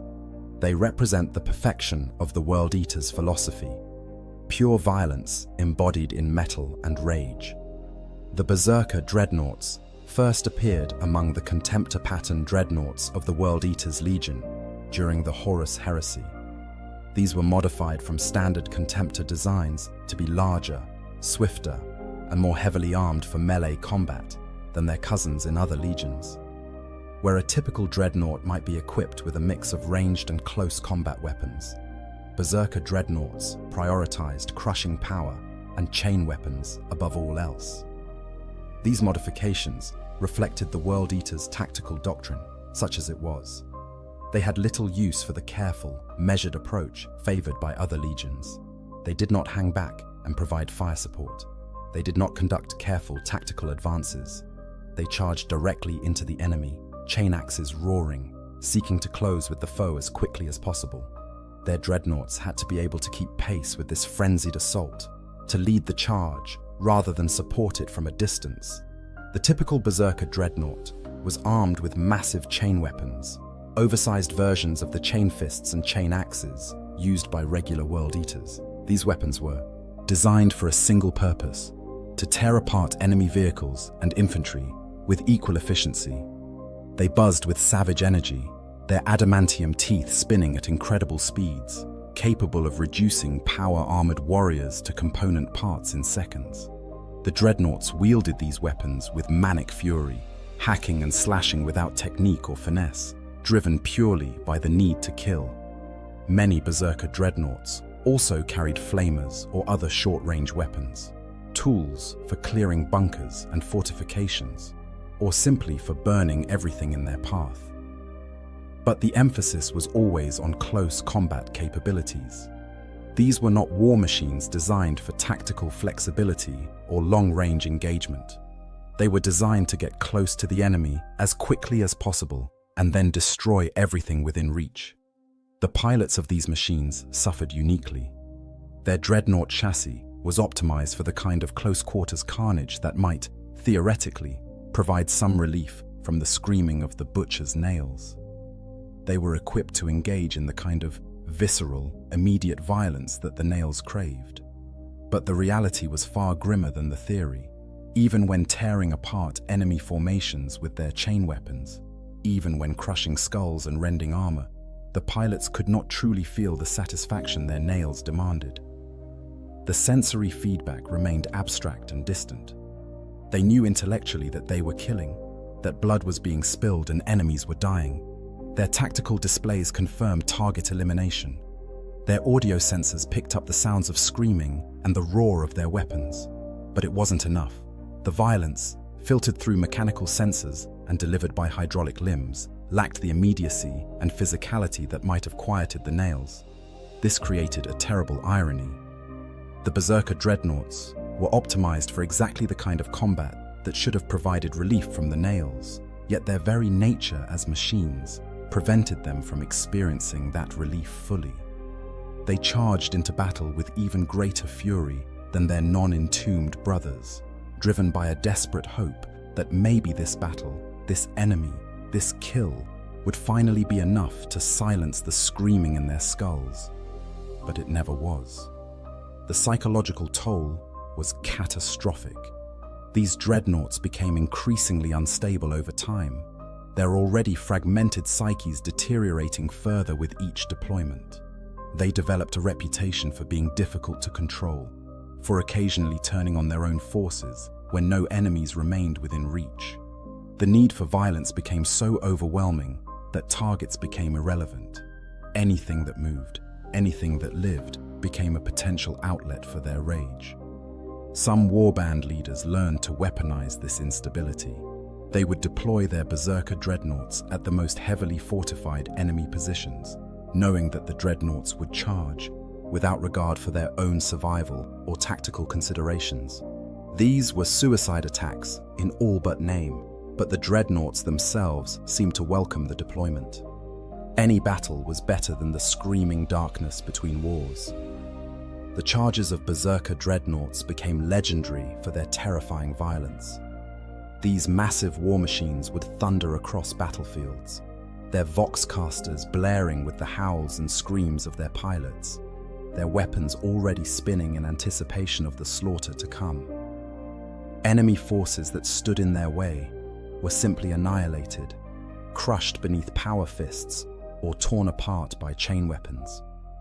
The dreadnoughts fought with a frenzy that shocked even other Chaos Space Marines, a level of violence that seemed to transcend mere combat and approach the ritualistic. But this fury came at a price. Berserker dreadnoughts suffered catastrophic damage rates. Their suicidal charges left them vulnerable to concentrated fire, and their disregard for tactical positioning meant they often found themselves surrounded and isolated. Many were destroyed in the very battles that were supposed to provide relief from their suffering. In a twisted way, this might have been the mercy they sought. Death was the only true escape from the twin hells of the nails and the tomb. For those that survived, each battle left them more damaged, more fragmented, more lost in the howling chaos of their own tortured consciousness. They became less warriors and more forces of nature, hurricanes of violence given form and purpose. The person they had been, the space marine who had once fought with discipline and honor, eroded away until only the screaming remained. The Hellbrute transformation, when flesh becomes demon. After the Horus heresy, as the traitor legions fled to the Eye of Terror and were increasingly corrupted by the powers of chaos, a new horror befell many Chaos dreadnoughts. They became Hellbrutes, twisted mockeries of their former selves, where the boundary between flesh, metal, and demon blurred into nightmare. For World Eater's dreadnoughts, this transformation added yet another layer to their existing torment. The Hellbrute transformation occurs when the metal of the dreadnought chassis begins to fuse with the flesh of the pilot inside. This is not a gradual mechanical process, but a supernatural melding driven by the warping influence of chaos. The sarcophagus itself becomes infected with demonic essence, and the life support systems that once merely sustained the pilot's body now actively corrupt it. Metal grows into flesh like a cancer. Flesh grows into metal like a tumor. The boundaries between organic and inorganic dissolve. This process is extraordinarily painful, even by the standards of those who already endure the butcher's nails. The pilot's nerves are spliced directly into the dreadnought's systems without the buffer of the mind impulse unit. They feel everything the machine feels, every impact, every energy, discharge, every tremor and vibration. But their sensory processing has been so thoroughly corrupted that these sensations are rendered as pure agony. The Hellbrute feels pain when it moves, pain when it stands still, pain when its weapons fire, pain when they don't. For a World Eater, this transformation compounds their existing suffering geometrically. The butcher's nails continue their work, but now they have new pathways to explore. New neural connections created by the fusion of flesh and machine. The nails spread their influence through these corrupted systems, turning every aspect of the Hellbrute's existence into torment. The pilot becomes trapped not just in a metal shell, but in a living prison that actively participates in their torture. The psychological effects are even more devastating than the physical ones. The Hellbrute transformation strips away the last vestiges of the pilot's humanity. They can no longer remember what it felt like to be merely a space marine, or even merely a dreadnought. Their identity becomes subsumed into the gestalt horror of the Hellbrute, until they can't distinguish where their mind ends and the machine begins, where their thoughts originate, and where the demonic corruption whispers its suggestions. Most Hellbrutes descend into complete madness within days or hours of the transformation. They become screaming whirlwinds of rage and hatred, attacking anything in their vicinity without discrimination. Between battles, they must be chained like rabid beasts to prevent them from tearing apart their own warband. The sarcophagus is sometimes disconnected and dragged away from the armored shell, left to lie inert and seething in darkness, while the Hellbrute's pilot howls in impotent fury. For World Eaters, Hellbrutes, this treatment mirrors what many of them experienced even before the transformation. They were already left awake and aware between battles, already screaming in the darkness, already driven to madness by the combination of the nails and sensory deprivation. The Hellbrute transformation simply makes their external appearance match their internal reality. They were always monsters of rage and pain. Now their bodies reflect this truth. When a World Eater's Hellbrute is deployed to battle, the results are catastrophic for anyone nearby, ally, or enemy. These twisted war machines charge forward with abandon, their weapons firing wildly, their power fists crushing anything within reach. They fight with a fury that surpasses even that of regular berserker dreadnoughts, driven by pain so intense that death seems a preferable alternative. They welcome enemy fire, almost seem to seek it out, hoping that maybe this time the damage will be sufficient to end their suffering permanently. But chaos is cruel, and hellbrutes are remarkably difficult to kill. Their fused nature makes them resilient in ways that pure machines are not. Flesh regenerates where metal would be destroyed. Metal reinforces where flesh would fail. They absorb damage that would cripple or destroy a normal dreadnought and keep fighting, keep killing, keep screaming their rage and anguish to the uncaring heavens. The warband leaders who deploy World Eater's hellbrutes do so with caution and calculation. These are not precision instruments, but weapons of mass destruction, useful only when total annihilation of everything in a given area is acceptable. They are unleashed at heavily fortified positions, at enemy strongpoints that must be eliminated regardless of cost. The hellbrute charges forward, and everything in its path dies. Eventually, if the enemy concentrates enough fire, the hellbrute itself may fall, but the devastation it leaves in its wake serves its master's purposes.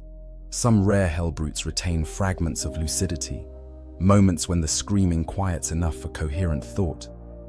These are the most tragic of all. In these brief windows of clarity, they remember what they were, remember the warrior they had been before the nails, before the entombment, before the hellbrute transformation.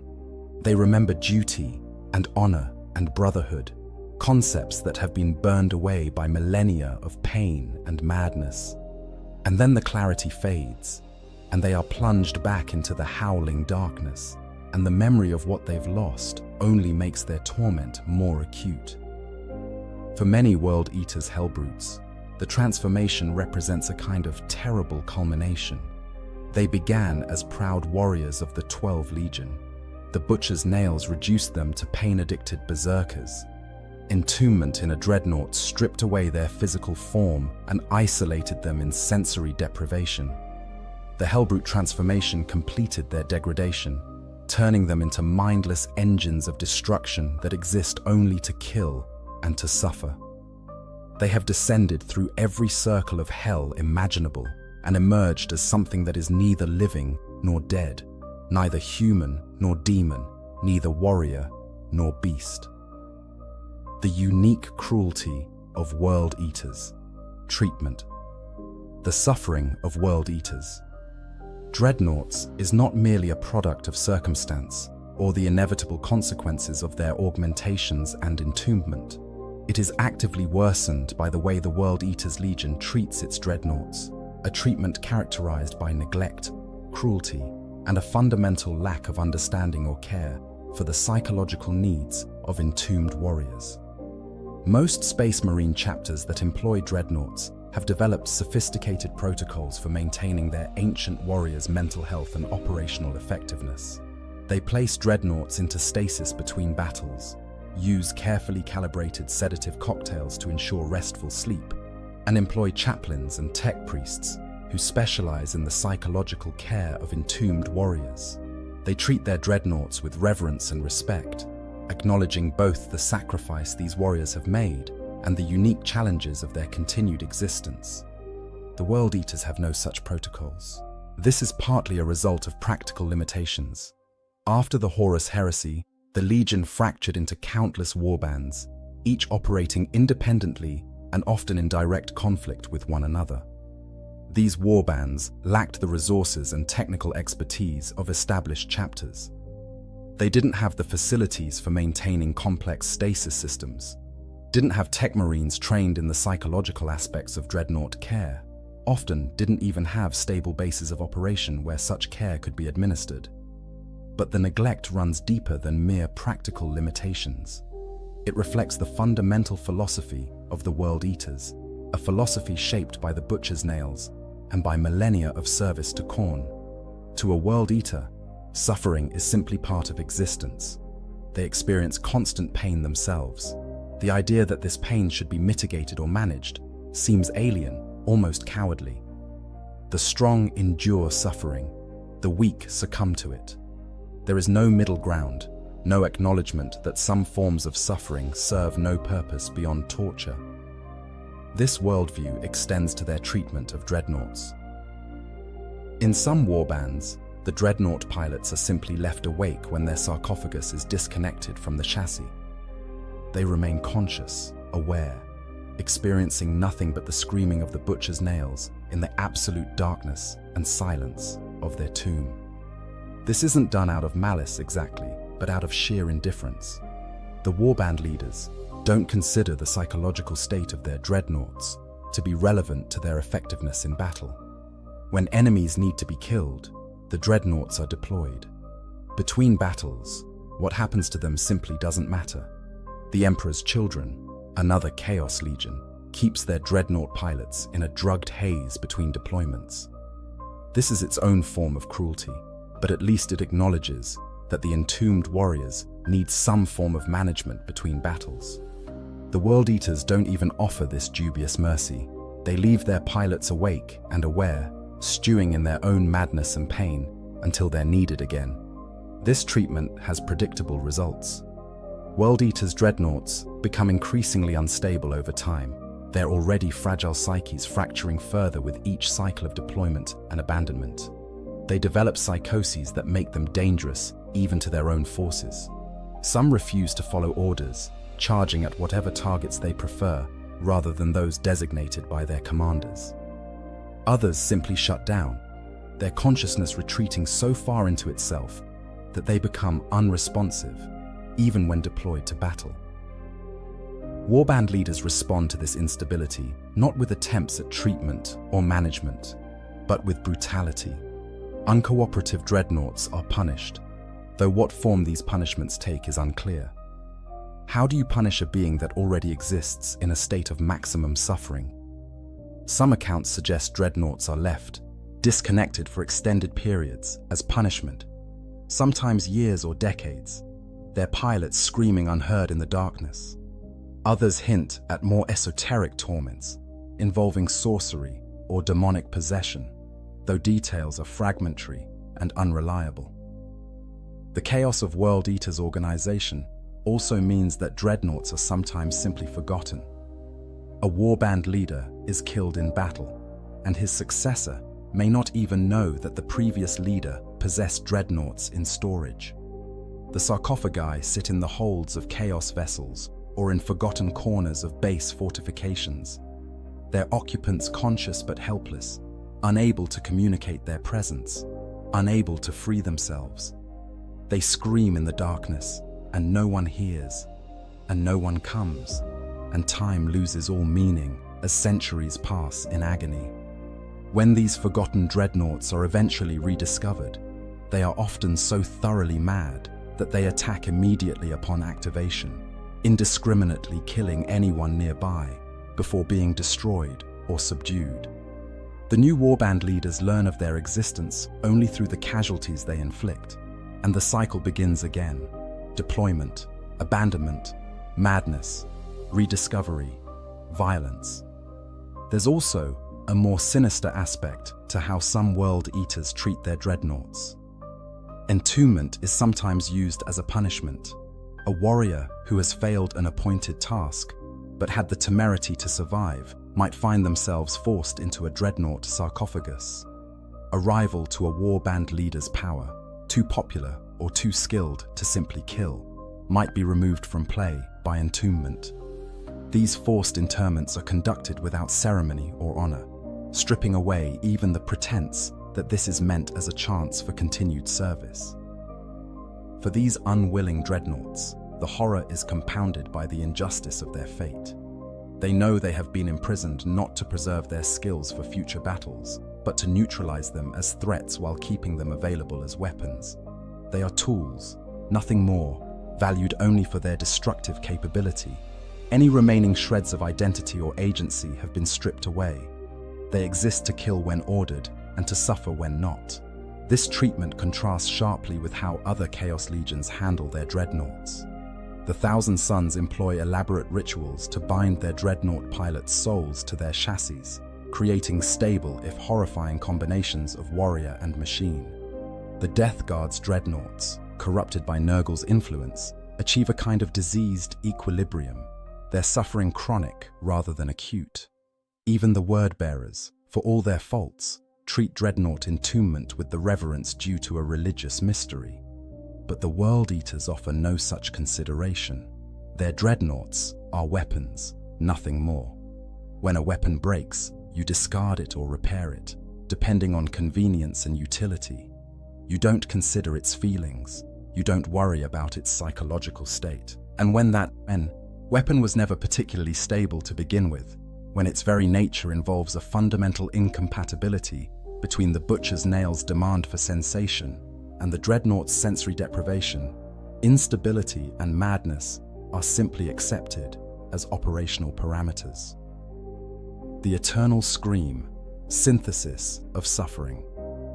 Now we can fully understand why World Eaters' dreadnoughts never stop screaming. Their torment is not a single thing, but a convergence of multiple horrific factors, each amplifying and compounding the others into a whole far more terrible than the sum of its parts. The butcher's nails form the foundation of their suffering. These cursed implants transform every moment of existence into pain, granting relief only through violence.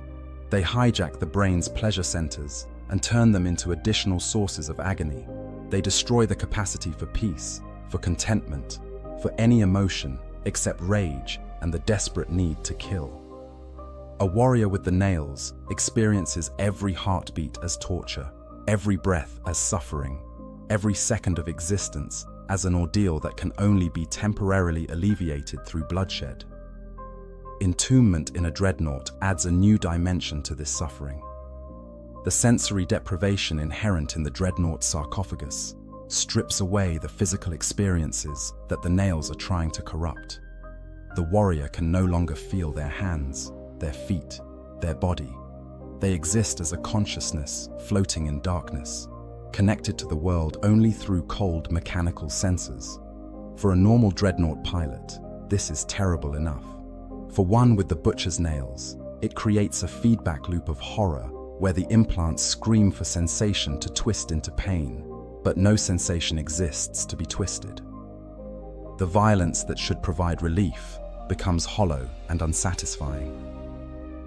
When the dreadnought crushes enemies beneath its power fist or tears them apart with chain weapons, the pilot knows intellectually that they are killing, but they cannot feel it in any meaningful way.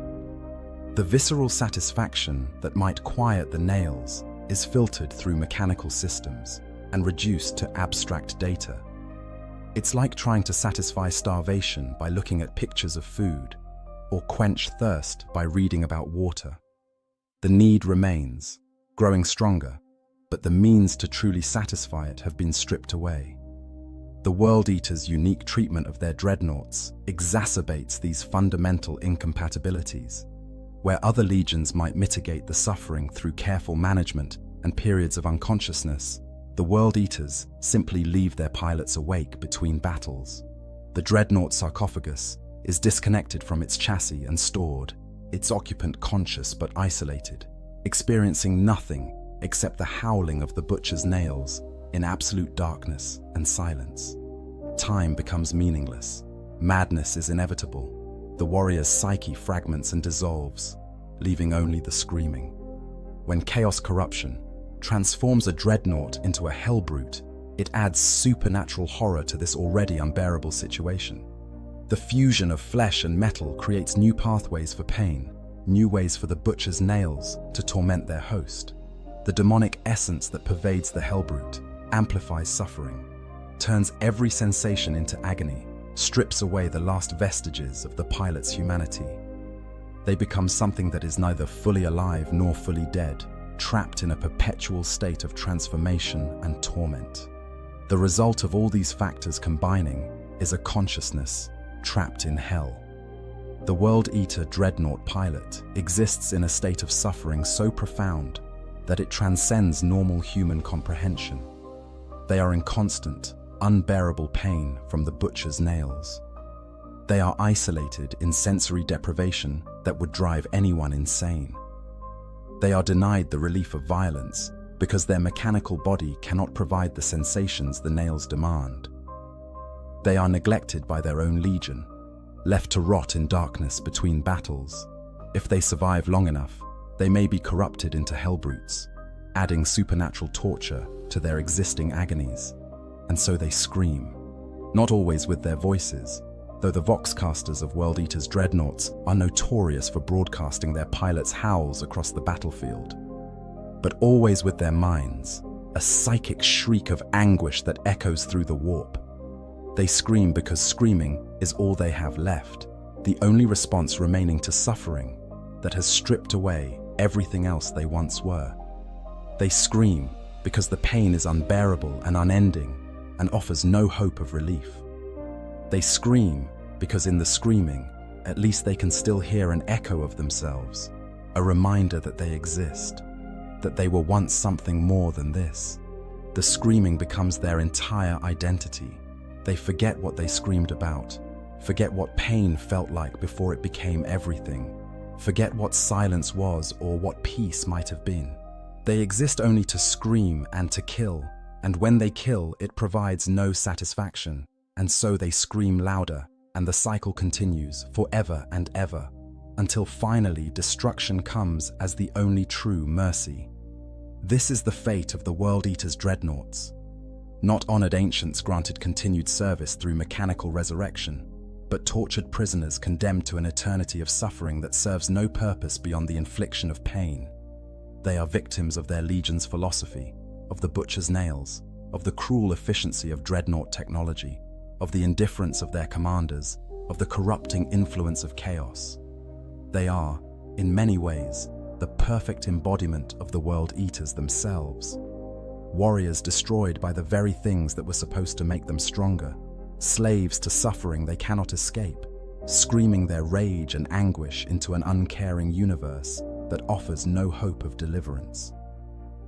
Conclusion. The World Eater's dreadnoughts represent one of the most horrific fates in the Warhammer 40,000 universe, and that's saying something in a setting defined by its grimdark excess. They are the intersection of multiple forms of torture, the butcher's nails that turn existence into constant pain, the dreadnought tomb that strips away physical sensation, the neglect of their legion that denies them even the mercy of unconsciousness between battles, and often the chaos corruption that transforms them into hellbrutes and adds supernatural suffering to their existing agonies. They never stop screaming because the pain never stops.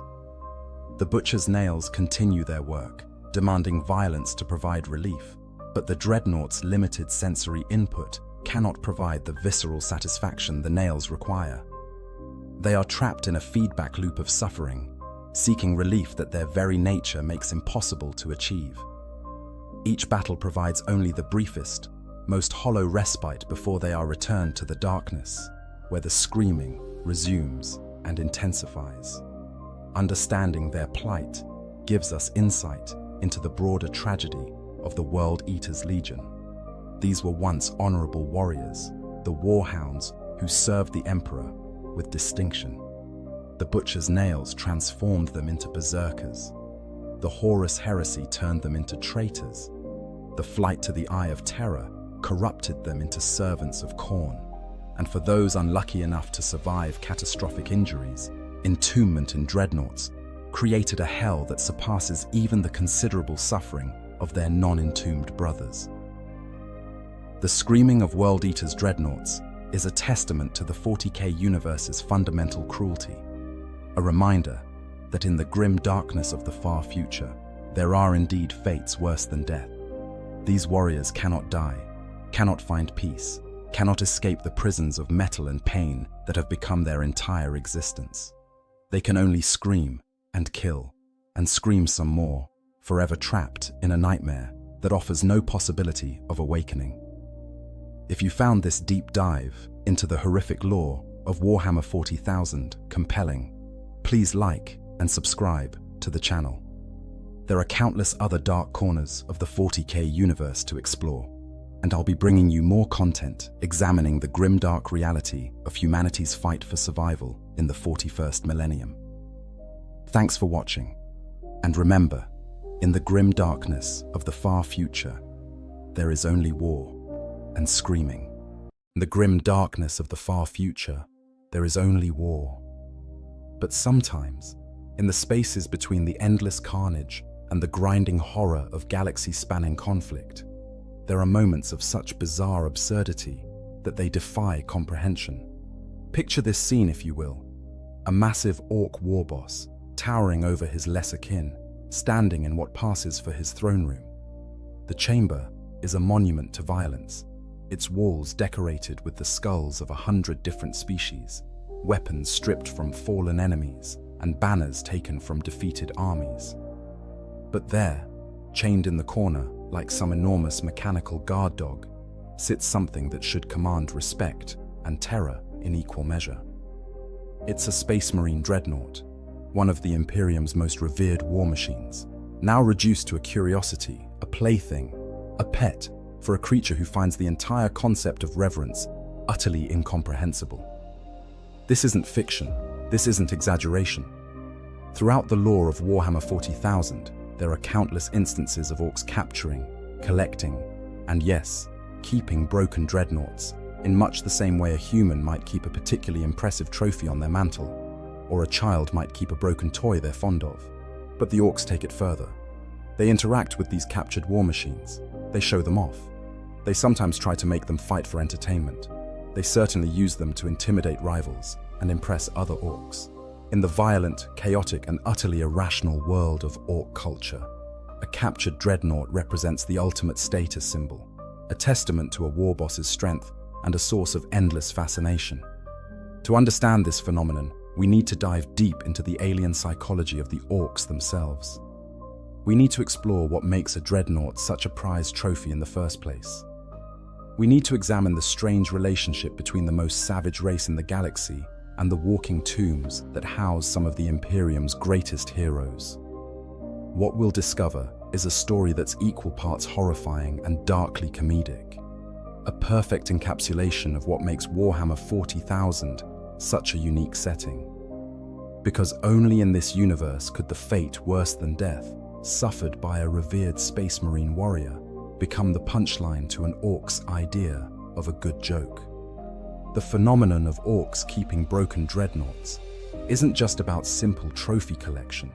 It speaks to deeper truths about orc society, their understanding of warfare, their relationship with technology, and their fundamentally alien way of processing the universe around them. These aren't humans in green skin. These aren't even close to anything we might consider rational actors in a conventional sense. The orcs are products of ancient genetic engineering, living weapons created by the Old Ones millions of years ago to fight in a war that ended before humanity even existed. They're part animal, part fungus, all violence, and they experience reality through a lens so divorced from human comprehension that their very beliefs can warp the fabric of reality itself. When an orc war boss keeps a broken dreadnought in his personal collection, he's engaging in behavior that makes perfect sense within orc culture while appearing absolutely insane to everyone else. It's trophy hunting taken to its logical extreme. It's the recognition that bigger equals better, always and forever. It's the orc appreciation for a good fight and a worthy opponent. It's status competition made manifest in adamantium and ceramite. And yes, sometimes it's just because the war boss thinks it looks cool and wants to show it off to his rivals. All of these motivations can exist simultaneously in the orc mind without the slightest hint of contradiction, because orcs simply don't experience cognitive dissonance the way other species do. But before we can truly understand why orcs keep broken dreadnoughts as pets, we need to understand the orcs themselves. We need to peer into that green-skinned, violence-obsessed, utterly alien psychology and try to make sense of a species that defies conventional understanding at every turn. We need to understand what drives them, what they value, and how they view the universe and their place in it. Only then can we begin to comprehend why a broken war machine housing a mortally wounded space marine would become a prized possession rather than simply being scrapped for parts or destroyed outright. Understanding orc psychology and culture. To call the orcs simple would be one of the greatest mistakes a commander could make. To call them stupid would be even worse. The orcs are neither simple nor stupid. They're alien in a way that most other races in Warhammer 40,000 aren't. While the Elder are arrogant, the Tau are naive, and the Tyranids are hungry, these are all traits we can understand on some level.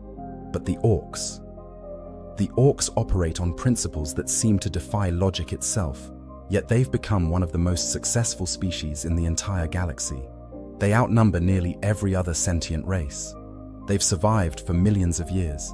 They wage war across countless worlds with technology that shouldn't work but does. And they do it all while having what appears to be the time of their lives. The foundation of orc psychology is startlingly straightforward. They exist to fight. This isn't metaphorical. This isn't a cultural choice. The orcs were genetically engineered by the Old Ones as living weapons, designed to wage eternal war against the Necrons and their Citan masters during the War in Heaven that raged over 60 million years ago. When that ancient conflict ended and the Old Ones fell, the orcs didn't stop fighting. They couldn't stop fighting. Violence isn't something orcs choose. It's what they are. An orc that isn't fighting is an orc that's looking for a fight, planning a fight, preparing for a fight, or recovering from a fight just long enough to get into another one. This fundamental truth shapes everything about their society, their culture, and their behavior. But here's where it gets interesting. Orcs don't fight out of hatred. They don't wage war because they're angry or because they seek conquest for its own sake. They fight because fighting is fun. They genuinely, sincerely enjoy combat in a way that's utterly divorced from the grim necessity that drives other species to war. When an Imperial Guard regiment faces down an orc horde, those guardsmen are fighting for survival, for the Emperor, for their home world, perhaps out of duty or fear or desperation. The orcs? They're having the time of their lives. Every battle is entertainment. Every enemy is a new challenge. Every victory is cause for celebration, and every defeat just means they need to come back stronger next time. This mentality creates a culture that's simultaneously brutal and bizarrely sporting. Orcs respect strength above all else. Size matters to orcs on a primal, genetic level. The bigger an orc grows, the more fights he's won, the more respect he commands, and the more other orcs will naturally defer to him. This isn't a conscious choice. It's hardwired into their biology through the Wach, the Gestalt psychic field that all orcs generate and share. When a particularly large and successful orc rises to prominence, other orcs are drawn to him like moths to a flame. They want to be where the fighting is good, and a big boss promises the best fights. This brings us to the concept of trophies in orc culture. For a species that lives to fight, the evidence of past victories becomes crucial for establishing and maintaining status. An orc's standing in his society isn't determined by birthright or accumulated wealth in any conventional sense, although teeth, the orc currency, certainly help. No, an orc's status comes from his reputation as a fighter, and that reputation needs to be backed up with tangible proof. This is where trophies come in.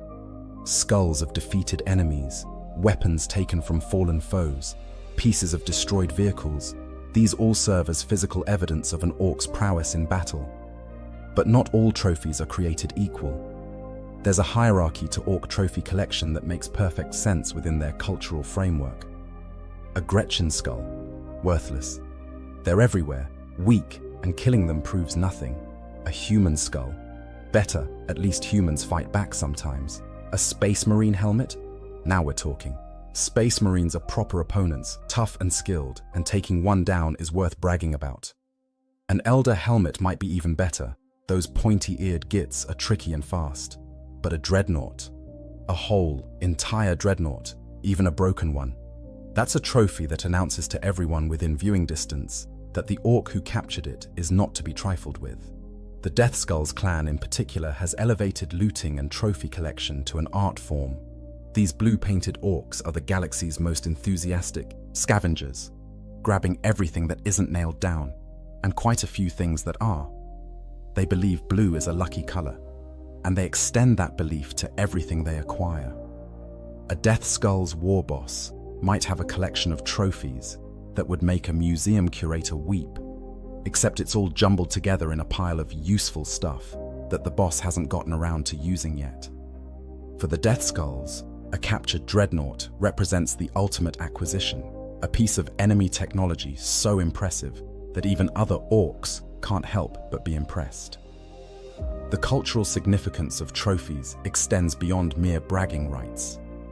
In a society where might makes right and the biggest fighter is in charge, displaying trophies serves multiple practical purposes. It intimidates rivals who might be thinking about challenging the boss. It impresses potential followers who want to join a winning warband. It provides conversation pieces for when other bosses come around, because yes, orcs do engage in what passes for social interaction between all the fighting. And perhaps most importantly for the orc mentality, trophies are reminders of good fights, victories worth remembering, enemies worth defeating. Orcs also possess a uniquely malleable relationship with truth and reality. Their collective psychic field, the Wah, doesn't just draw them together and make them stronger in numbers. It actually influences reality in subtle ways. If enough orcs believe something strongly enough, it can become true in some limited fashion. This isn't magic in any conventional sense.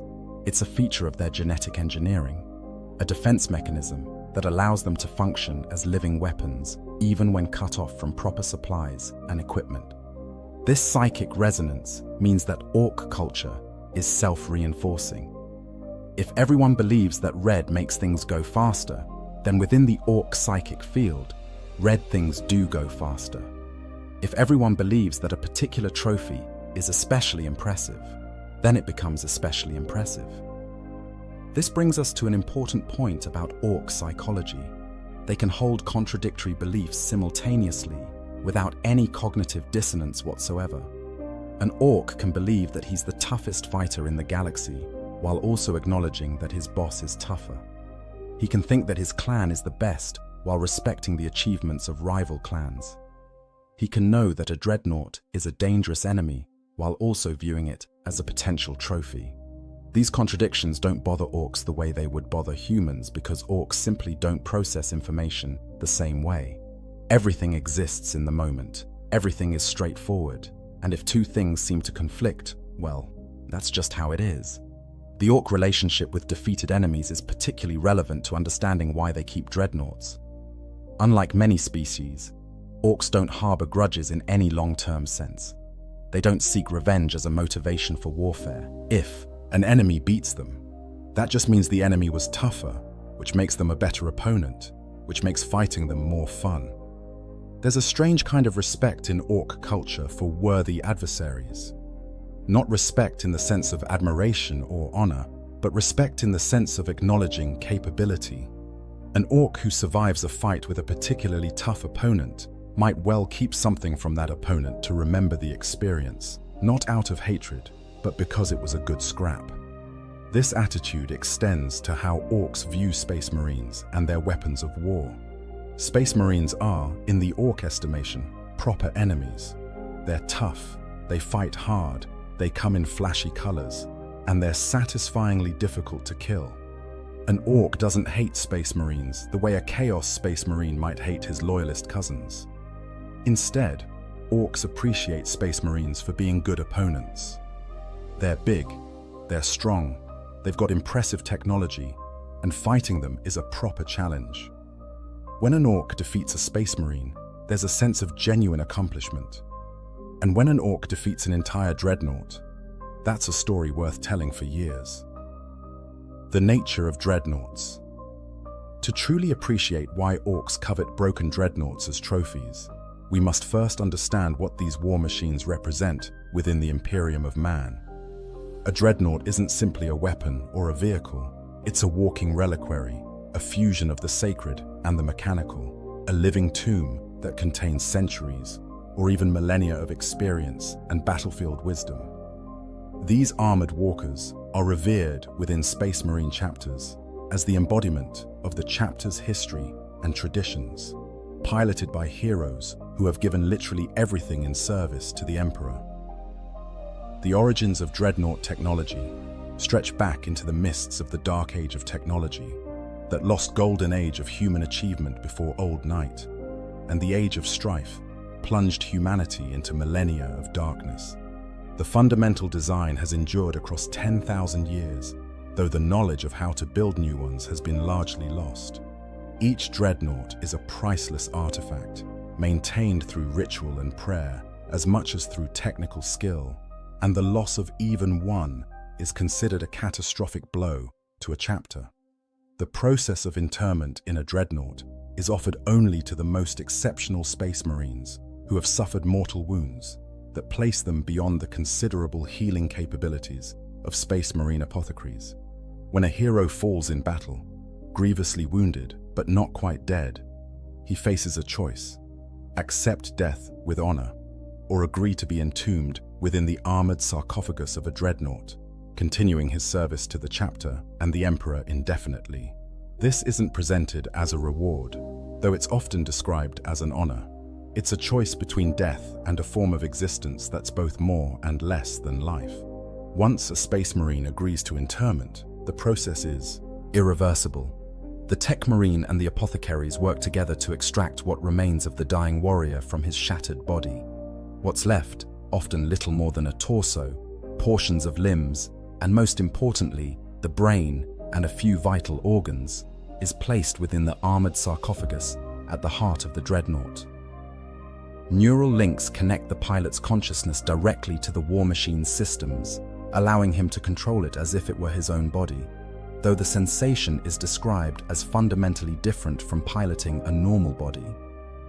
The armament of a dreadnought reflects its role as a walking weapons platform. A typical dreadnought might carry a close combat weapon on one arm, perhaps a massive power fist capable of crushing enemy armor, and a heavy weapon on the other, like an assault cannon or lascannon. Some dreadnoughts are configured for specific roles, with twin-linked heavy weapons for fire support or dual close combat weapons for tearing through enemy formations. Regardless of configuration, a dreadnought represents a concentration of firepower that few enemies can withstand, backed by armor thick enough to shrug off hits that would destroy lesser vehicles. But the true horror and the true honor of the dreadnought lies in the experience of the pilot himself. Between battles, dreadnoughts are placed in stasis, kept in the chapter's most sacred vaults in a state of suspended animation. This sleep isn't peaceful. It isn't restful.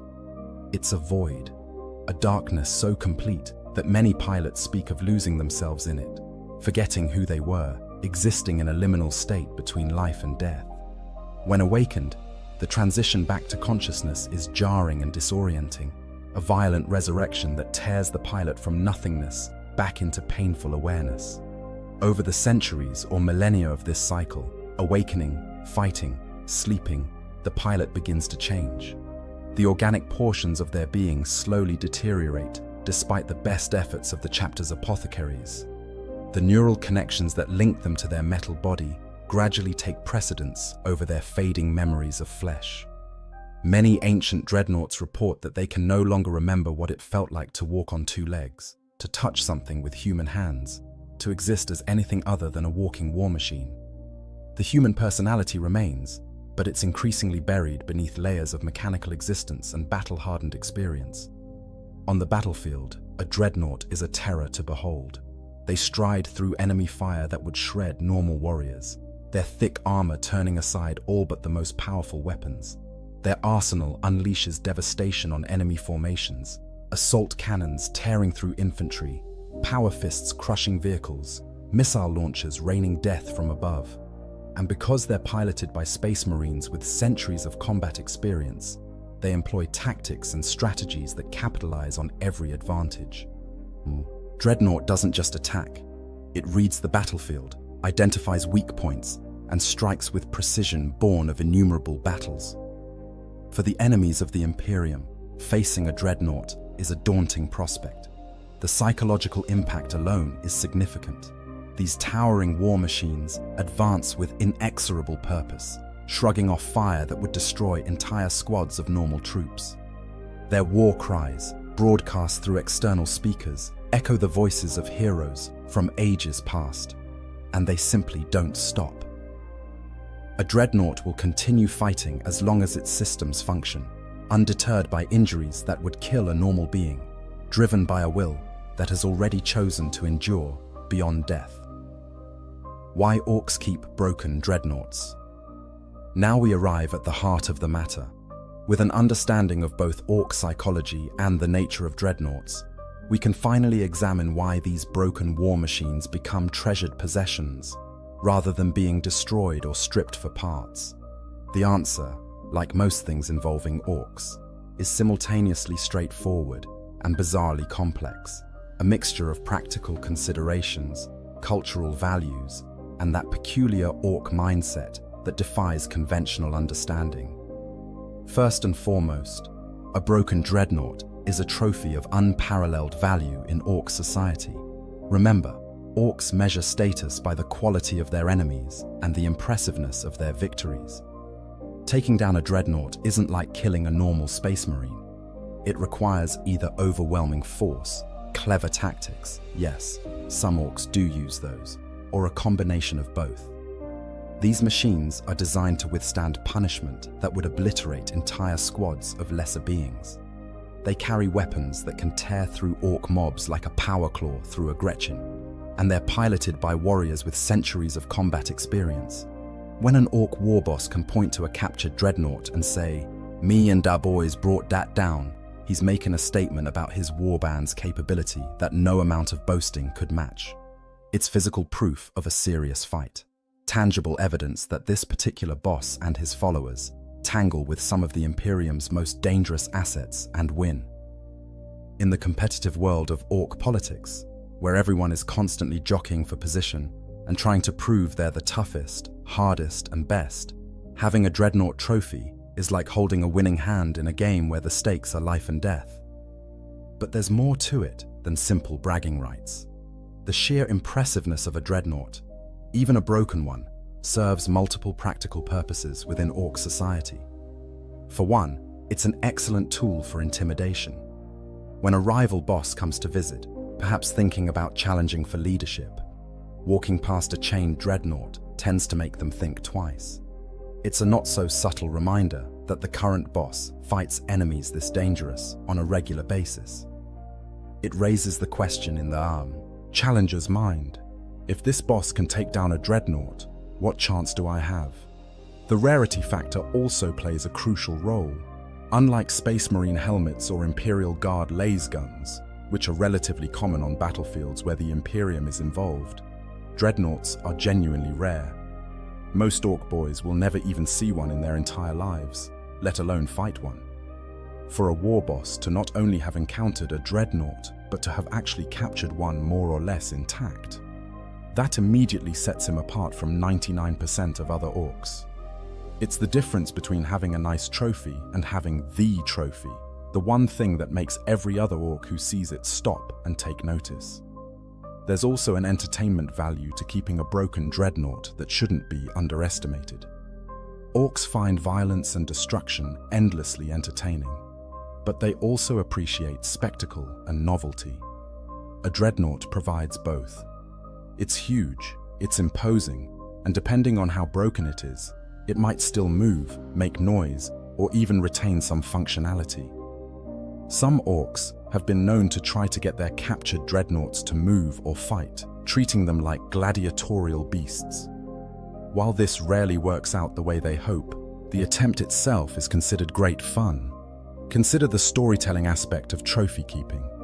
Orcs love to tell stories about their fights. It's one of their primary forms of entertainment and social interaction. Having a dreadnought provides an endless source of stories. See that dent? That's where it nearly got me with its power fist. But I was too quick, see? Jumped right over it and planted me shooter right in its face. Every scratch, Every battle scar on the dreadnought becomes part of the narrative, a physical reminder of specific moments in what was presumably an epic battle. The social currency of these stories cannot be overstated. In a culture where oral tradition is primary, most orcs can't read or write, and those who can generally don't bother. Being able to tell a good fight story is valuable. Being able to illustrate that story with actual physical evidence is even better. And when your evidence is a several-ton war machine that required your entire warband to bring down, you're going to be telling that story for the rest of your life, and other orcs are going to listen because they can see the proof right there. There's another factor at play, the concept of bigness in orc psychology. Orcs are genetically programmed to respect size. Bigger is always better in orc society. It's not just that larger orcs tend to be in charge, it's that orcs instinctively defer to anything bigger than themselves. A dreadnought standing around twice the height of a normal orc, and orcs are already larger than humans, inherently commands a certain respect, simply through its dimensions. Even broken and defeated, a dreadnought is impressively big, and that bigness has value in and of itself within orc culture. The competitive element extends beyond just impressing rivals. Different orc clans compete with each other in various ways. The evil sons try to have the fastest vehicles. The bad moons try to have the flashiest guns. The death skulls try to have the most and best loot. In this environment of constant one-upmanship, having a rare and impressive trophy gives a warboss ammunition in the ongoing cultural competition. Your truck might be fast, but have you got a dreadnought? No? Didn't think so. There's also a peculiar form of respect that orcs extend to worthy opponents, and this factors into why they might keep, rather than destroy, a defeated dreadnought. The orc concept of a good fight is central to their entire worldview. They don't want easy victories, they want challenges. An enemy that goes down without a fight is boring and disappointing. But an enemy that makes you work for it, that forces you to use all your strength and cunning, that's valuable. A dreadnought, by its nature, provides exactly that kind of fight. In keeping a broken dreadnought, the orc warboss is in some sense honoring the quality of the fight it provided. This isn't sentiment exactly. Orcs don't feel sympathy or pity, but they do recognize when something put up a proper scrap. The fact that it took dozens or hundreds of boys to bring down, the fact that it probably killed quite a few of them in the process, the fact that it didn't give up even when clearly outmatched, all of this registers as admirable in the orc mindset. Not admirable in a noble or heroic sense, but admirable in the sense of that was a proper enemy. The potential uses of a captured dreadnought also factor into the decision to keep it rather than destroy it. Orc mech boys are always looking for interesting technology to tinker with, and a dreadnought presents a unique puzzle. It's more sophisticated than most orc technology, but not so alien that a mech boy can't see the basic principles at work. The weapons might be salvageable, or at least provide inspiration for orky versions. The armor could be repurposed. The power plant might be adaptable. While an intact, functioning dreadnought is far too complex for most orcs to operate, a broken one becomes a parts bin of interesting components. Orc fascination with imperial technology. The orc relationship with technology is one of the strangest aspects of their culture. A bizarre mixture of instinctive understanding, complete disregard for safety, and genuine creativity that produces results that shouldn't work, but do. To understand why orcs are fascinated with imperial technology in general, and dreadnoughts in particular, we need to examine how orcs think about and interact with the machines they use and encounter. Orcs are, in a very literal sense, genetically programmed to understand technology. This isn't learned knowledge passed down through formal education, it's genetic memory. Fragments of the incredibly advanced science their Krork ancestors possessed, now degraded and simplified into intuitive mechanical skill. An orc mech boy doesn't need to study engineering. He just knows how things work, in the same way that a human knows how to breathe. This instinctive understanding is one of the gifts left by the Old Ones, the ancient beings who created the Krork as living weapons. However, This instinctive knowledge is far from perfect. Modern orcs have lost most of the sophisticated scientific understanding their Krork forebears possessed. What remains is practical, hands-on knowledge focused almost entirely on making things that fight better. An orc mech boy can look at a pile of scrap and instinctively know how to turn it into a functioning, by orc standards, weapon or vehicle. But he can't explain the principles behind why it works. He doesn't use mathematics or physics. He just builds things that his genetic memory tells him should work. And usually, they do. The collective psychic field that all orcs generate, the WAG, plays a role in making their technology function. The Gestalt psychic field has a mild reality warping effect that allows orc technology to work when it shouldn't by conventional physics. A shooter that's essentially a metal tube with a trigger might not function for a human, but in the hands of an orc, surrounded by other orcs, who all expect it to work, it does. The gun has working parts. The psychic field just smooths over the rough edges where proper engineering would normally be required. When orcs encounter Imperial technology, their reaction depends on what kind of orc they are. Regular orc boys mostly just want to know if they can use it to hit things harder or shoot things better. If the answer is yes, they'll grab it. If the answer is no, they might take it anyway because it looks cool. But mech boys view Imperial technology with a mixture of interest, disdain, and opportunism. The interest comes from seeing different approaches to solving mechanical problems. The disdain comes from their belief that orc technology is inherently superior. The opportunism comes from recognizing that Imperial tech can be looted for parts. The Death Skulls clan has elevated looting to a high art. These blue-painted orcs believe that looted equipment is inherently lucky, which, given the orc psychic field, might actually make it luckier when they use it. Death Skulls will steal anything that isn't nailed down, and anything that is nailed down but looks like it might be worth the effort to pry loose. They're the orc equivalent of magpies, attracted to anything shiny, interesting, or potentially useful. A Death Skulls mob after a battle will strip the battlefield of everything, from weapons to vehicle parts, to random pieces of equipment that caught someone's eye. But dreadnoughts represent a special category of Imperial technology that particularly fascinates orcs. They're big, which orcs automatically respect. They're obviously powerful, which orcs appreciate. They're complex, which intrigues mech boys who like a challenge. And they're rare, which makes them valuable. A dreadnought isn't like a standard Imperial vehicle that the orcs have probably encountered dozens of times before.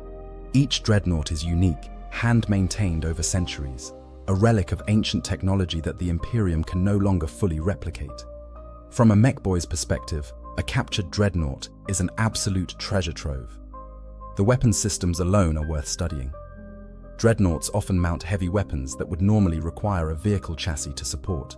Assault cannons that could shred entire mobs of orcs, power fists capable of tearing through the toughest armor. These aren't the standard issue equipment a mech boy sees on regular Space Marines. These are specialist weapons, each one a masterwork of Imperial engineering. The power plant is another point of fascination.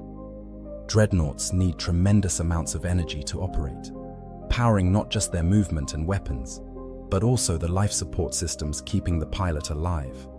Whatever reactor or power cell system the dreadnought uses is going to be more sophisticated than what the orcs typically have access to. A curious mech boy might spend years trying to understand how it works, probably destroying several Gretchen in the process of experimentation, but potentially learning something that could be applied to other orc technology. Most attempts by orcs to actually operate a captured dreadnought fail spectacularly. The neural interface requires a specific type of connection that orcs don't naturally possess. The control systems are designed for Space Marine reflexes and sensory input, not for orc biology. The weapons systems have safety features and firing protocols that orcs neither understand nor care about. And even if an orc could somehow get a dreadnought to move, controlling it effectively would require training and practice that most orcs lack the patience for. But failure doesn't discourage Orc mech boys. In fact, explosions and catastrophic malfunctions are considered part of the learning process. If your attempt to activate a dreadnought results in it taking 2 steps and then falling over, crushing several Gretchen in the process, well, that's hilarious and also informative. You've learned that pressing that button makes it fall over. Next time, try a different button. The scientific method, Orc style. The grim fate of the pilot. Perhaps the most grim aspect of Orcs keeping broken dreadnoughts as trophies is the fate of the Space Marine pilot entombed within. These warriors, already having endured the trauma of mortal wounds and the horror of being permanently sealed within a sarcophagus, face a final indignity that would break lesser beings. Understanding their fate provides crucial context for why Space Marine chapters expend such tremendous resources attempting to recover captured dreadnoughts. When a dreadnought is brought down in battle, several scenarios are possible regarding the pilot's condition. In the best case, the pilot died when the dreadnought was destroyed. His suffering ended and his service complete. The dreadnought becomes an empty shell, a relic to be recovered and honored, but the warrior within has found peace. This is the outcome that Space Marine chaplains pray for when a dreadnought falls in battle. But dreadnoughts are built to protect their pilots even under catastrophic conditions. The sarcophagus at the heart of the machine is heavily armored and contains redundant life support systems. A dreadnought can suffer tremendous external damage while the pilot inside remains alive, trapped in a broken shell, unable to move or communicate, but still conscious. This nightmare scenario is what haunts Space Marine commanders when a dreadnought is captured by Orcs. The Orc treatment of a living pilot is, in many ways, worse than deliberate torture. Orcs don't really understand or care about causing psychological suffering. They're not trying to break the pilot's spirit or extract information. They simply don't think about the pilot at all most of the time. To them, the dreadnought is a thing, an impressive machine that happens to have some meat inside. The fact that the meat is conscious and suffering doesn't register as particularly important or interesting. For a Space Marine pilot still alive in a captured dreadnought, the experience is beyond nightmarish. He can likely still perceive his surroundings through whatever sensory systems remain functional, but he cannot move, cannot fight, cannot even end his own suffering. He's aware of Orc hands on his shell, of being hauled away as a prize, of being chained and displayed. If the Orcs manage to preserve some of the dreadnought's systems, he might retain hearing, forced to listen to Orcs celebrating his defeat, telling stories about how they brought him down, laughing at jokes he cannot understand. The isolation is absolute. Space Marines are conditioned from recruitment to value brotherhood above all else. They fight as squads, chapters, extensions of a unified whole. A dreadnought pilot is already isolated in many ways, separated from his brothers by the metal shell that contains him. But that isolation is incomplete so long as he serves alongside them. In Orc captivity, that last connection is severed. He is utterly alone, surrounded by enemies, with no hope of rescue unless his chapter mounts a recovery operation. The passage of time becomes especially cruel. Dreadnoughts are designed to function for centuries, their life support systems incredibly robust. A pilot might survive for weeks, months, or even years in Orc captivity, depending on how much damage the systems have sustained. Every moment of that time is spent in helpless awareness, unable to die, unable to fight, unable to do anything but exist in the darkness of his sarcophagus, while Orcs parade him around as a curiosity. Some Orc attempts to activate captured dreadnoughts can inadvertently cause additional suffering to living pilots. Mech boys poking at neural interfaces might trigger involuntary responses, forcing the pilot to experience phantom sensations of movement or combat without being able to control anything. Power surges from Orc experimentation with the dreadnought systems might cause pain through neural feedback. The pilot cannot scream, cannot beg them to stop, cannot even die through an act of will. When Space Marines do manage to recover captured dreadnoughts, the state they find the pilots in, if the pilots still live, is often tragic.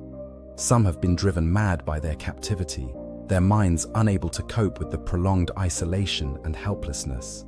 Others have sustained additional damage from Orc experimentation that's rendered them unable to communicate or function even within the limited capacity a dreadnought pilot has. A few maintain their sanity, but are so traumatized that they beg to be allowed to die rather than return to service. Mechboy experiments and modifications.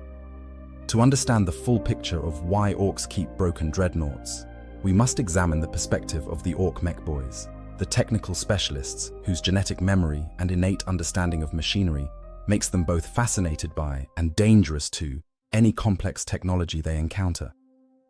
A dreadnought, from a mechboy's perspective, is simultaneously a puzzle, a challenge, a learning opportunity, and a potential source of valuable components.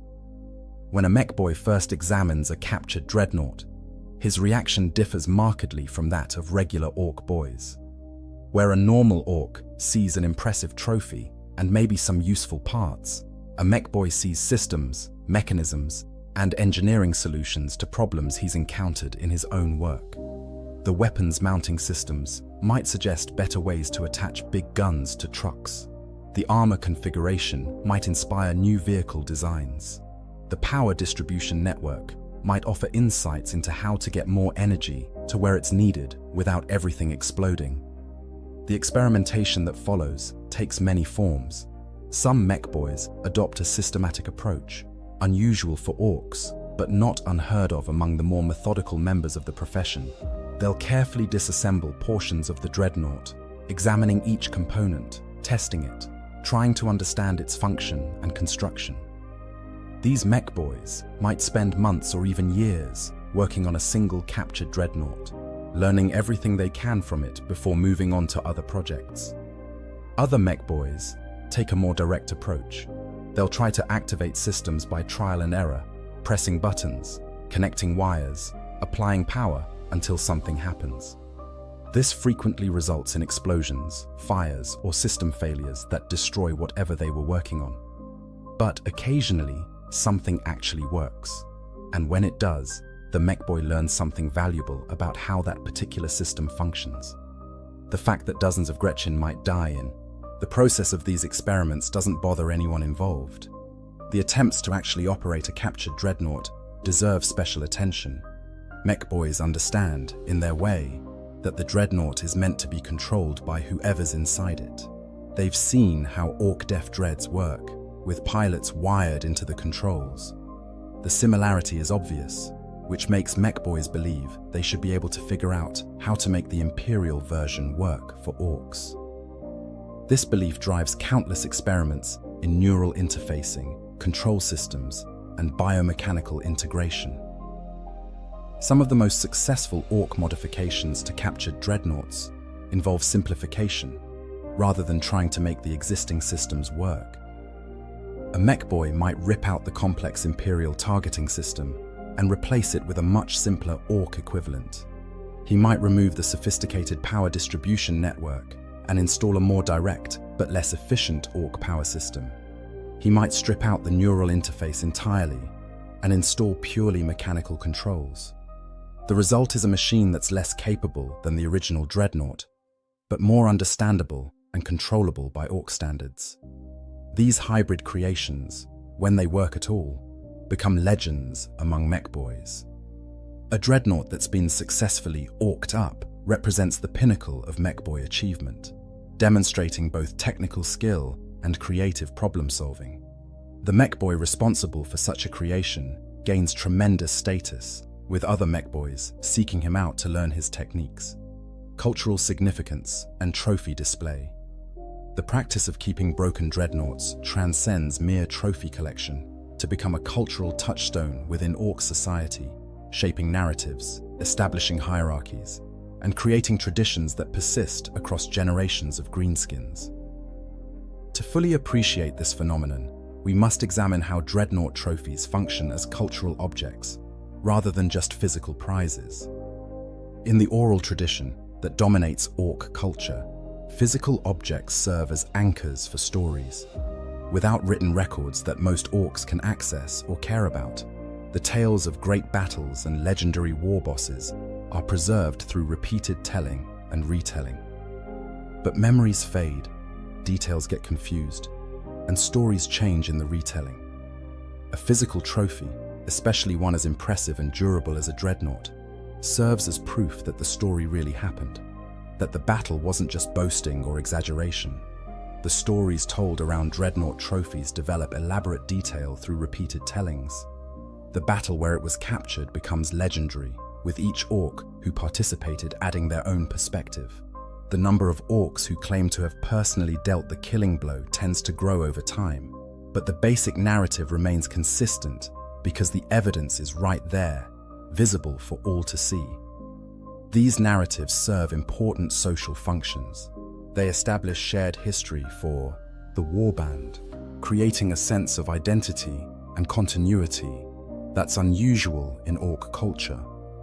They provide entertainment during the periods between battles when orcs might otherwise get restless and fight among themselves.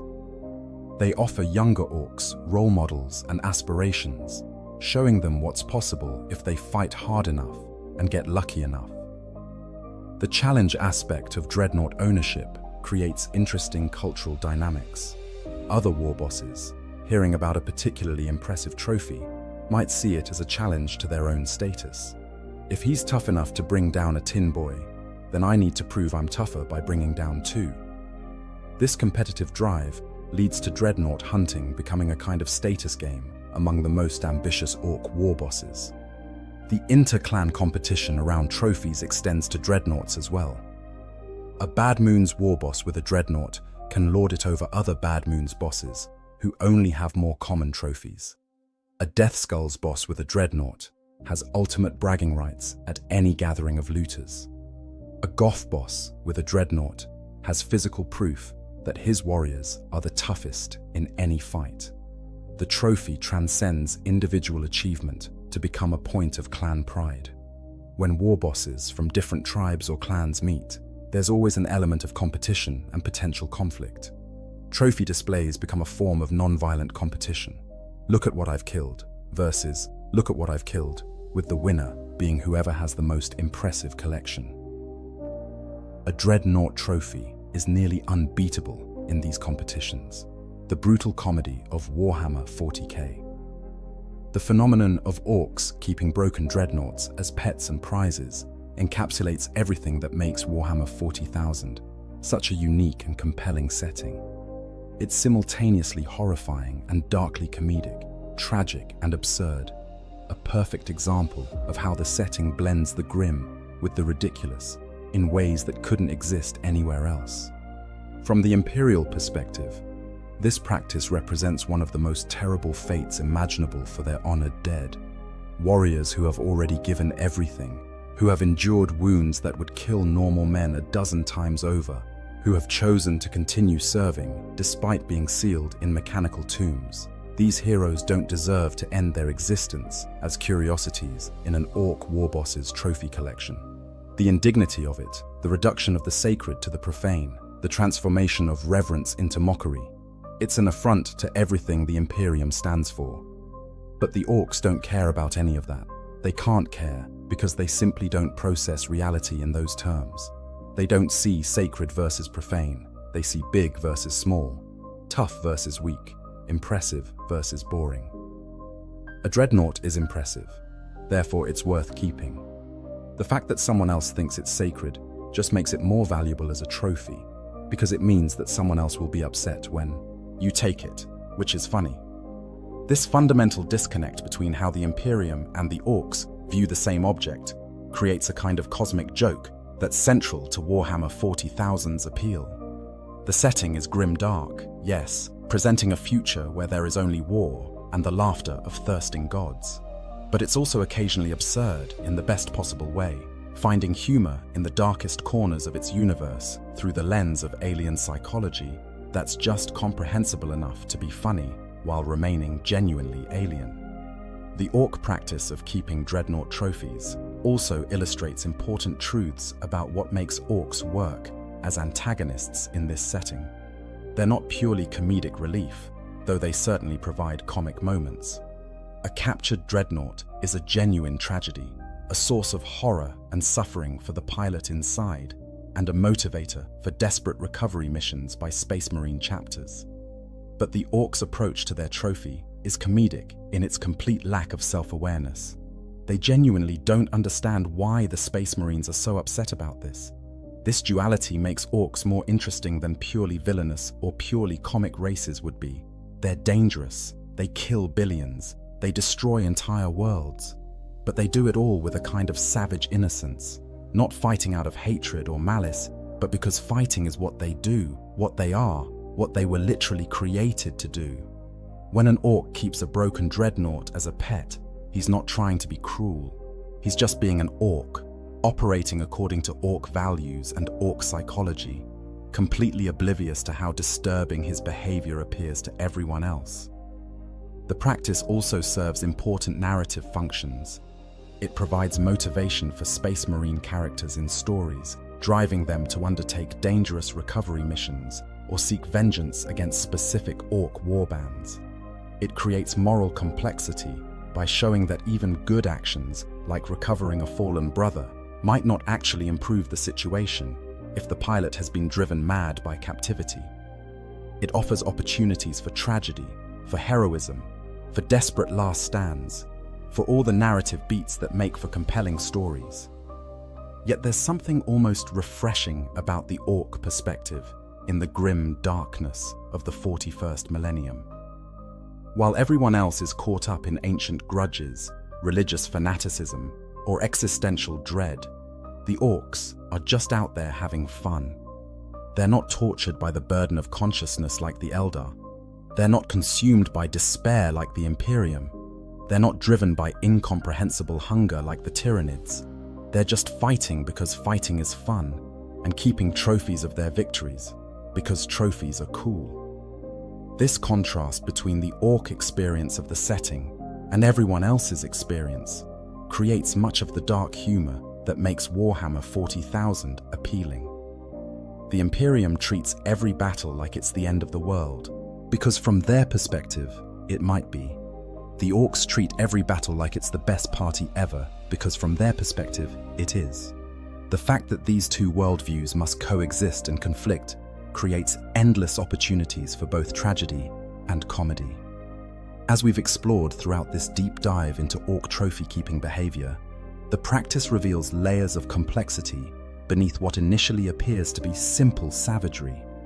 Orc psychology, their relationship with technology, their cultural values around trophies and status, their competitive social structures, all of these factors combine to make keeping broken dreadnoughts not just possible, but almost inevitable, given the right circumstances. And perhaps most importantly, it's brilliant world building. The kind of detail that makes a fictional universe feel real and lived in. That creates those moments when you realize how all the different pieces fit together.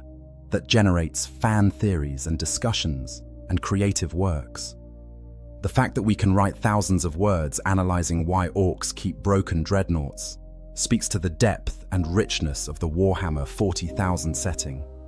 So the next time you're playing a game, reading a novel, or just thinking about the grim darkness of the far future, spare a thought for those broken dreadnoughts in Orc trophy halls. Consider the horror of the Space Marine pilots, who might still live within them. Appreciate the complete indifference of the Orc war bosses, who keep them as curiosities. Recognize the tragedy